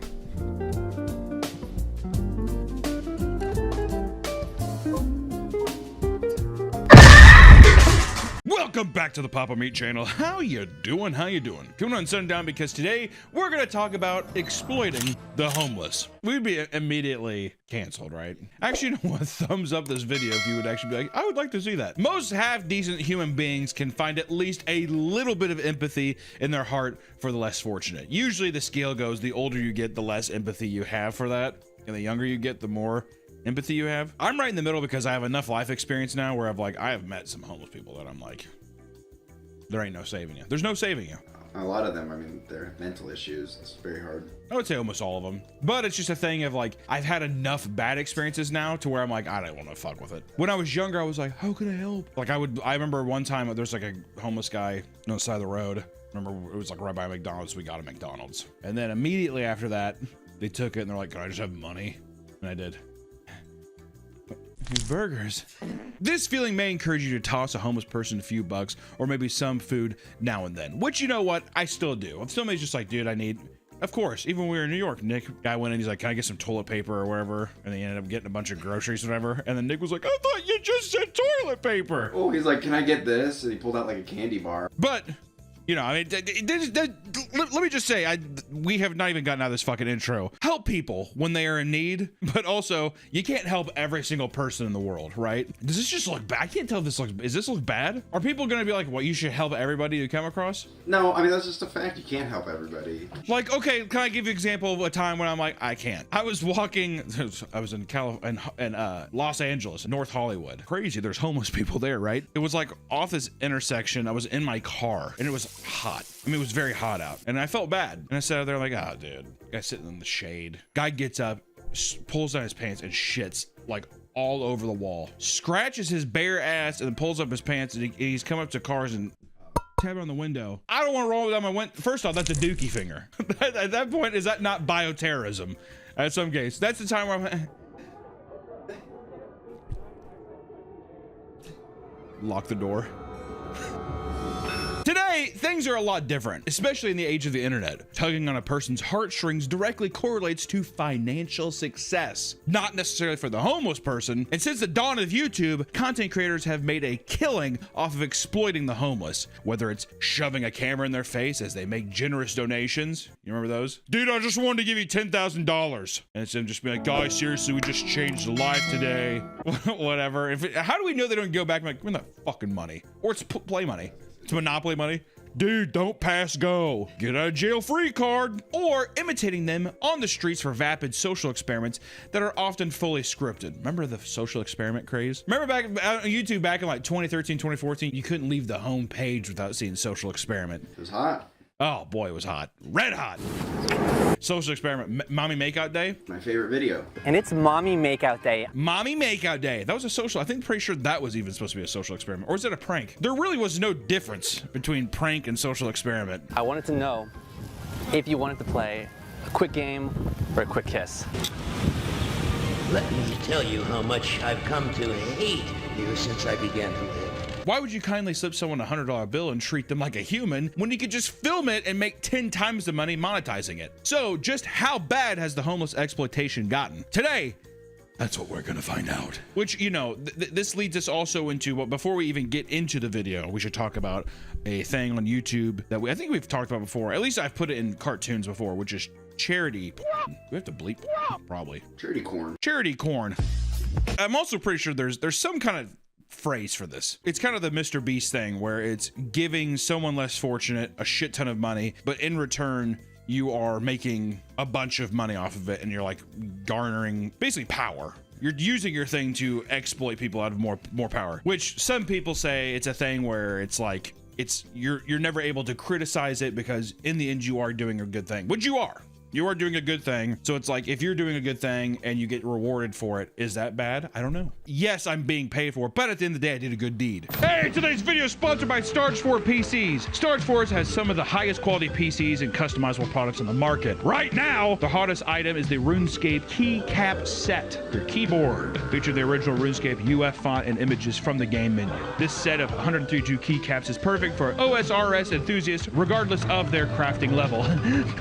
Have the entire world of RuneScape at your fingertips, bitch. Check out this collab and other goodies at StarForgeSystems.com. Thank you so much for sponsoring the video. And also, computers rule, so check them out. Thanks. From the early days of YouTube, people have looked to the homeless to help bring in this delicious AdSense. People look at homeless people on the side of the street, and they're just like, you're my little guinea pig today. Yeah, it's like they look at them and they just see like a giant dollar bill or a turkey. Yeah, it's a Tom and Jerry turkey. More than a decade ago, YouTubers such as Vitaly and Fousey were taking homeless people off the streets and giving them makeovers. Now, we've talked about both these people on this channel. These two planted the seeds that would eventually grow into a massive corner on the internet, which is essentially social experiments, pranks on homeless people that are just becoming really popular. That people are like, yes, this is awesome. This is Pog. A creator who goes by Josh blew up over the last couple years making heartwarming videos where he helped out the homeless. In some videos, he would find people in on the streets and hand them money, or he would buy them necessities such as coats, shampoos, and backpacks. But what really brought in the views was when he would walk into restaurants and ask the workers for large orders of food so he could go out and feed the homeless. Many of these videos reached well over 30 million views, and each time he went in, he never had to pay for a dime for these massive orders because of all the owners were moved by his story and wanted to cover the charge. No, seriously, man, you're doing a good thing. Can I have 70 pizzas? What's this for? Is this for a party or something? On their pad? Is this for a party or something? No, I'm gonna go to the homeless shelter. Let me go talk to my manager. Which I want to say this. It doesn't it feel scripted? It does. It happens that many times. Here's me if I'm working at Pizza Hut. Word? Cool.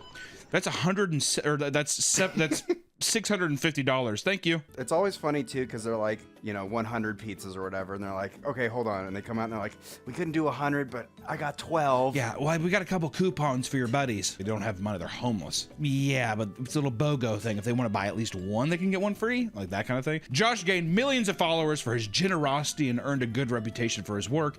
However, people felt that there was something off about his content. There's just something a bit strange. This all came crashing down one viral video where Josh approached a hot dog stand and asked a man for 30 hot dogs. That's hot dogs. How many? Okay, just give me a second. The man was visibly annoyed by the camera in his face and clearly didn't want to be a part of it. Although he was angry because the large order wasn't called in ahead of time, he ultimately opted to make 20 hot dogs so that Josh could hand them out. Josh tried to give the man a large tip, but was still met with frustration. The man simply told him to use the money for the people he was trying to feed. He ends the video by shouting out the business, which led to his followers review bombing the restaurant and claiming the man hated the homeless. Yeah, like, which it's like, what a weird way for that to clash though, right? It's a guy sitting there being like, I want to get 30 hot dogs. The guy's like, dude, you have got to be fucking kidding me. All right, I'll take them one at a time, and all the fixins. Yeah, all the fixins. You know what I mean? All of them. He's like, I got 17 fucking options here. He's like, the whole thing, not a dime saved. Multiple people called out Josh for not only exploiting the homeless for views, but supposedly editing the owners to look a little extra bad to increase engagement. You gotta splice the videos up a bit to make it a bit exciting, right? Well, you can't just get out 30 hot dogs. You can't put 30 hot dogs in some buns, dick. The guy's like, dude, I mean, you cut in line. How fucked up would he be? He cut in line. He's just like, 30 hot dogs. There's a whole line behind him. One creator contacted the owner and found out that he even pulled their cameraman aside and calmly explained to him why he disagrees with the ethics of what he's doing. I'd love to see the POV. It's like the guy's feet. He's like, yeah, okay. It smells good. What if he didn't even acknowledge he's in? I love relish. The guy's like, no, seriously, I get it, but mustard. In several of his last videos, Josh approaches homeless people, buys them food or clothing, and then asks them to choose one of his followers to receive $100 when they could clearly benefit more from it.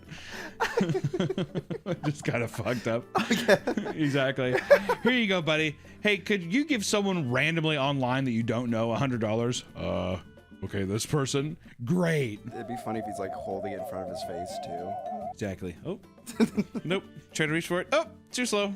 Just kidding. I'm Josh. Josh's videos have caught the attention of millions of people and have likely inspired others to do the same. Though some are far more cruel, which that's true. Which I don't think what he's doing is horrible. But it's just an example. It's an example of a new way of like people think this is a new thing. It's been going on for a while. Also, if you are double dipping, that's fucked up. I was gonna say if you're not even benefiting off the PayPal, really, why not just have it be like, here's a link to my local food bank. I'm always in this area helping people, or like if he's in Los Angeles or whatever, I'm always in Los Angeles. This is the Los Angeles Food Bank. Donate there. You know what I would do? If I was doing this, I would talk to the homeless people, get their address, or where they hang out. And get their address.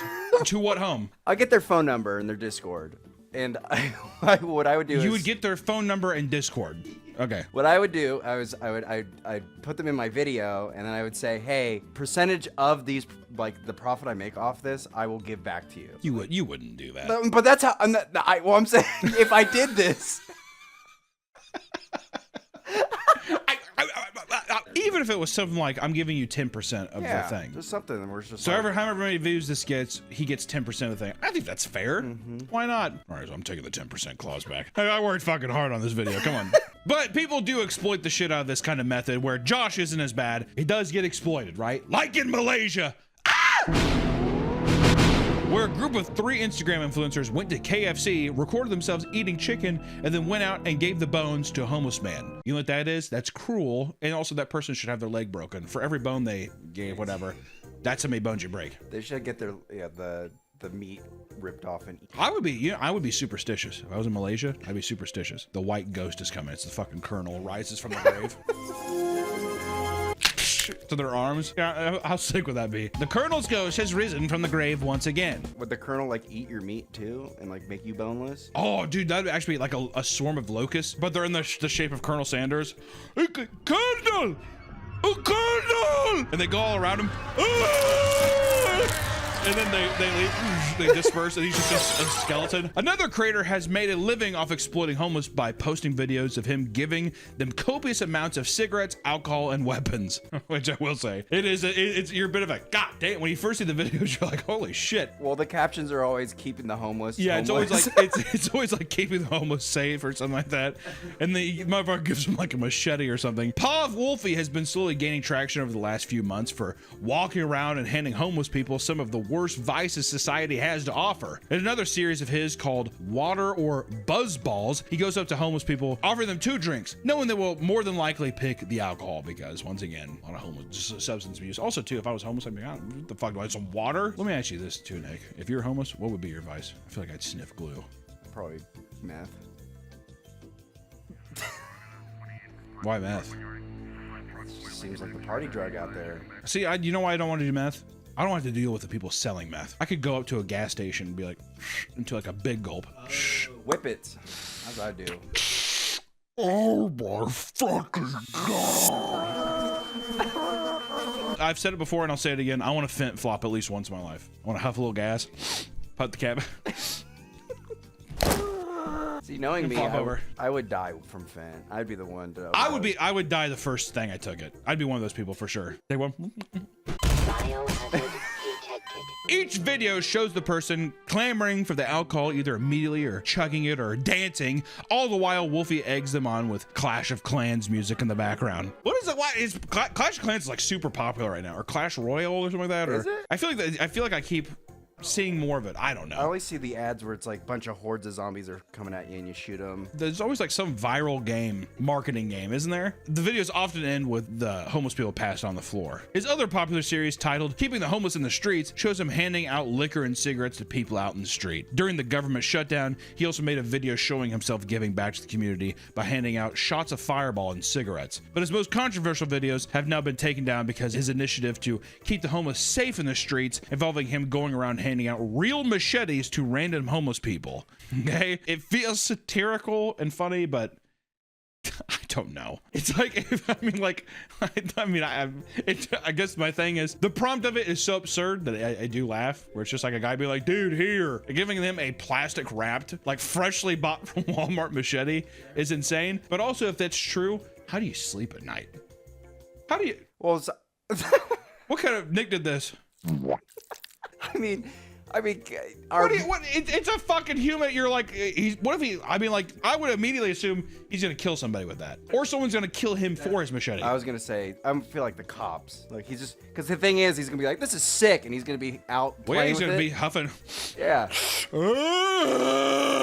and swinging that. Yeah, the rapid growth of AI now also plays a part in these degenerate antics, with AI homeless people for pranks becoming a rampant issue. Last year, a new trend blew up and got people into legal trouble. Essentially, people were using AI image generators to place homeless people into their photos or real-life homes. These images would be texted to family and friends, claiming that they had broken into their home in order to send them into some kind of panic, right? Like a daughter would be like, Dad, some guy's in my house, and you'd get a voice memo of the dad being like, oh my God, call me! To unassuming parents, this is their worst nightmare and has resulted in numerous false 911 reports. On more than one occasion, this has resulted in felonies being charged against the AI prankster. Which also, too, you know what's fucked up is, you know how many cases of boy or girl who cried wolf this is gonna happen with? Like, there's this ad that was so fucking stupid for, I think it's like an AI generator thing that Adobe did or something, but it's like pranking my mom and telling her I broke a vase at the museum or a bus at the museum, and it's her being like, it's like the thing is like slowly falling down over a series of images. I'm like, then you're gonna sit there and they're gonna call and be like, some guy's circling my car. Bitch. I need your help. Yeah, sure, Sarah. Hang up. She's dead. Plunged into her fucking neck. At At a school in Ohio, multiple students face charges for circulating images of homeless people breaking into schools. People fucking generating homeless people breaking into their school. Why would you do that? Dude, they're so funny. And just a few days before this, 2 other Ohio teens were arrested and charged with false reports because of the similar AI homeless pranks. Hey kids, don't fucking fake police charge that homeless people are breaking into your school. What the fuck is this? It's one thing to use homeless people as a prop in your content, but many throughout the years have taken things to the next level by engaging in straight up harassment, which I would say is probably the most common. Some of the most infamous examples include the famous Bum Fights video series, if anybody remembers this, and it was in Vegas. Trevor, my buddy Trevor, just every time he passed the landmark, he's like, yep, that's where they film bum fights. Very excited about it. But it was created by a group known as In Decline in 2002, where a crew would convince struggling or mentally ill people on the Las Vegas Strip to perform dangerous stunts and even fight other homeless people for money. It's like it's like snuff, it's like almost like snuff porn, basically. Humiliation, blah, blah, blah, you know, it's all the bad shit. The first volume had sold well over 300,000 copies. Okay, I just want to say in 2002, that is insane. Oh yeah, I was gonna say, yeah, that's like the same level of viral marketing as like, I don't know, BAM did for like CKY or whatever. Like those, like just, you pass around tapes and sell them. It's not like like even like recording equipment isn't as like readily available and stuff. It's just, that's crazy. But by 2006, the series ended after 2 homeless veterans sued the creators and received a financial settlement on top of barring the creators from ever marketing the product again. Strangely enough, In Decline is now an art collective and an activist group. How'd you get there? You think they woke up one day, they're like, dude, what are we doing? Or actually, if you get sued, I mean, that'll straighten any motherfucker up. Sorry. I'm sorry. I won't do it again, sir. Exactly. See the ghost of Colonel coming, the bone collector coming. I do the same. Many influencers don't even pretend to be doing a good deed for their content.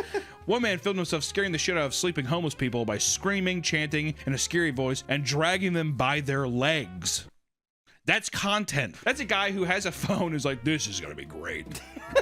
Another creator named Henry Barunda faced various account bans making content in which he uses drones to film and harass homeless people, often to the point where they would become enraged and begin throwing projectiles at it. Projectiles? At one point, they even found and followed infamous lolcow Daniel Larson, which that was fucked up. I'm like, how did you find Daniel? His actions eventually led to a $270,000 fine from the FAA after violating 11 drone regulations in 232 instances. I packed the drone up. It's not even. You can't fly a drone around. What the fuck does drone regulate? You can't just be like, I'm gonna fly it down the street. You need a license to do it now, and there's certain zones you can't do it. Like, doesn't make sense. Could you imagine flying drones in New York? I'd be scared. If I saw a drone flying in New York, 9/11 too. There's also Jackson Felt, who has made numerous high-effort videos where he tries to confuse the absolute shit out of unwell homeless people. Filming discreetly behind Ray-Ban glasses, he places a tinfoil hat on his victims' heads and insists they're being followed. He then gives them a weapon in the form of a plunger covered in foil and urges them to drink out of the foil-wrapped bottle of alcohol. He convinces them to get into his van, which is also wrapped head to toe in tinfoil, before asking them all sorts of random questions in between taking breaks to gamble on crypto casino apps, which has become a big thing too. People will go and do like pranks, but they'll be like, let me do my rain bet. Should I hit this? Rain bet, rain bet, rain bet, rain bet, rain bet, rain bet. Is that just because they're sponsored? Is it sponsored content? Oh, I never thought. It's probably is sponsored. They got the free credits and they want to or something. They're like, oh yeah, so let me hit my rain bet, whatever. I see that a lot. Also too, what is the content? What is the joke here? Is it just the fact where it's just like, yeah, you know the fucking homeless, those bugs we see on the side of the road? What if I fucked with one of them? Is that just all it is? It's fucking with them to see like, hey, let's put them in a weird scenario and see what they say, because it's so outlandish. Do they believe it? You believe that? Dude, it's a joke, obviously. No, they don't know it's a fucking joke. If you thought people couldn't take things any farther, look no further than the strange trend of content creators pretending to be homeless. This one aggravates me the most. I don't know why. It just irks me. Irks me the wrong way. It is. It's downright. It's malicious. Well, because then you're manipulating people from the. I mean, everything else so far has been malicious too, but still. At least with charity porn, homeless people receive money and resources or usually benefit in some kind of way. But today we have wealthy influencers putting on cartoonishly tethered clothing in an attempt to create clickbaity social experiments that are often entirely scripted. And by often entirely scripted, we mean every time. it's 100% scripted. The influencer group Chris and Jasmine started making a bizarre format of scripted videos where a man would approach homeless people and ask them for a favor to test their generosity. In return, they would receive some sort of cash reward. In one video, the man asked a homeless person for the only change she had on her. Because of her generosity, he gives her a watermelon that has been hollowed out and filled with cash. In other videos, he gives a homeless person a strange choice to make, like a wad of cash or a job, presented on an envelope containing the word job on it. Or giving homeless people the choice between a cigarette or an apple, which secretly has a tag that reads $10,000 cash, as if a homeless person should be shamed for not eating healthy, or should be shamed for being like, I just want a cigarette. You want to be a good person or a bad person? I just hate this idea of it's just like, ooh, are you gonna give in to your vices? Because that's what it's supposed to be. Again, it comes down to the price thing. I was gonna say, like, if you offer me alcohol or water, alcohol is more expensive than water. Yeah, just logistically, like, it's gonna take more for me to buy a bottle of liquor versus trying to like get a bottle of water for somebody. In some occasions, it's very clear that the homeless people are actors. In other videos, however, it looks so believable that people theorize that they are paying actual homeless people to perform in these skits, which is also true. Hey, can you come with me? Can we film a video? I'll give you $600. It'll be something like that. People eat up this content and praise them endlessly for their wholesomeness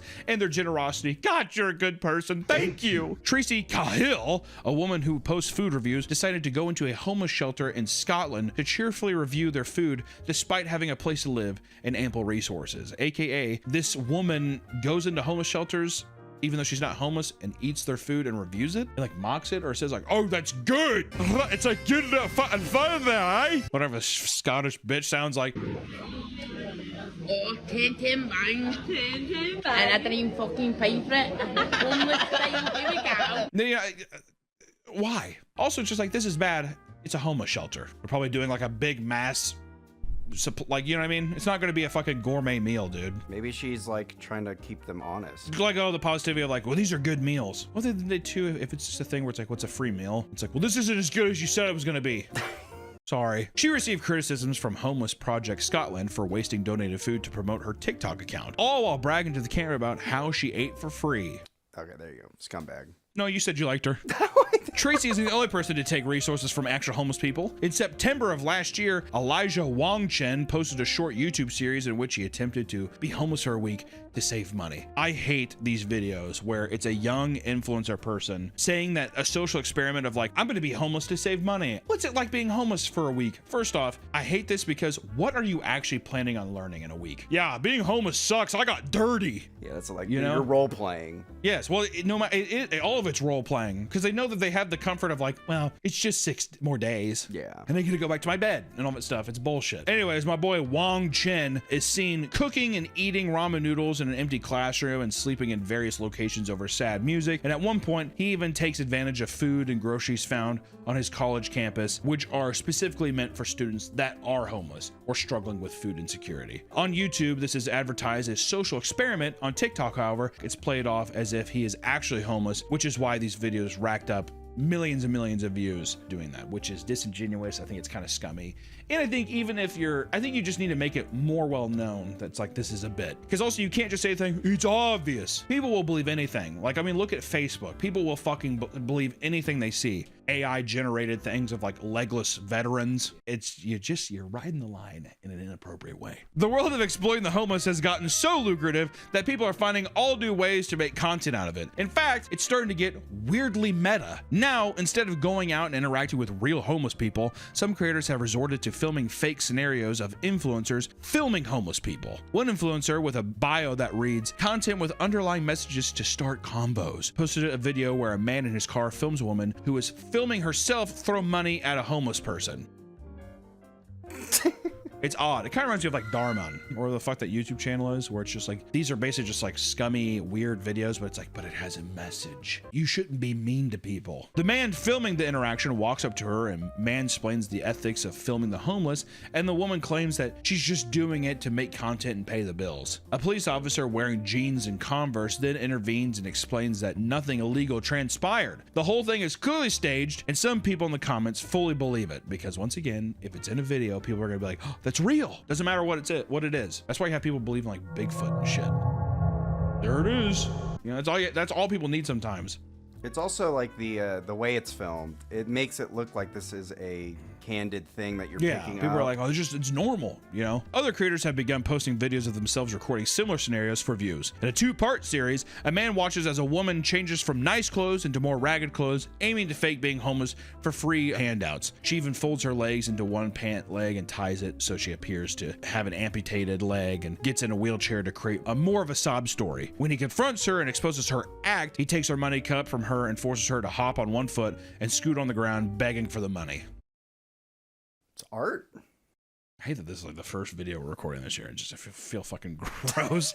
This is all going down in public, and bystanders in the background can be heard chiming in, telling her to stop acting and stand up. The skit ends with her amputation being exposed as a fake, and another influencer gains some brownie points. People in the comments did not believe the act and instead were plugging their Cash App to buy Wingstop. If you're looking to grow and become a content creator, there are tons of fun and creative avenues you can take to reach your goal, but exploiting the homeless should not be one of them. Most people watching this video will never know the mental and physical toll that homelessness can have on a person. The last thing people should be doing is poking and prodding at people who are already at rock bottom and just trying to survive, right? And I don't fucking know. None of us know, right? We all might have a little taste of something, bouts of shit that happens, I get it, but to truly be homeless would be fucking terrible. Leave them alone. Help them when you can. Doesn't mean you have to be the fucking savior to every person you see, but if you're an opportunity to help somebody, I would try to help somebody while you can. Maybe don't film them. Do it selflessly. Don't just help somebody, you know? Sometimes not getting anything in return is the greatest reward of all. You help somebody, which is why we have our own. Okay. Yeah, donate to us. That's why we're gonna do our food kitchen video. We go and so we're gonna be ranking food kitchens next. In solidarity of the Scottish woman who did that as well. So thank you for the content idea. If you are ever actually doing stuff and you think, let's record the homeless, just don't do it. In any aspect of your life, just don't do it. Even the person who, like the guy who said I saw shitting, just don't even record him. Just leave it be. Oh, I saw this crazy video of this homeless guy shitting. It looked like it was in like a car wash, but he literally pooped out like a 2 or 3 foot long single I saw that, piece dude. of turd. It's insane. It was legitimately like 4 feet long. Like I was backed up. All right. Bye. Peaches, peaches, peaches, peaches, peaches, peaches, peaches, peaches, peaches, peaches, peaches, peaches, peaches, peaches, peaches, peaches, peaches, peaches, peaches, peaches.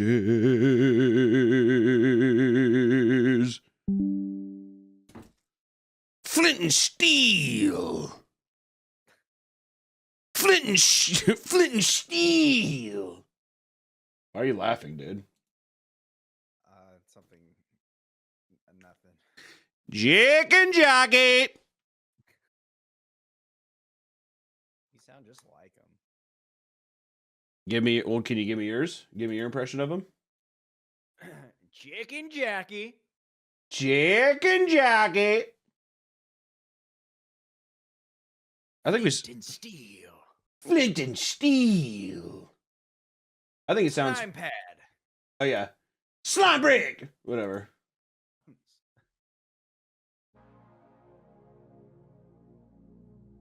What do you say, lava chicken? Lava chicken's delicious.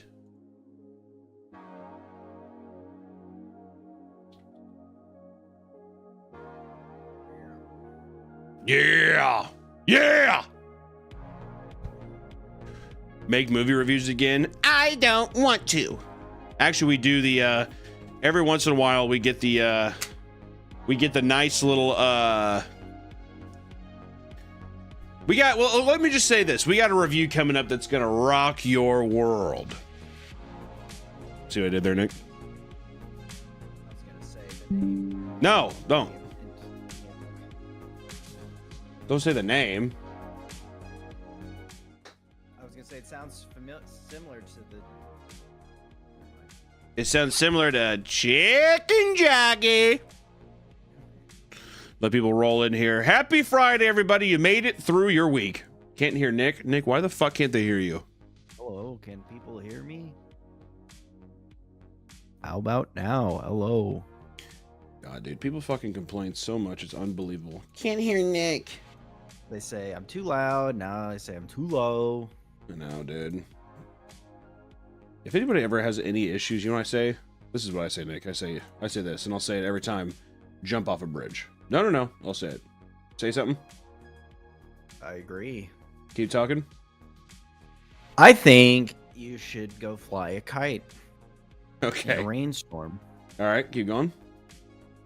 And I think you should put 6 bullets in the chamber and go to your old high school. Okay. And show them who you truly are. All right, there you go. Well, hopefully they can hear it now. I boosted your gain up a lot. And now it seems like you're peaking. I don't know why it's the settings are the way they are. Well, I just need to keep the mic away from my mouth. I did my best, guys. Peaches, peaches, peaches, peaches. I'll love you till the very end. Peach, understand? Riggedy-giddy. He goes up to that kid with the lisp in the Minecraft movie. And he's just like, you have a freakish voice, kid. You sound like a freak. Riggedy-giddy. That's what he says to him. Riggedy-giddy. Do we want to save the review for later? Yeah. Well, I'm just letting it roll in. We've only been live for like 4 minutes. I'm letting people roll in, dude, because we're going to be doing, we're going to be telling you about the Minecraft movie. Spoiler alert. For people that don't, that don't want to have to sit here though forever, let me just say this, and I'll say this proudly, Nick. I liked the Minecraft movie more than the Super Mario Brothers movie. No. I'll say it. Oof. No. I'll say it. Big L. Okay, shut the fuck up, dude. It's not a big L. $100 donation. Oh my God. Happy Friday, guys. Love everything you're doing and keep it up. Thank you so much, Gruntled Wookie. Thank you. Joker with 10 gifted subs. God damn. Good Thanks, Lord. Joker, baby.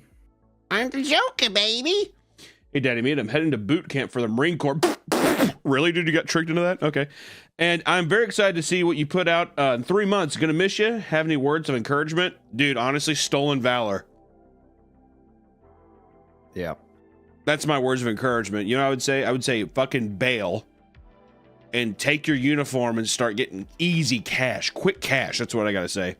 Papa, I need you to remake / animate that scene where Jack Black and Big Doofus Momoa 69 through the whole. Oh yeah, we'll talk about that. All right, we will talk about that. We will talk about that. Mac Daddy with $14 Canadian donation says, "Hi Papa, I'm Chanel member. Oh wait, I'm channel member and Patreon supporter. I'm Chanel. Good Lord." You're the only American. The designer perfume and bags have gone to your head, dude. You're the only American I will give my money to. Thanks, man. Chanel. Thank you, Chanel. How about you give me money for once, dude? I tried, and they were like, "Dude, you're too cute to go come in this bank." That's what they said to me, the tellers. And I took out a gun. I said, "Put the fucking money in the bag." Nick, what would you do? Actually, you know, I'm going to direct this towards you, Nick, but I'm also going to direct it towards the chat. What would you guys do if you found out that I was actually a bank robber? I wouldn't tell a soul. Chat. Can we ask for that discretion as well from you?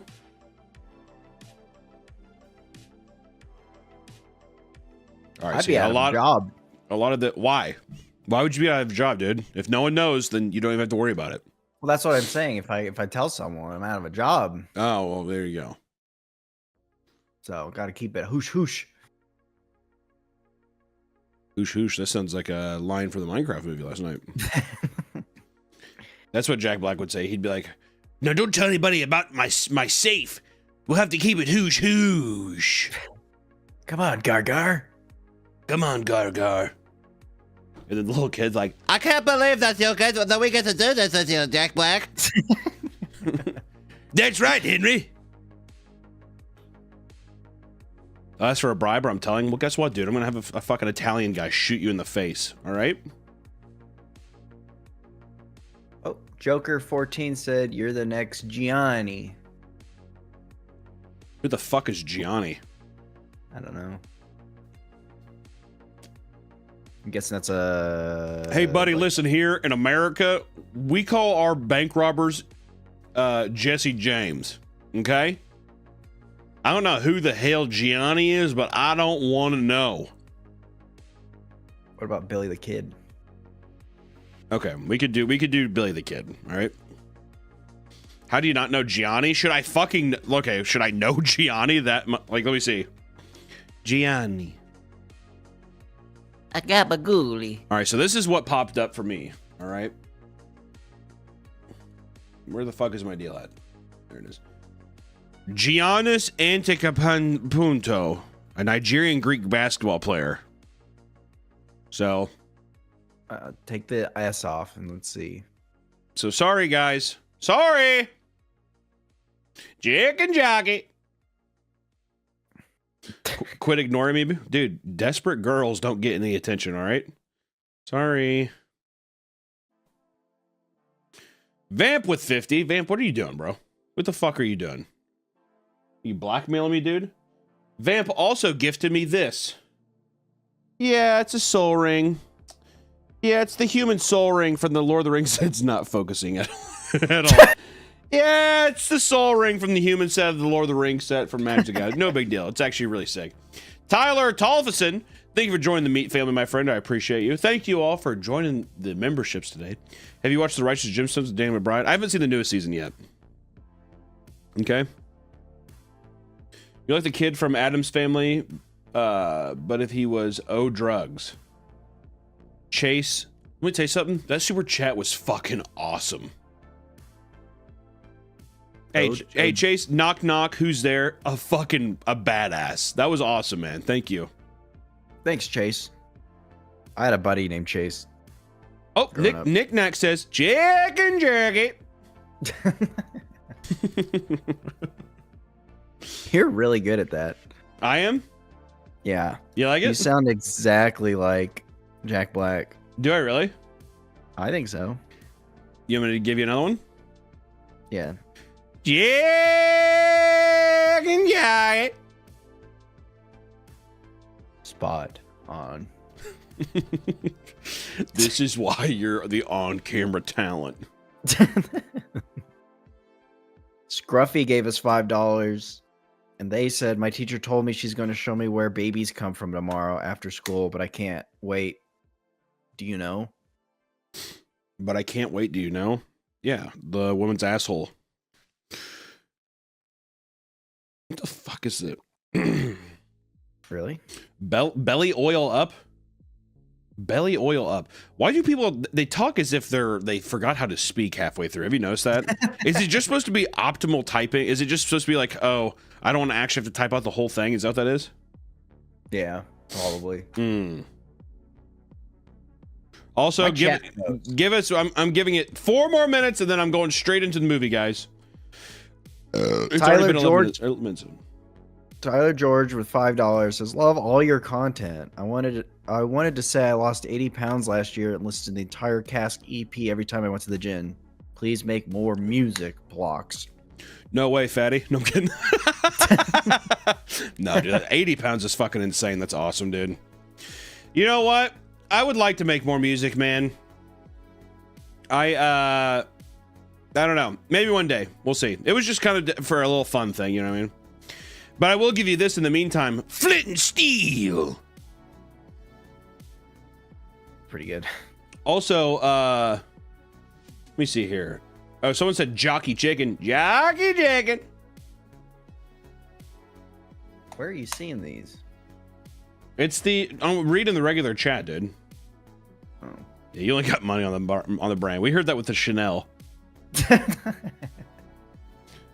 Gary coming in. Thank you for joining the Meat family, Gary. Appreciate you. Appreciate you, Gary. Carrie Bradshaw?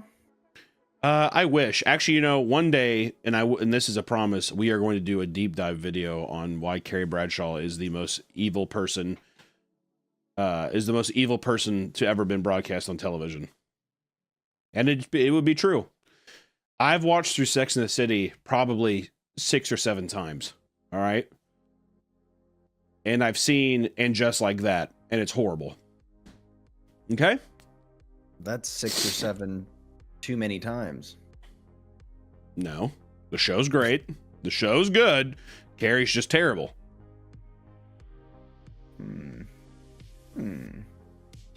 But isn't she the main character? Yeah. Well, yeah. You can be the main character and still be terrible. What's your favorite card? The Ace of Spades. Got him. I like Exodia. The left hand, because that's the only Exodia piece I had as a kid. I like the right hand because I know he's right hand dominant, and that's what he beats his big Egyptian cock with. Jig and joggy. Every time I see it in the chat, I'm saying it. Grim Holt with $5 says, we need more Mr. Wellers.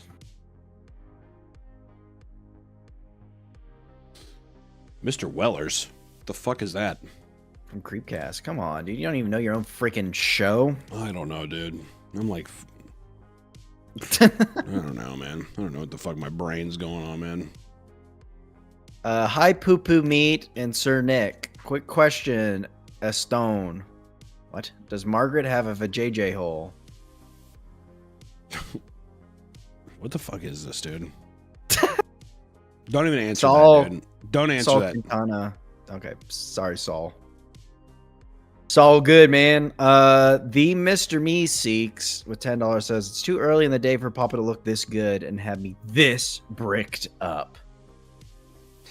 All right. Well, you started off strong, and then you had to kind of twist it and distort it in a way that I didn't like. So I don't know. But speaking of Mr. Meeseeks, Nick, how about you give us your best Mr. Meeseeks impression? Mr. Meeseeks.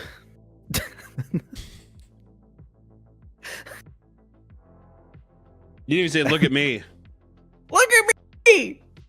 I can't do Mr. Meeseeks. You can do a better Meeseeks. Come on, dude, do it. I'm Mr. Meeseeks. Jesus. Look at me. Good God. Look at me. I'm Mr. Meeseeks. All right. Now you do it. You can do a better Meeseeks than me. It's actually been a while. I don't think I can. That's why I was having you do it. Oh. I wish I could, but... Do Detective Abbott's voice. Detective John Abbott? Isn't that what we did? Yeah.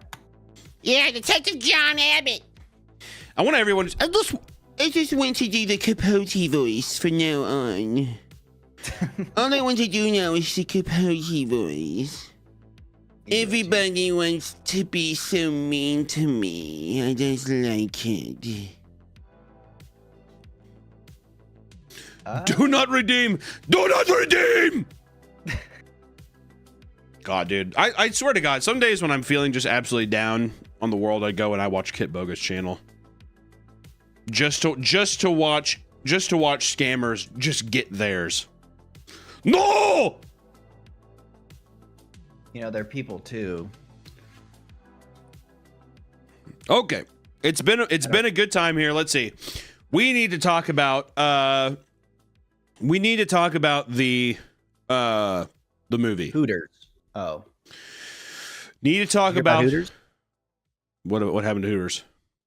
They're filing for bankruptcy. Here's a little list of stuff we have. Hooters is going out of business? Yeah, it says it was announced on Monday that Hooters, the famous restaurant, has filed for bankruptcy after being heavily affected by the increase in food and labor prices. They were $376 million in debt. They were $376 million in debt? Bruh. Yeah. Dude, how chicken wings ain't the game, man.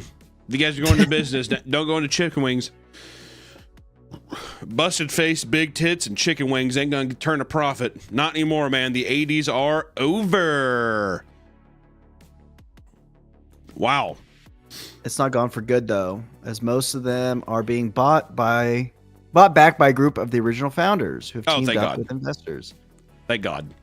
The company founders already run some of the most successful locations and believe that the failing locations are run by people inexperienced with the brand. It seems that part of getting out of bankruptcy includes rebranding the business to fit a more wholesome environment. Oh, come on. Boo! I wish that you know what they need to do? They need to just take off the regular white shirt and their shorts, and they just need to have them be in basically a spaghetti string bikini. Yeah.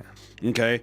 And then also mandatory requirement, double D's, and they will actually pay for a quarter of the plastic surgery if you want to have your breast enlarged to work there. Oh, okay. That's pretty good. Well, and here's the biggest kicker. Here's the biggest kicker, Nick. $2.85 per hour, and they don't take tips. What? Sounds pretty good, doesn't it?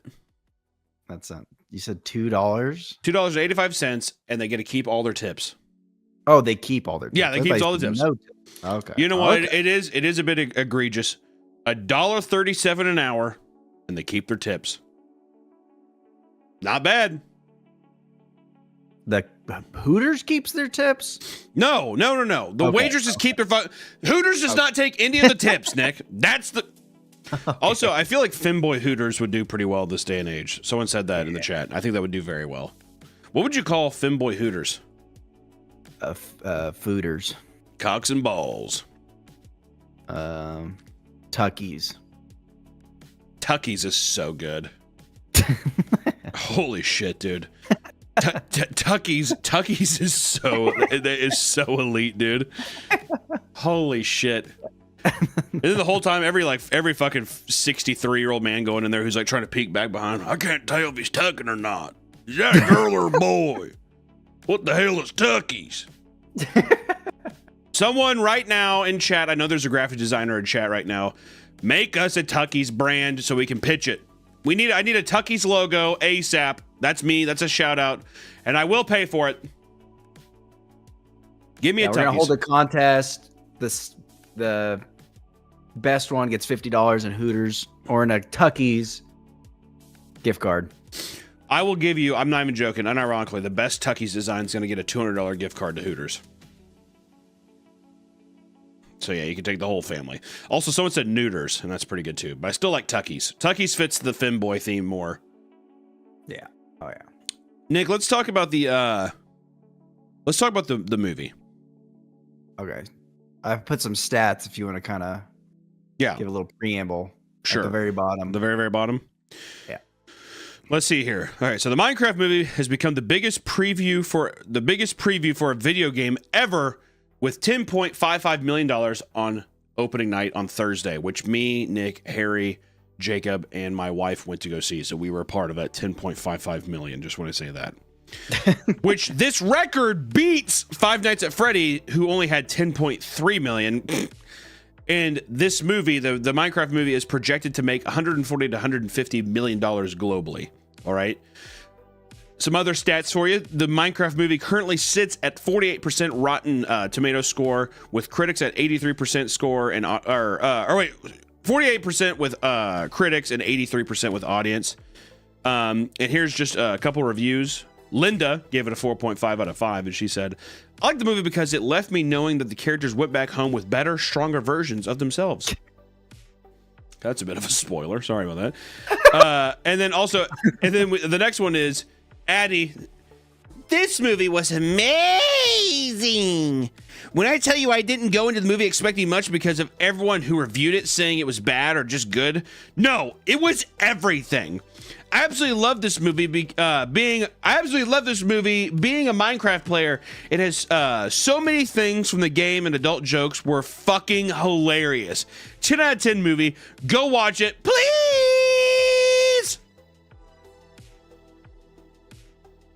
So there you go. Do we agree? This is what I would say. I don't know. Do I agree? Well, actually, Nick, you know what? Let me start off with you. What do you think? I was cringing pretty hard most of the movie. Yeah. I was like, I think 5 minutes in, I was like, what did I get everybody into? This was Nick's idea, by the way. Yeah. I said, wouldn't it be fun to go as a little, little coworker get together and watch the Minecraft movie? And I remember very distinctly looking at him with almost little to no emotion in my face like this. But you know what? He won us over because Nick gets what he wants here and he hobbles around the studio like a fucking dying dog and everyone feels bad if he doesn't get what he wants. So we win. All right? Before we even talk about the movie, I just want to say I thought there was going to be a popcorn bucket involved with this movie. There's no creeper head popcorn bucket. They're the blocks, so there's like TNT. But it looks bad. Yeah, they're bad. They're not fun. It was like metal. Those are like AMC shitty stuff. Because, and I remember I was sitting there looking at the popcorn buckets, and then I was like, well, these aren't very, I mean, they're like just like printed on metal trays or whatever, right? Then I look over at the fucking Snow White and the Seven Dwarfs popcorn bucket. That thing's a fucking a literal minecart filled with gems. Have you guys seen that? It's unbelievable. Did you? Apparently there is a creeper one, but it's at Cinemark.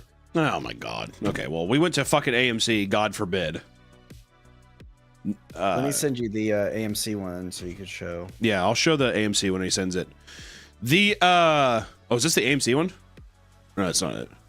Okay, so this is what we had to go see because I was like, oh well, they'll just have the popcorn bucket there, and then the guy working the counter, I was like, hey, do you guys got a creeper bucket? And he said, what?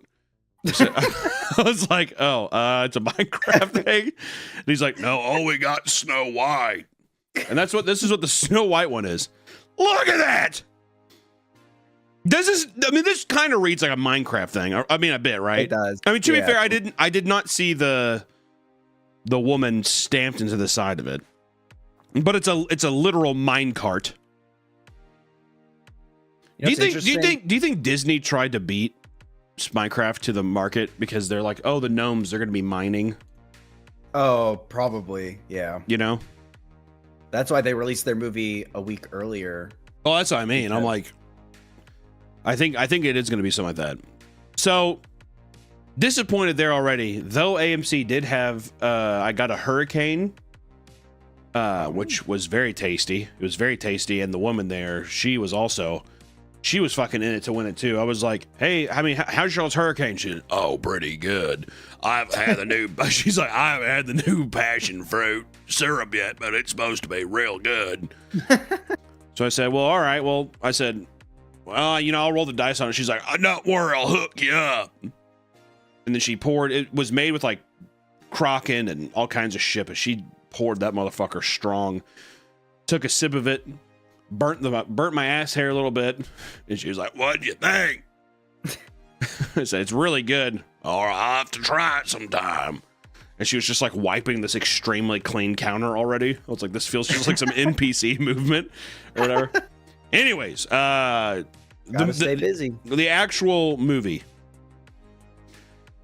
I was good. The setup was too awful. long. Too long. You know why? I was thinking about that. You know why they did that? I felt like if they just started with the real life shit, people would have left. Well, yeah, it's it's 20 minutes of Jack Black being like, I'm Steve. He says I'm Steve a lot. I'm Steve. And it's him running around basically being like, oh, I found this world, blah, blah, blah, right? So they're doing that because all the people who came to see this for the meme need to see all the things they can point at. It's the same shit as like in the Five Nights at Freddy's movie where it's just like, I don't know, a fucking bobblehead and the Matt Pat comes over and like queefs in the guy's face or whatever. They're like, oh, yo! Like real quick so you know. But in this it was like, oh yeah, chicken jockey. That's later in the movie, but still it was just a lot of setup, whatever. And I will say the star of the movie is Jason Momoa. Oh. I don't think there was a star. Well, listen. I'm saying that. Listen, I'm saying this is what I think, because the kid act like the regular people were horrible. The Nepo baby guy who played Henry in the film, I even looked up after the movie, that's a producer's son. Nepo baby cringe. The Lispy guy looked like fucking J.J. Abrams' nephew or something. That kid. And then his sister, you could have taken the sister, the main kid, and the real estate agent and got him out. The Orange is the New Black chick, whatever. I think you could get rid of the sister and the realtor, but I think you keep the kid. No, you don't keep the kid. Well, if you keep the kid, you do it in a different way, because you make Jason Momoa the main guy, the guy who never grew up, right? But then you have like a little lispy kid that no one fucking likes because he has a lisp. Not really. There's a kid. There's a guy in the chat with a lisp. He's like, "What the hell?"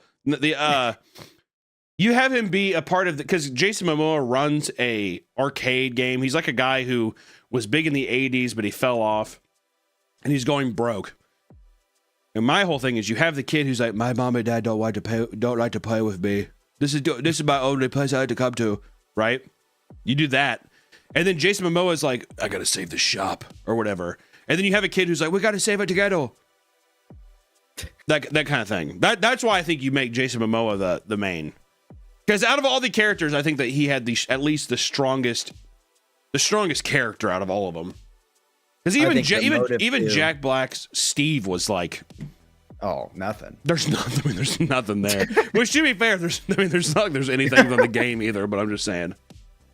Well, I mean, his whole thing is literally, I just want to be in the mines as a child, and then he just I wish there was more of a Jumanji thing. Like, I wish he was a kid who, like, they told him, like, you can't mine, and he's like, I'm gonna do it anyways, and then he got trapped in the Minecraft world for like 50 years. Yeah. No, it's a literal mine. There's a literal mine, and then there's just a random doorway in the mine.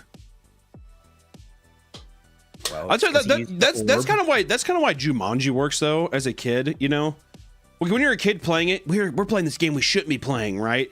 So then when shit fucks up, and then like somebody gets trapped in, then it becomes way, you know, it becomes like a threat. You know what I mean? Yeah. We can't go in there. Get out of here. What are you doing here? But you can't do that with Minecraft because it's too, you know, bubbly and happy. I mean, I think they did like the nighttime thing. Yeah, the nighttime thing I thought was fun. Yeah. The zombies and stuff. It just, I don't know, it felt like rushing everything too. Because it's like they kind of just want to go as quickly as possible in the real life just to get back into Minecraft. But then they just like, I don't know, you've already had fun with Jack Black. Yeah. Kind of building, like showing off the world. So then the kids, or our main protagonists, don't even get to really see anything. No. Well, also the lispy Nepo baby kid just like immediately knows how to like start crafting in the world. It just feels weird. Why I'd be like, how would you know to do that? Which maybe doesn't matter, but yeah, I thought that the zombie stuff, I thought they did the zombies really fun. I thought that was really cool. There's like some pretty fucking brutal scenes in it, like zombies burning alive, pigs like fucking mutating and transforming into zombies. I thought the pigs were metal, dude. I thought the pigs were sick. The piglins in the Nether or whatever, or the Outer World or whatever. Yeah, the Nether or the Nether. Yeah. Yeah, they were pretty cool. I don't even know. I mean, like, yeah. I mean, I'll say this right now. You go see that movie for the villagers. Jennifer Coolidge. I'm not even joking. This is not me joking. Jennifer Coolidge fucks a villager. She also talks about her pussy. She talks about her pussy, and she's like, oh, you can take my trash out anytime. There's raccoons living in there. She's talking about her pussy. It's fucking awesome. It almost made me just wish that the movie was a villager walking on the portal, and the villagers are funny because they just do this. They just do. She fucking plows one with her car, and he's like, which I thought was pretty fun. I thought that was pretty good. She's like, oh God, I can't believe this is the last time this has happened. Whatever, right? So then she takes the villager to dinner. I'm not even joking. This is real. She takes the villager to dinner and she's just like, my last husband wasn't a good guy. Have you noticed that Jennifer Coolidge kind of sounds like a little Nikki? Oh yeah, you're right. Yeah. Yes. Whatever. She's like, my last husband wasn't a good listener like you. And he's like, whatever. He's got that big old cock nose. I mean, like they fuck. I thought that was awesome. Yeah. I thought that was really cool. I wish they cut more back to that. There's not enough of that because I thought that was like one of the more interesting, funny things. Well, they have 2 B stories. They have an A, B, and C story. Yeah. And they both seem like cut out the realtor and the sister, just focus on the villager thing. I wish they would have. The villagers were the best part of the movie. Jack Black was over the top. Like, it's pretty, in every movie that Jack Black's in, he's usually like, get that corn on my face. Skadoosh. Whatever. That's every line read. Every line read. There's never not that. Which is why I thought Jason Momoa, because Jason Momoa is also supposed to be the badass. He's like a total pussy. He's like the buffest guy there, but he's like a pussy and he's like going broke, all that. But he's just, I'm a man. And I thought that was kind of cool. And that's why I was like, that pairs well with this. But then you introduce the fucking Nepo Baby List guy, and then like a random, like the sister just makes no sense being there. The realtor makes even less sense being there. Yeah, that was. She had like 5 lines of dialogue. Yeah. Felt like. Yeah. Maybe. I will say the pig witch whatever looked dope. Don't care what anybody says. Looked like a little bog witch or something. I thought that was sick. I agree. Jason should have been Steve. Would have been kind of funny. Scrawny kid goes in, and then when they get there, he's like a giant jacked crafter or whatever. Hello, I'm Steve. But it's funny because Jack Black's fat, and it's Jack Black. And halfway through the movie, when it's like you find out that like, oh, Jason Momoa's fucking up the plan because he's greedy and he wants to get diamonds from this cave or whatever. This, I'm not even joking either, and Nick can attest to this. Jack Black, while they're in the Minecraft cave, looking at diamonds and like red crystals or some energy crystals or some shit, he literally sings the Peaches song. True. He sings the fucking Peaches song in there. He does, Peach, understand. And I was like, that's not even the same franchise. They're doing cross-platform. Well, I think they're both WB properties, so that's probably why they're able to do it. Yeah, I mean, they're both Warner Brothers, I'm pretty sure. I think you're right. We just solved the case. So that happens. They release a giant pig warlord to go get him. Like every threat is immediately dealt with. Which sucks because there's like this giant pig warlord that has like a Doom blaster gun hand, whatever. And it's awesome. But then they just like, they blow him up like, it's just I wanted to see more of the evil pig stuff. That would have been sick. And that the army of like golems was cringe.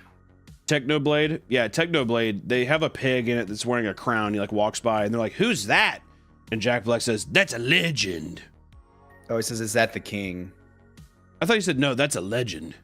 No, he does. But the kid says, "Oh, is he their king?" And he goes, "No, he's a legend." He's a legend. Yeah. Which I feel like if you grew up with the Minecraft content stuff, you'd probably be stoked on that. And also knowing of Technoblade's unfortunate passing at such a young age. I mean, I don't know. I thought it was a nice nod from the movie to do something. You know what I mean? Like, yeah. Why not? There was a lot of cameos in it, but it didn't feel as egregious as like Five Nights at Freddy's. It was really in your face. All the cameos in this movie, they're kind of, they're just in the background. Yeah, Tommy, isn't it? Was he in it? Yeah, he was eating spaghetti in the background. Oh, I didn't even see that. So there you go. They had Jeb, one of the devs. He was serving Jennifer Coolidge spaghetti too. Nosh was there. Notch, really? Yeah, Notch was in it. He was giving a kid a MAGA hat in the background. Must have missed that. Yeah, he was punching a woman's face in the background. I don't know if you caught that one. I thought that was pretty interesting for Mojang Studios to put that in, but I guess that's what happened. I will say the kid was a bad actor, but he cracked me up every time. Every time he opened his mouth, I was laughing. Yeah, because you were laughing at his lisp. Yes, I was gonna say, literally the kid could be like, "Come on, seriously," and then you'd hear Nick do. His lines were ridiculous too. Remember when Jack Black's talking to his sister? That's my favorite part of the movie. My favorite part of the movie is he's like, "Why don't you just let him be creative?"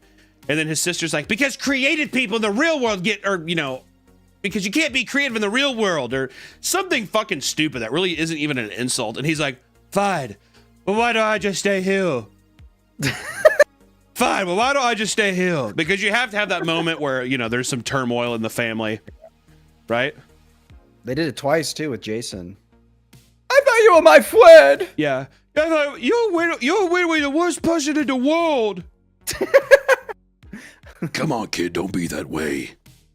Don't be that way, kid. No, literally, you're the worst person in the world.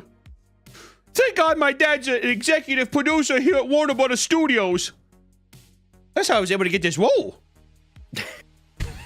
He said, worst movie you've ever seen? No. I liked it more than the Five Nights at Freddy's movie even. I'll say that. Five Nights is bad. This is like at least visually pleasing. You can just kind of sit back and turn your brain off. There's and I'll say this, it's nothing but CGI, but there's like some fun practical set stuff that they did. Like when he was in his sheep house or whatever. Those walls were practical. I thought that was kind of cool. Yeah, the practical stuff and just the items too, I thought were cool. Yeah, all the practical L takes. Eddie with my boy Eddie Valley. Actually, the Five Nights at Freddy's movie was awesome. Spring Trap was so sick. Nah, y'all hating on FNAF because you're not FNAF fans, bro. Fucking Cope is what I gotta say. It's dog shit. It's a bad movie. I'm sorry. I don't know what I'm supposed to tell you. It's horrible. I'm sorry. There's nothing I can say to do. It's fucking terrible. Nick, am I wrong? Am I wrong? You're not wrong. You're not wrong. It was fucking horrible. If you went into that fucking movie and you walked out and you're like, that's good. Bleach your eyes. Bleach them. Bleach them. Because you don't know what you're talking about. My favorite movie's the FNAF. Bleach your eyes. I will say if FNAF had Jack Black singing Peaches, it might be a step up. Yeah, okay, that would have been fair. If FNAF in the FNAF movie, if Jack Black would have stepped out, and he would have done Peach, can't you stand? I love you to the very end. Then I would have. What made it so bad? The FNAF movie? Did we not make a video on this? No. Oh, we should. God, dude, the FNAF movie. I mean, God, from what I can even remember, it's so fucking forgettable. I mean, like, it's long. Isn't it 2 hours? It's so fucking long. I thought the whole like weird arc with like, I'm not gonna get into this. I'm not going to get into this. First off, because I haven't seen it in a long time. So I just remember it was convoluted. I'm going to blindly hate it. The kills. Yeah, we did we made a video about it, didn't we? I almost positive we made one. No, I think we did it on, oh, maybe you're right. I don't know. It's been a long time. We definitely did FNAF. We have done many FNAF movies because we're FNAF fans.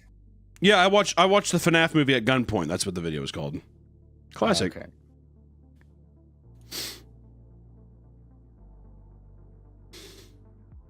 And the only reason, I'll tell you this too, because here's the thing. If it was legitimately good, and if it was, you know, and people gave me shit too, people give you shit. This is the argument I hate the most of these kind of movies, is people will say, it's a kid's movie. What do you expect? It's a kid's movie. Because I heard that shit with the Super Mario Brothers. It's a kid's movie. That's the dumbest fucking excuse to like blindly like something. It's so fucking stupid. Because I could say something like, I don't know, what did we saw Puss in Boots 2? Awesome. Yeah, great. So good. Puss in Boots 2, unfucking believably good. So good. And then back in the day too, you had like all the other movies too. They didn't have to hold your hand and be all these like weird references, be convoluted and like cringy. I mean, I don't know. Oh, yeah, there's good kids. I mean, I like the Lego movie. That's another. Yeah, the first Lego movie was sick. I think, yeah, the criticism of like you're an adult. It's a kids movie. I'm like, well, I guess that means that kids just like don't even try to tell an actual good story. Don't even try. Because you don't have to. You can just, because the whole time when I was also watching, that's one thing I remember as we were watching the FNAF movie, I was like, what the fuck is that? The bobblehead? How about we focus on a bobblehead for 30 seconds in a scene? Josh Hutcherson opens his locker, he does, and I'm like, why does he care about that? And what even was the bobblehead? Balloon Boy. Yeah. How would I know that? Yeah, well, you're not a FNAF fan. Yeah, well, it's a movie for the fans. It's like, well, okay. Well, then if that's the case, I mean, fuck me. I agree. You just don't get it. You just don't get it.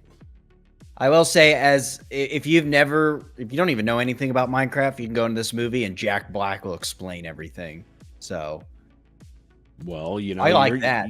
I do like that he, you know, the exposition dumping. You have to do that, dude. If you don't do that, then how are people going to follow along, right? That's one thing anime's taught me. Nobody can watch something and just understand it. You have to tell me in detail what's happening. All right? Am I wrong? You're not wrong. I get confused watching big boy movies. I saw something on screen. If I saw like a camel walking by, I'd be like, what happened? But it's nice when a character does, can you believe that camel just walked by? And I'm like, oh, okay, yeah. That is crazy. A camel just walked by. Whoa, okay. Oh, that's what it's doing. Oh. That's right. I see. I get it now. Also, someone said something earlier. They were like, what'd you say? Imagine Hunter in the back of a kid's movie loudly complaining and cursing. First off, I'm respectful of my movie going experience. Yeah, we just laugh. And also, here's the thing. I saw kids in the front. I saw kids in the front giggling and laughing and stuff, you know. Like at the Lilo and Stitch trailer, they were like, ha, it's funny. Because he said, like, the character said butt or something. And I was like, you know what I mean? Kids are here having a good time, right? And there's a couple moments in the Minecraft movie, I'll say it, I chortled a little bit. Yeah, there was. I had a couple chortles. I'll say it. 90% of the jokes were bad, but there's good. 90% of the jokes are bad. You know, maybe younger kids would find it. That's fine. This is what I'll say too. If you're going into a Minecraft movie and there's not a little bit of cheese and cringe in there, what are you doing? You know? But I did chortle. I chortled a couple times. Every time a villager was on screen, I chortled. Yeah. That's what I did. I don't think I've actually seen the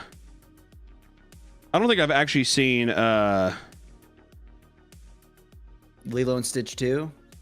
Yeah. That one was my favorite because they brought on the yellow guy and he's like a fat, lazy Stitch and he's like, oh, I'm eating pizza.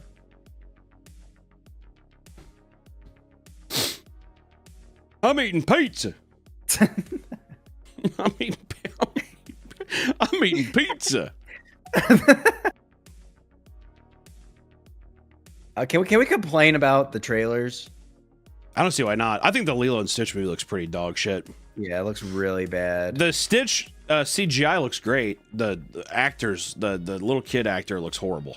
Yeah, the Lilo CGI looks terrible. Interacting. Oof.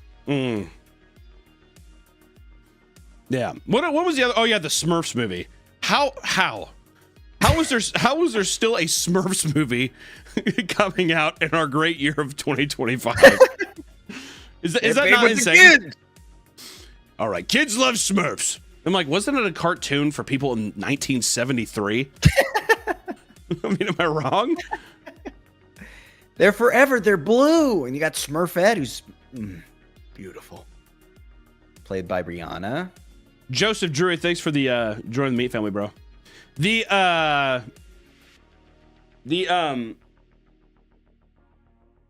to Train Your Dragon movie, I feel like that would translate to live action well. I didn't think that looked bad. No, it didn't look bad, but it's just a 1-to-1. Well, I mean, yeah, it's like, what the fuck is the point? I mean, we've seen the movie before, but now it's live action, and the lead is sexy. The guy, he's a hunk, as they say. I thought they should have got the guy to be a bit dweebier, right? Isn't that the whole meme? He's supposed to be, yeah. Little dweeb. His name's Hiccup, for Christ's sakes. His name's Hiccup, for fuck's sakes. There's also, I thought for a second that they were playing the wrong movie because they played a Superman scene 4 minutes uninterrupted. Yeah, the Superman. They're like, this is a teaser. I'm like, this is just a full blown scene. What do you think? What do you think of the Superman thing, man? Did you like the Superman? I thought I didn't mind it. I looked fun. It looks I don't know, like even the trailer, it looks interesting how they're just like already throwing a bunch of comic book superheroes in the world. You gotta do well, dude. How are we gonna make our nut back, dude? Very true. Very true.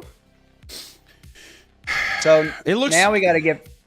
What are you gonna say? Well, I'm just gonna say. I mean, it looks fine. I don't think I'll see it. I'm not a big. I'm just so. I don't want to see the superhero things anymore. Everybody on Twitter is already shitting on it. Really? I thought that for a while it was getting a lot. People were loving it.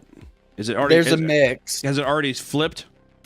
Well, you have Zack Snyder fans saying like, "Ew, this is stupid. What is this bullshit?" They were like mad that you know how he's getting hit by the sun.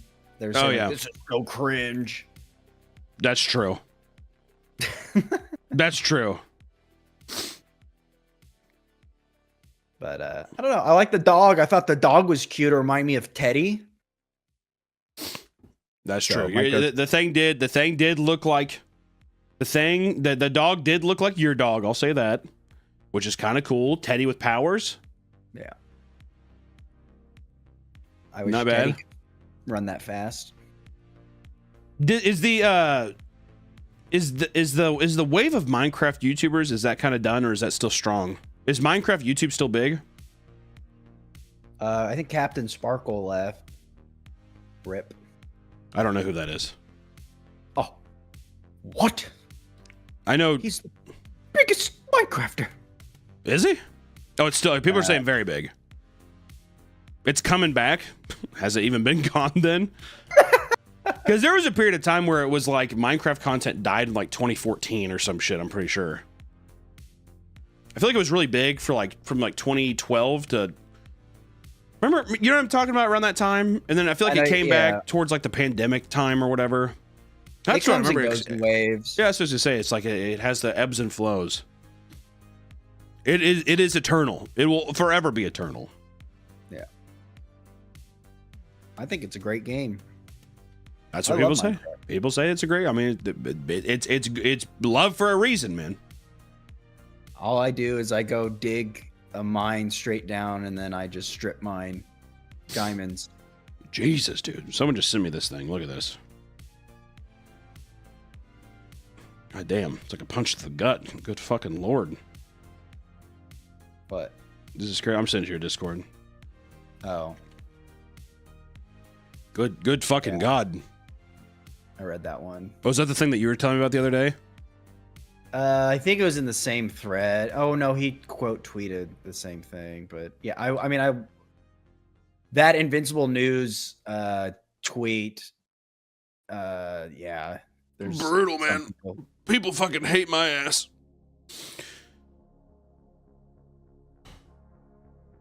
I just wanted to make a cartoon, man. You just want to make a cartoon that's very funny. What the hell's wrong with y'all? I thought it was just a funny thing I made in a couple days. I don't know. I thought it was silly as hell. You know, I say to those people, go watch the Minecraft movie. Oh. Go watch Five Nights at Freddy's. Yes, sir. Go watch.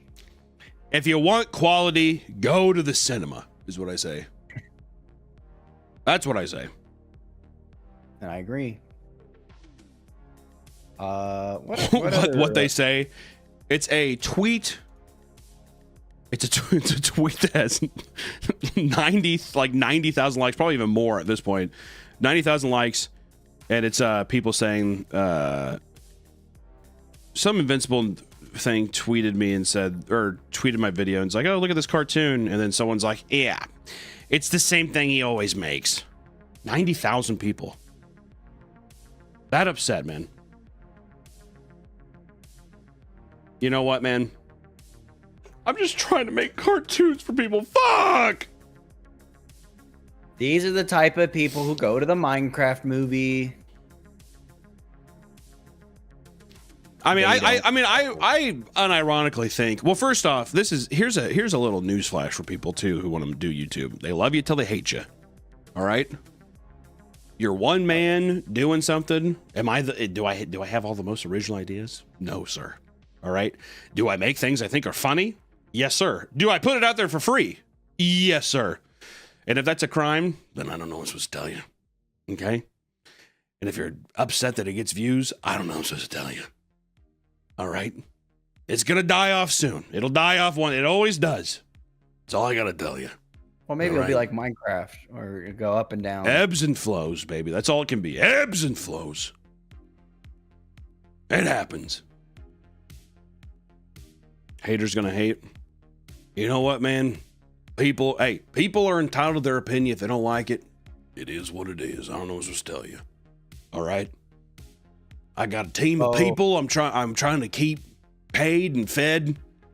And you know what? We're doing things just because we're having fun and we're getting paid doing it. What am I supposed to tell you? I like that. Can't please everybody? No, sir. He says, did we try the Mickey D's Minecraft meal? No. No, is it out? Because if it's out, I want to get the Minecraft block Big Mac thing. There was a guy who went in and got the chicken meal. And he did the chicken lava thing. He did. Pretty funny. Pretty funny. We should tell Harry to get some fucking Happy Meals. Oh. Let me see now here. You're thinking. Now you're thinking with mining and crafting. Now you're thinking about mining and crafting. The Invincible video was so good. I mean, thanks, man. I mean, we made it in I think legitimately 2 days. It was just a stupid little thing. I saw the episode, the finale, and me and Nick were laughing, and I made that.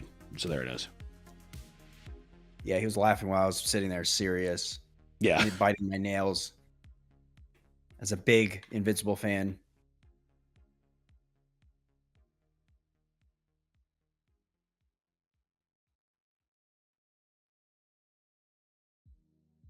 Did you mute me? No. Sorry. I'm texting Harry because I'm texting Harry. I need the Minecraft Big Mac block. Oh, okay. I just saw a delay on this screen, and I didn't hear you. And you were just you're doing hand motions. No. I need to get my the Minecraft block. Great stream. Well, you know what, Grace? How about you get the fuck out of here, dude? How does that sound? Yeah, go watch the fucking Minecraft movie if you're not having fun. The Big Mac block is crap. What? Dude, it's sick! Is it bad in person? I haven't seen it in person.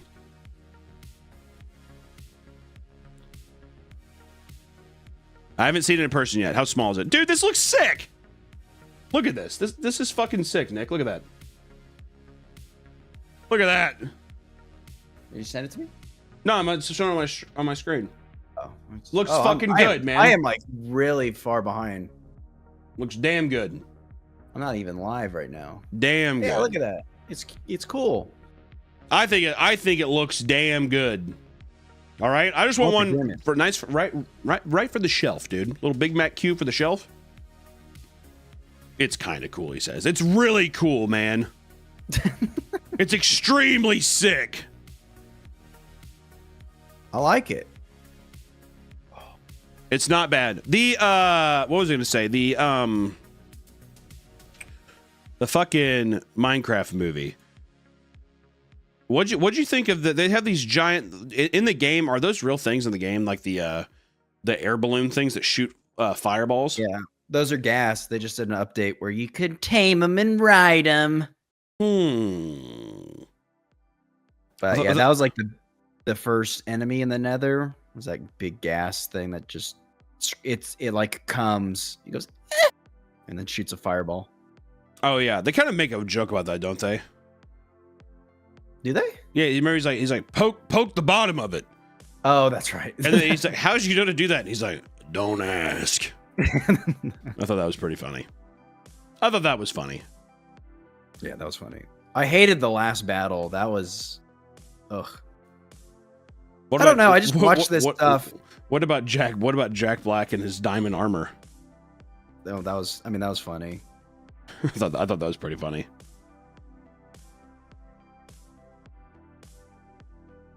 I thought that him standing there was funny. It looked fucking stupid, but I thought it was pretty funny. I feel like they tried to make Jack Black like he's supposed to be lightly unhinged, but I wish they would have made it like, I don't know, further. Only adults at the movie? Not at ours. There was a lot of kids at the art movie, wasn't there? Yeah. We had like 10 kids in front of us, and I felt bad because I was making fun of everything that they were laughing at. Yeah, Nick was being loud, and he kept tapping the kid in front of him, his shoulder, and he's just like, this is stupid. This thing you like, it's fucking dumb. And the guy's dad was like, hey, come on, man, stop. He's like, dude, don't make me fucking knock your lights out, because I will. That's what he said. Kind of looks like Steve, not gonna lie. Okay, that's insulting and a compliment somehow, I think. Also, Jack Black is, I think, 30 years older than I am, so that's probably, I have to figure some things out. Jack Black seemed to really be phoning it in, like he didn't want to be there. What makes you say that, dude? I don't know. There's something in his eyes. Like he just seemed dead. You think he seemed dead? I don't think he seemed dead. I think he seemed pretty. I think he seemed okay. I don't know, man. He just something in it. Like I was looking at, he looked tired. I don't know. I know he's older, but he just looked like, just do my Jack Black thing, and I want to get off and go play. Dude, he has to jump and kick, and he does his singing. It fucking takes a lot out of you, man. I will say he did do a lot of kicking. He did a lot of kicking. All right, we can at least agree with that.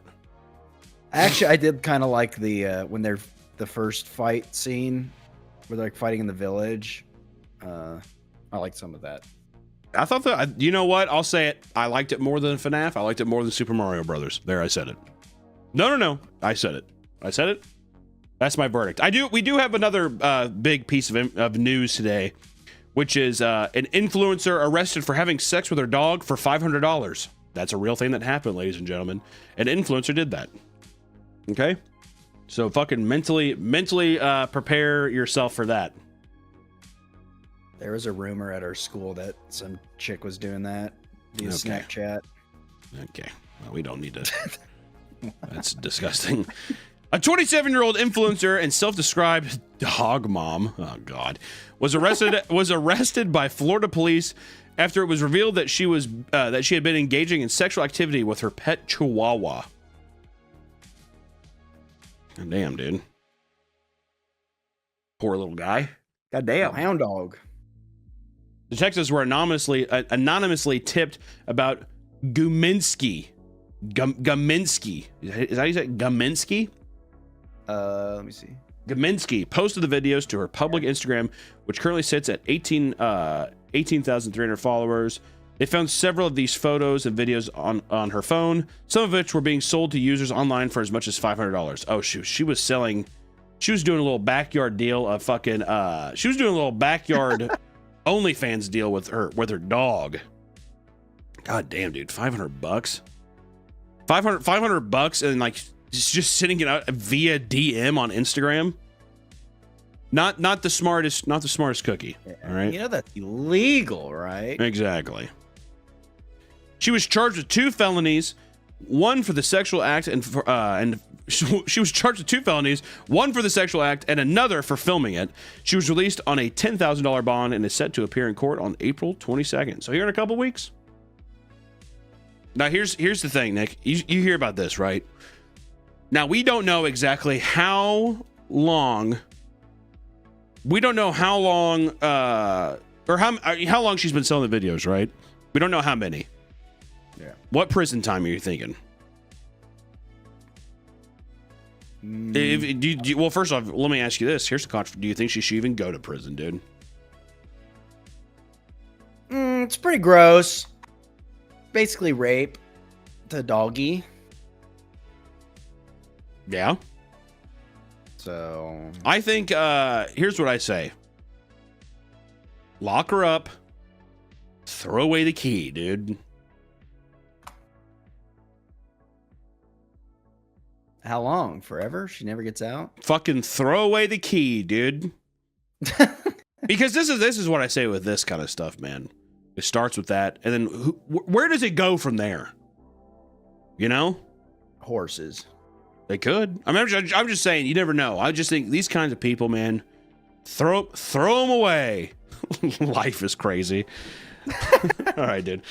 You know what? I say throw away the key, dude. Throw it away.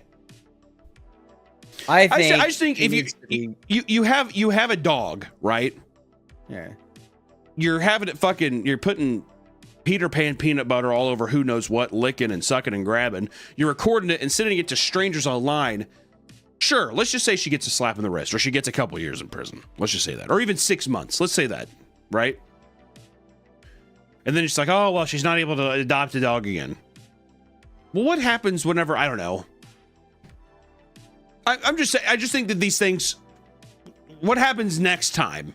What rehabilitation happens in prison to where you're like, all right, well, that was probably an oopsie daisy. I shouldn't have done that. I just don't. What rehabilitation is there? Maybe VR. Maybe like. Someone came and said Minecraft movie was so trash. Now, here's another thing, too. Do you think that there's going to be a big wave of Minecraft hate just because the public perception right now is people being like, this is so cringe? No, I don't think there's going to be a resurgence of like, this is ruining Minecraft. The original Minecraft. You did the Minecraft movie. You didn't do it justice. And that's what I'm saying. Give me the reins of the Minecraft movie. give you the reins. Yeah. It is cringe. I mean, I'm not debating if the Minecraft movie is cringe or not. It's definitely cringe, but I think there's levels of cringe you can enjoy. I think cringe can be a fun experience. Minecraft was already ruined. Well, it is kind of weird that when Minecraft first came out, I remember it being very much like, oh, this is like just kind of like a very weird kids thing. Like it was super kid friendly. And then it felt like it gravitated more to like being about whatever. You know what I mean? What? Yeah. Like I guess that my first interactions with Minecraft on like a larger scale was like Minecon. So I just remember like the dedicated RAM thing, or the, join my dad's Minecraft server, that kind of meme, where it was a bunch of just like awkward kids. You know what I mean? I guess. I always saw it as adult Legos. Really? Well, because I started playing when it was like I don't know if it's pre-alpha, but essentially like you had to log on to web browser server and play it, and like it'd be filled with people, and of course they're doing like Nazi shit and stuff, but like That's my first taste of it. Then I felt like it started gravitating more towards kids because they started learning that it's a Lego game and it was easy to download. But I always saw it as like an adult thing. Well, there you go. I had no idea. I had no idea. Speaking ignorantly on it, all right? I had no idea. Yeah. Hush your mouth, dude. We need a Roblox movie. And now see, if there was a Roblox movie and it was and they let, you know, you fucking put in, you know, you make the Roblox movie R-rated. I bet you that would go so hard, dude. Like an R-rated Roblox movie. You know what I mean? Can you imagine going to all the different like chat rooms and worlds and stuff like that, experiencing shit? Would you make it like the Emoji Movie? No, I almost wonder if you remember that do you remember that movie with Draw Butler called Gamer? No, I've never seen it. It's like a movie where a guy, like it's basically like a kid is a video game player, but it's like a weird futuristic VR chat thing where you get to control a real life human being, like a prisoner, and you get to like they have like guns and shit, and it's like basically like a futuristic VR thing in this world, whatever, right? Yeah. I think if you did something like that with a Roblox game, but then it's like, here's the kicker though, Nick. You go in, you follow a guy who escapes into Roblox chat rooms for connection and stuff. He's very alone. In the real world, he's very isolated, but in this world, he's very, he's very popular and stuff. But in the Roblox world, it's all practical. No CGI. So all the characters and all the outfits, those are all actual outfits. I like that because you'll be like Kanye in that. Yeah, with Lil Pump. Yeah. Yeah, if you did something like that, I'm telling you, I have a feeling that would slap. That'd be very uncanny.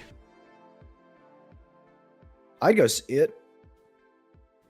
I don't even play Roblox. Hell no. If you told me that there was a surreal, like basically horror film that's like Lego, like a weird digital Lego based thing, that would be fucking amazing.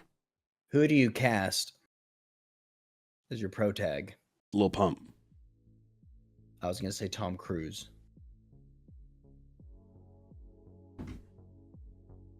Tom Cruise, Danny DeVito, okay, Shia LaBeouf. Wow, this is an impressive line. So who would Tom Cruise play in this? He's your action. He's the guy in the Roblox world. So right? he's your Steve. Yeah, he's your Steve. So so we're basically making the Minecraft movie over, but it's just Roblox. No. I'm just saying. Tom Cruise was a guy who wanted to go into Roblox, and he's been there, and he's like, in the real world, I'm a loser. Also, isn't this kind of just the plot of Spy Kids 3? What? Remember Spy Kids 3? It's like everyone in the game is a badass, and then whenever they meet the real life version of them, they're all like nerdy and dorky and shit. Yeah. That's not what I'm picturing. I was picturing more of like kind of like this guy, right? Shia LaBeouf. Yeah. He's got a son. Okay. He's playing Roblox, and when he creates a character, so Tom Cruise is that character. So Shia LaBeouf has a son, and that son creates a character that looks like Tom Cruise in the game. But it's not even Tom Cruise, it's just the Roblox version of Tom Cruise. Well, he's just playing the Roblox character. What do you mean? I'm just like the actor Tom Cruise is the Roblox character. That's what I'm saying. It's a Roblox character that is voiced by Tom Cruise, or it's Tom Cruise in a giant outfit. So you don't even see him. You don't even get to see him in the movie. Well, you see his face. No. You don't even see him. You don't even get to see Tom Cruise. It's just him being like, "Hey, how you doing?" Whatever. So, and then how about this? Here's the real kicker. Shia LaBeouf, his son is Danny DeVito. Because he's the same size. And then you do what they did with The Irishman, and you de-age Danny DeVito like 78 years. See? This is sounding like a good movie. Hey, Dad! It's me, your son! That'd be pretty good. Yeah. And the movie No is Nerve, about... thank you, man. Keep up with Meat Man. Any updates on the new channel stuff? There's some big projects coming. I can't say anything yet, but I'm just hold your breath, my friend. It's coming. Do you want me to take some? I've been copying the. Yeah, let's read a couple actually for a second. How was the movie? The movie was, I mean, it's cringe. Don't get me wrong, but I don't know. I laughed at parts in it. I thought it was silly. I would say it's worth price of admission. Don't get me wrong. It's fucking stupid. It's a stupid movie, but I think it's worth price of admission. I'll say that. Eraserhead Baby Gaming with $10 says, "Hey there, meat man. Hello. You bring me and my spouse many laughs, even on our worst days. And I just wanted to say thank you, heart emoji. Thank you back, heart emoji. Also, I do a physical release of your... Oh, wait. Also, do a physical release of your EP. My CD binder yearns for it. No. No! Rip it. Yeah, rip it and just do that. That's fine. Teehee, it's Bubbles with a Garfield profile picture. Gave us $5. Says, give me my who up creepin' hoodie. I'm fiending, please, Papa. All right, just cancel the order. Beggars can't, you know, begging looks really bad on you. Just want to say that. Caleb Blevins with $10 says, "Hey, Papa, you guys doing Tarkir pre-release at your LGS? Love you, boo." Yeah, we are. We're doing it at 6 o'clock today. Very excited. Giovanni Gomez says, "Yo, Hunter Nick, did y'all like Steve's Lava Chicken song? It was a banger." I don't think we stayed long enough. I saw the part at the end when the villager basically confesses that he's been having sex with Jennifer Coolidge, and then we left. The Lava Chicken song is when he's cooking the chicken. I thought they said it was at the. I thought they said it was at the end. Oh yeah, well if it's the one during the movie, then yeah, I saw that. It felt very random. If like him singing felt completely. I'll be honest. If it did, I was like, why are you singing this to me? Just fucking tell me. I agree. But the Peaches song and the mine scene was great. I like that. The Peaches song and the Peaches song in the mine was fine, but see that's the only one that makes sense. Everything else, I was just like, come on, where are we done? Yeah.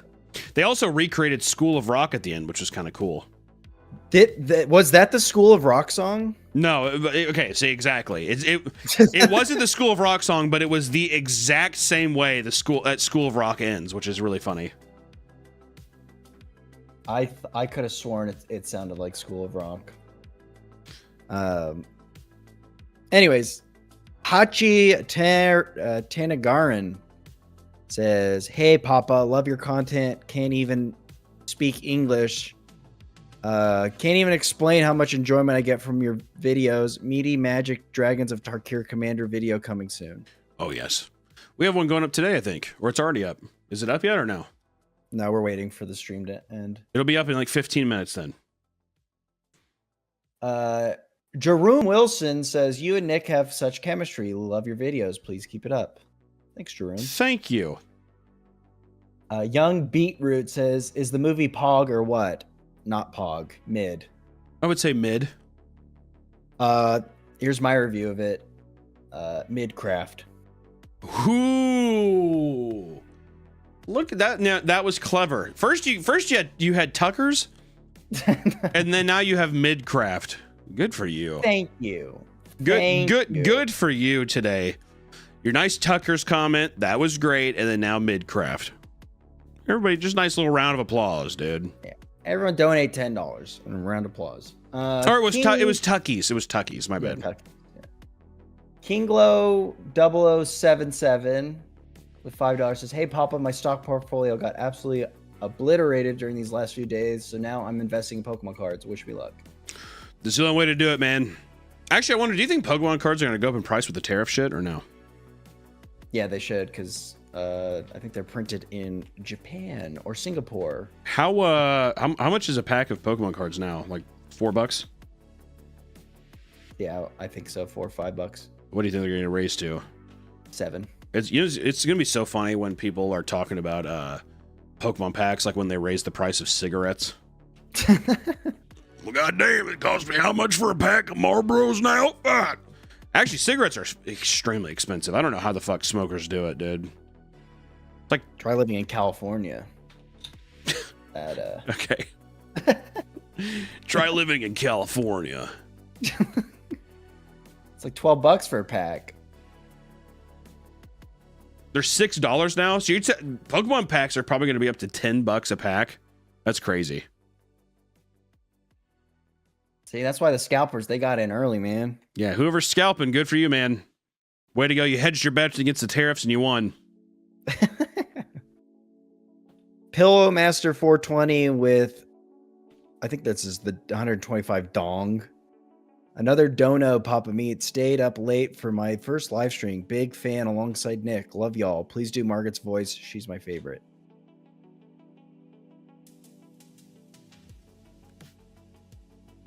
No.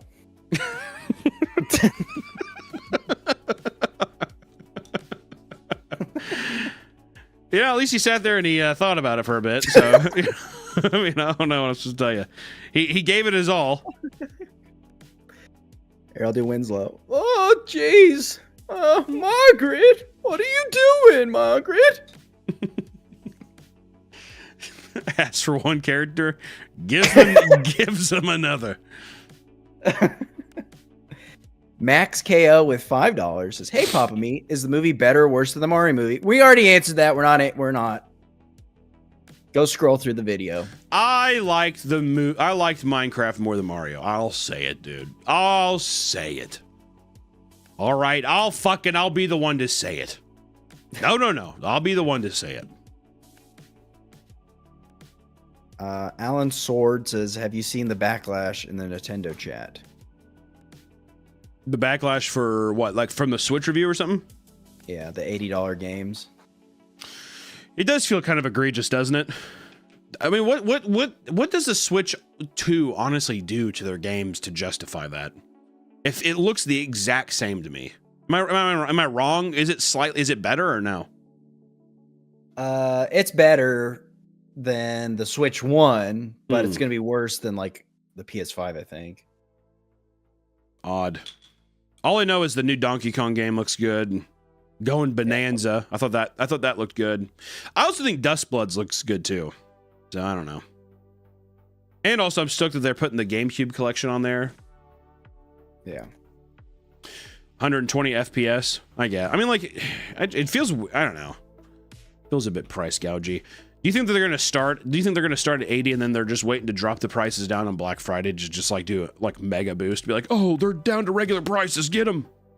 No, they're. You don't think so? I think they're doing like a flexible pricing thing where some games are 80, some are 70, it's like all over the place. It's not just like a set thing, but I think it's just due to inflation. They're because people are saying GTA 6 is going to be $100.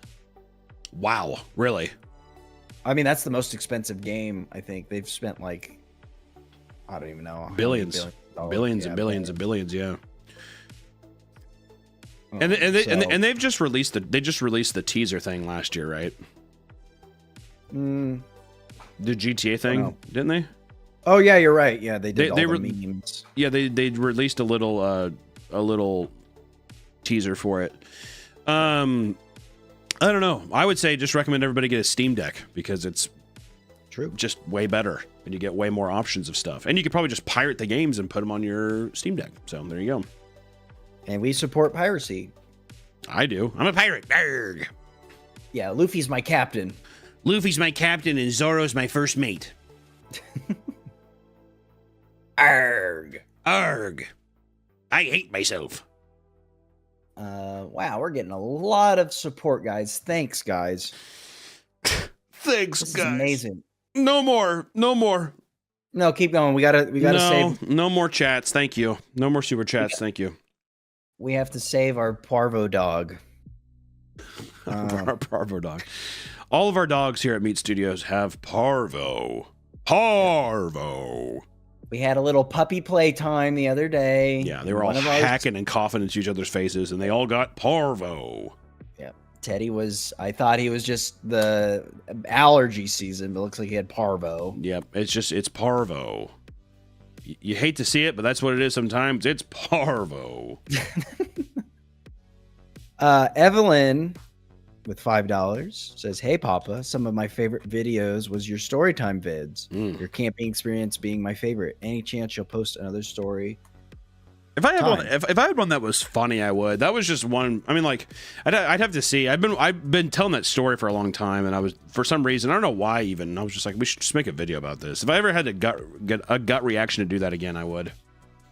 Kind of the same way I did that one storytime animation on Meat Canyon, where it was the Pokemon card one. You know, just like little moments like that where you're like, oh fuck yeah, and it's all you can think about. We did a Japan story time. We did do a Japan story time, and it was very cute. It was very kawaii. Pootie West gave us $5 for the Parvo dog. Thank Pootie. Parvo dog. Alex Charles, trailerparktoys.com. $10 discount right now going on. Said, "Dude, I barely discovered your channel last week, and now I binge listen to your episodes while I'm at work. I love you, Papa Meat. Take my donation. You earned it, big guy. Go to trailerparktoys.com for a 10% discount." Thanks, man. Also, I heard the big guy part, dude, and that felt fucking a bit unnecessary. Yeah, all right. Okay, like I think that, like, listen.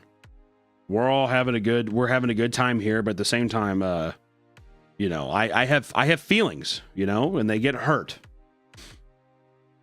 Yeah, that felt like a sleight of hand. It's like, yeah, I'm a big fan, big guy. Hey, fat ass. Here's your deal, fat ass. This guy says, "I pissed myself hearing your raccoon bite story with the fever dreams."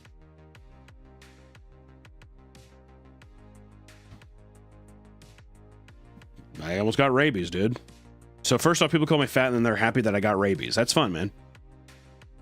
Yeah, that is. What is up with your fans? I don't know, man. I don't fucking know. Big guy is stepdad coded. It does. Whenever you bring your fat friend over and your stepdad's just like, "Hey, Derek, big guy, how you doing?" You definitely know it's like a way of him being like, "You're too fat." I don't know how to tell you this, but you're too fat. It's just a little playful.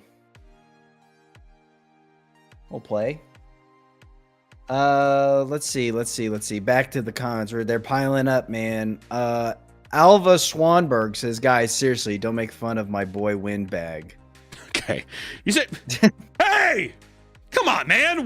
Actually, you know what? I'll take Windbag. Windbag's kind of cool. Windbag kind of has a bit of, I don't know, it's like mysticism, kind of, which is kind of sick. You're like an airbender.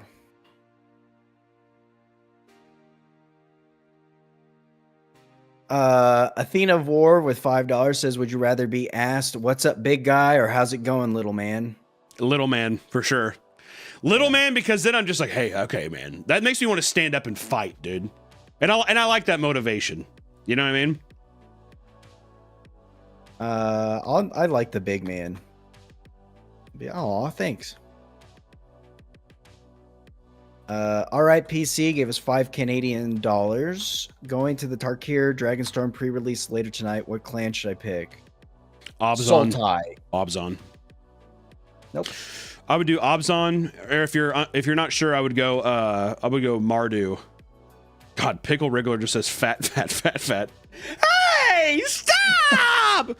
No, Mardu's gonna be more aggro, so I don't know. Kick Your Face says, "Hey Papa, do you think you could do a Ghost Beach Goosebumps episode?" I've never seen that one. Ghost Beach, yeah, Ghost Beach is really funny. I probably won't do. I mean, I feel like JonTron did one of those a long time ago, so I probably wouldn't do that one. I don't want to. I don't want to have to rehash what other people have already, because that video is pretty popular too. So it's I don't know. I say let's just go through JonTron's catalog and just do all his videos, and then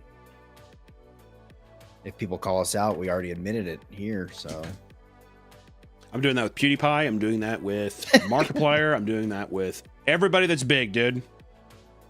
Yep. if you admit it, you know, I think people, they won't care. I think that's how it goes. Giovanni Gomez gave us $5, says, peep the profile, Nick. And it's a picture of you, Hunter, with your shaved head. All right, ban that guy. Ban him. Yeah. Lifetime ban. Thanks for the $5, but you're banned. Arthur Casteronio says, Dear Papa, love you. Love your content. For the love of God, stop rating fast food. I can't see you in pain again. Listen, it pays the bills. I have to do it for my crew, for myself, for my sanity, for my wife.